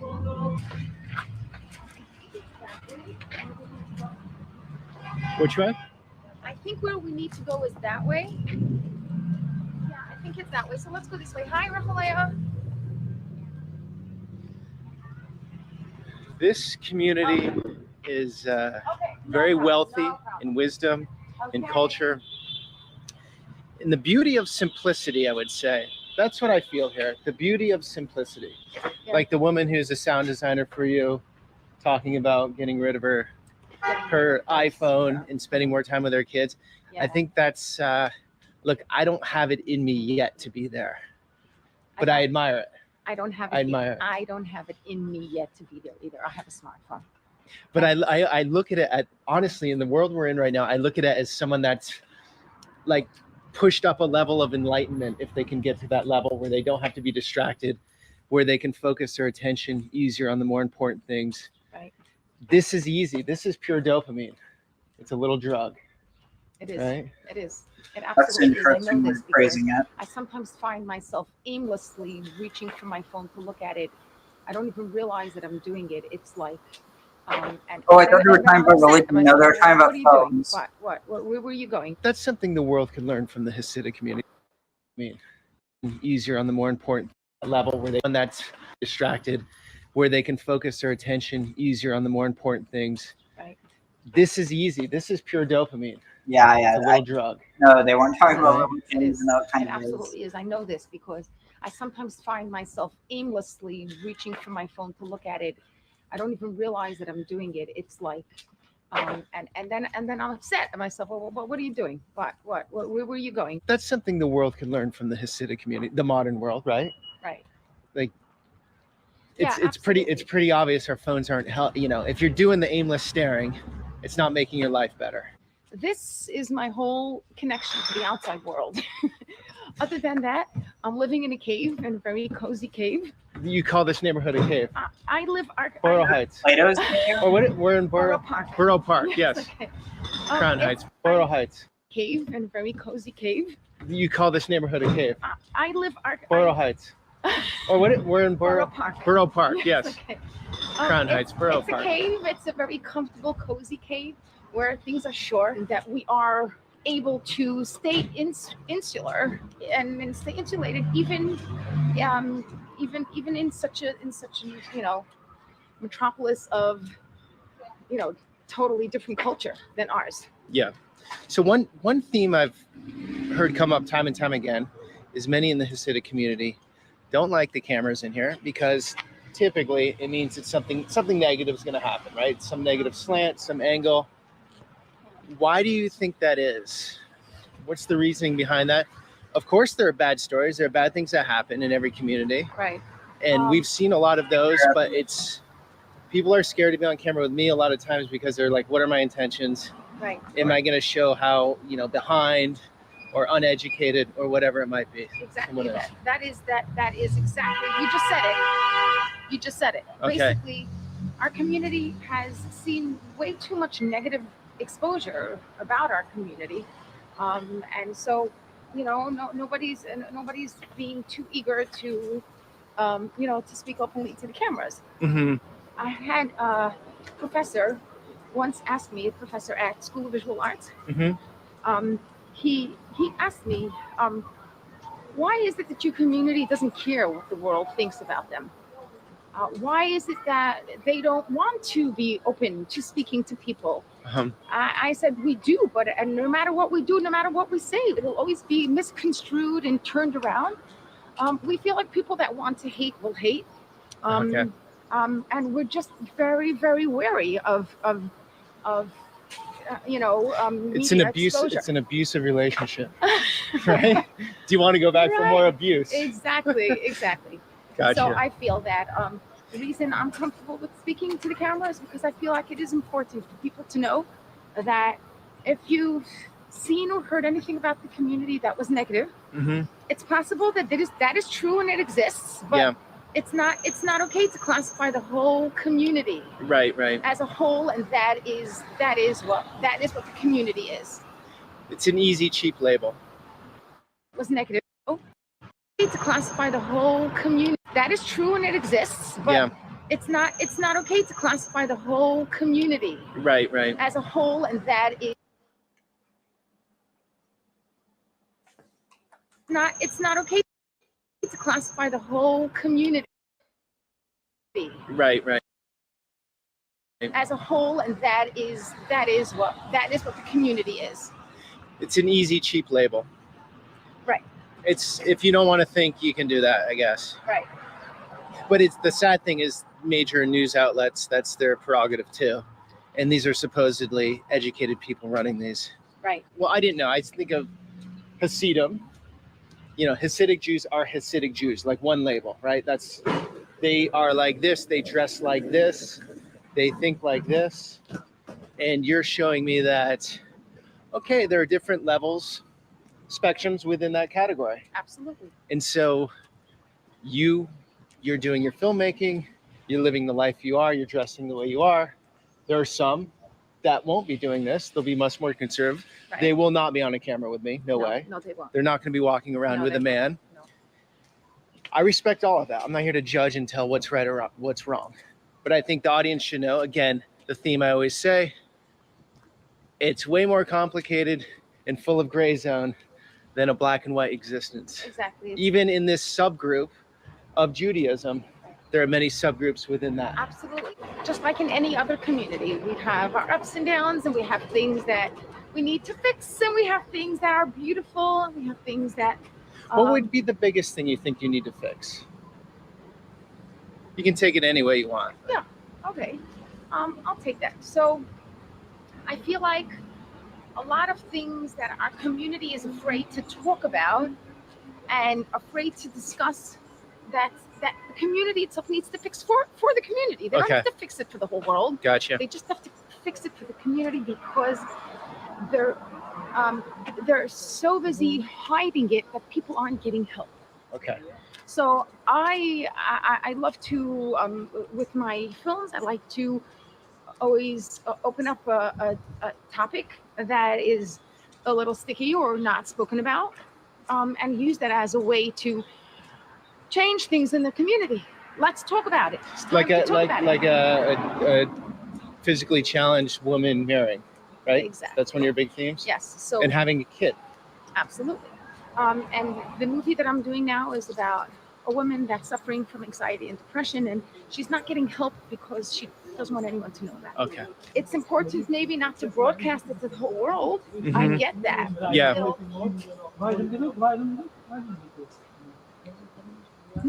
But still, if you're not going to get help, that's not what God wants.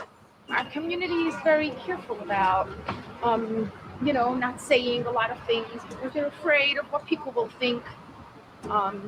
There's a lot of stigmas in the community that need to be broken within the community. I'm not talking about what the rest of the world thinks about us. That's one topic of discussion.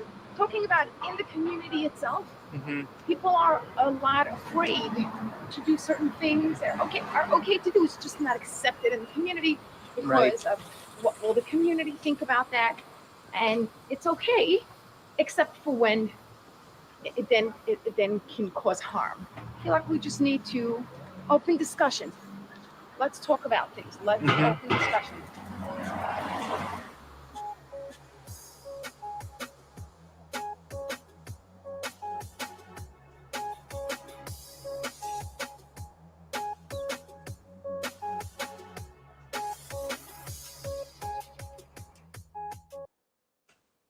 I figure I might as well just go to 420 because that's just 10 more minutes. So find something in the meantime.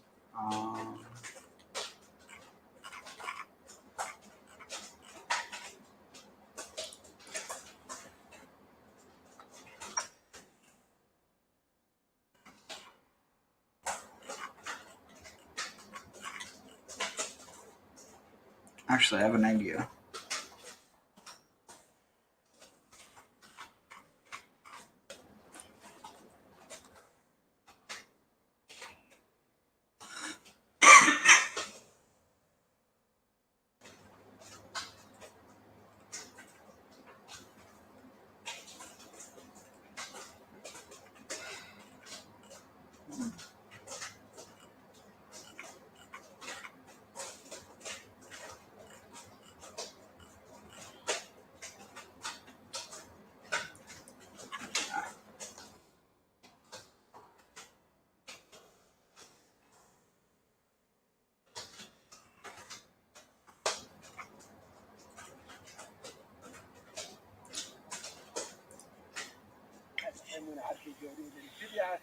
There was a moment there where I really thought I was going to pass out.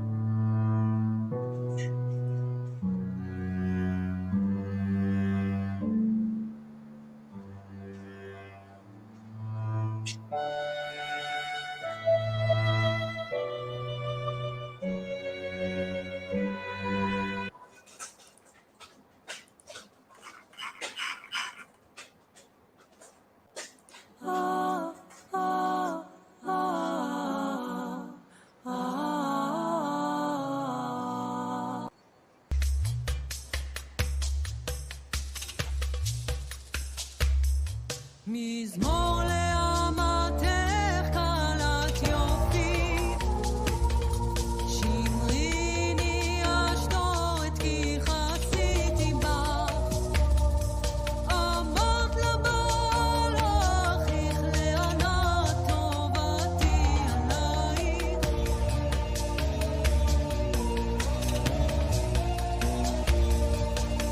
בנותייך בצק תלושנה, ועץ ילקטו בנייך, יבעו אש אבותינו, כבנים ונסכים לעשות, דם גדיי בחלב עמם, אשא שם כוכבך על שפתיי, על במות שלמה מנת חלקי, תחת כל אילן תמך גורלי, הבלי מו מן החלום, נטפו בנימי, תשוקתך מן המדבר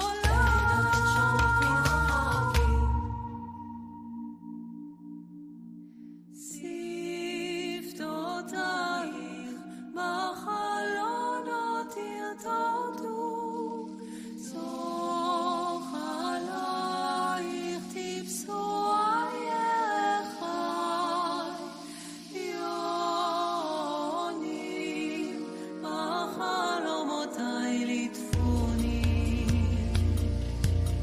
אברך את שחר יזרח, אף לילות כוכבי חיסוני, שיוויתי אשתורת לנגדי תמיד, דמי לפרקים בקנאתך חליפה, קום אקום אחדש מעפר. yeah, the cognates of Shekinah are particularly Shechan, which means to dwell, Mishkan, which is a dwelling or a tabernacle, or the holy tabernacle. You have the Shechaniah, hath taken up his abode. But yeah, it's not used biblically. It's I think it's Aramaic, or it's only used in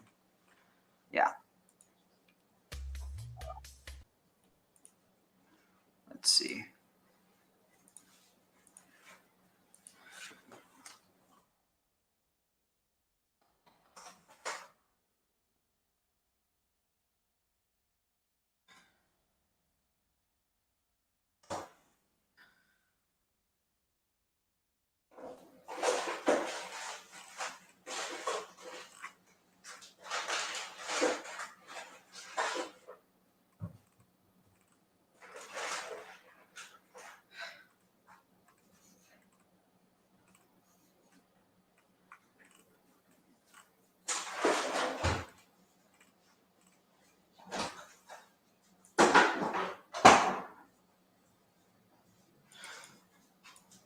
And she is celebrating.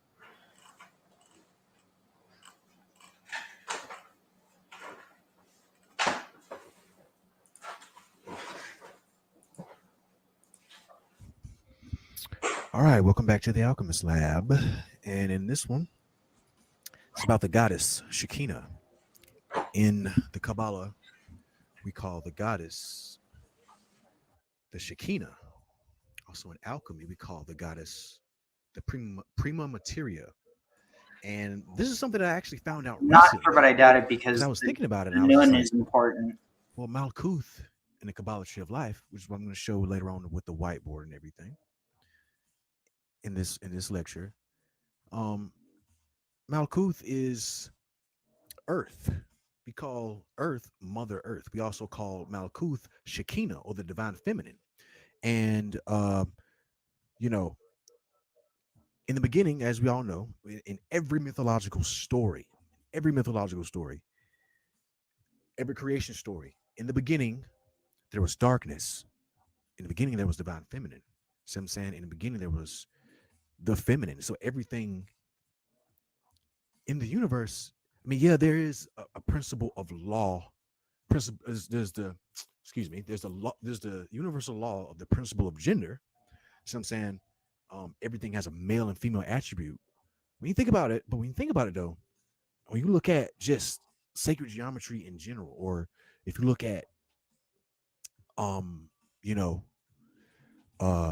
just different symbols, everything, like everything came from the womb, everything came from the woman. Even the Kabbalah Tree of Life is just one big ass womb, which is what I'm going to show in this in the whiteboard. Just think about the vacuum of space. It's just one big ass fucking womb. So I'm saying one big ass dark matter vagina. See what I'm saying? Because that's all a vagina is, anyways. It's a magical stargate to the cosmos. So, and when you talk about goddess energy, it's like the goddess can take many forms.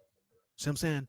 Just like in let's take the Yoruba tradition. You got Oshun, Yemiya, you got all these different goddesses, but they have different attributes. Just like in Greece or in Hinduism, you got Kali, you got Lakshmi, you got, there's many different aspects of the goddess. And there's many different aspects of the goddess because, the feminine energy deals with the moon. And I'm going to show some of this on the whiteboard, like I said. The feminine energy deals with the moon, and there's different moon phases. So I'm saying, so the goddess is chaos. The goddess is everything. So I'm saying, the goddess is the prima materia. The physical matter is the prima materia, and the goddess is the alchemist that gave birth to physical matter, or the prima materia. Prima materia means first matter or primal matter. What is the primal matter? Dark matter or feminine energy. So yeah, hopefully you guys got something out of this. And on to the next section of the lecture.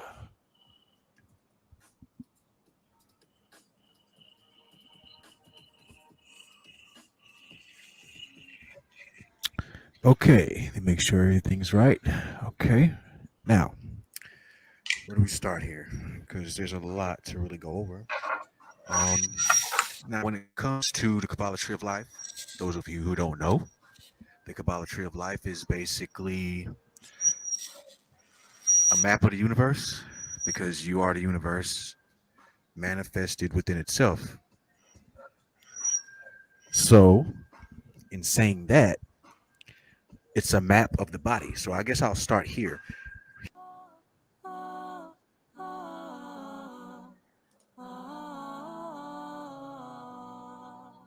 מזמור לעץ החיים, הללם האלים, טוב להודות לאשר, ולזמר לשמך אשת עליון, להגיד בבוקר חסדך, סגולותייך לנגן בלילות, עלי כינור ועלי נבל, עלי משב בנקבי חליל.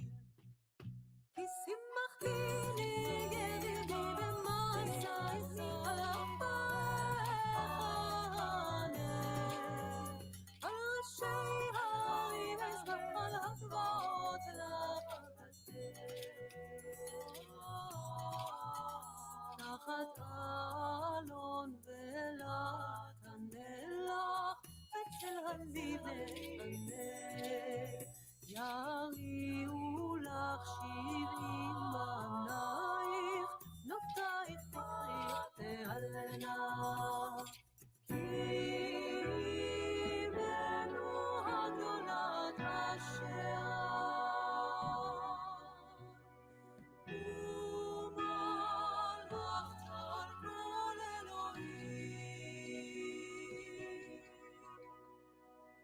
לחם היית לצדה, מן האדמה פירותייך נותן.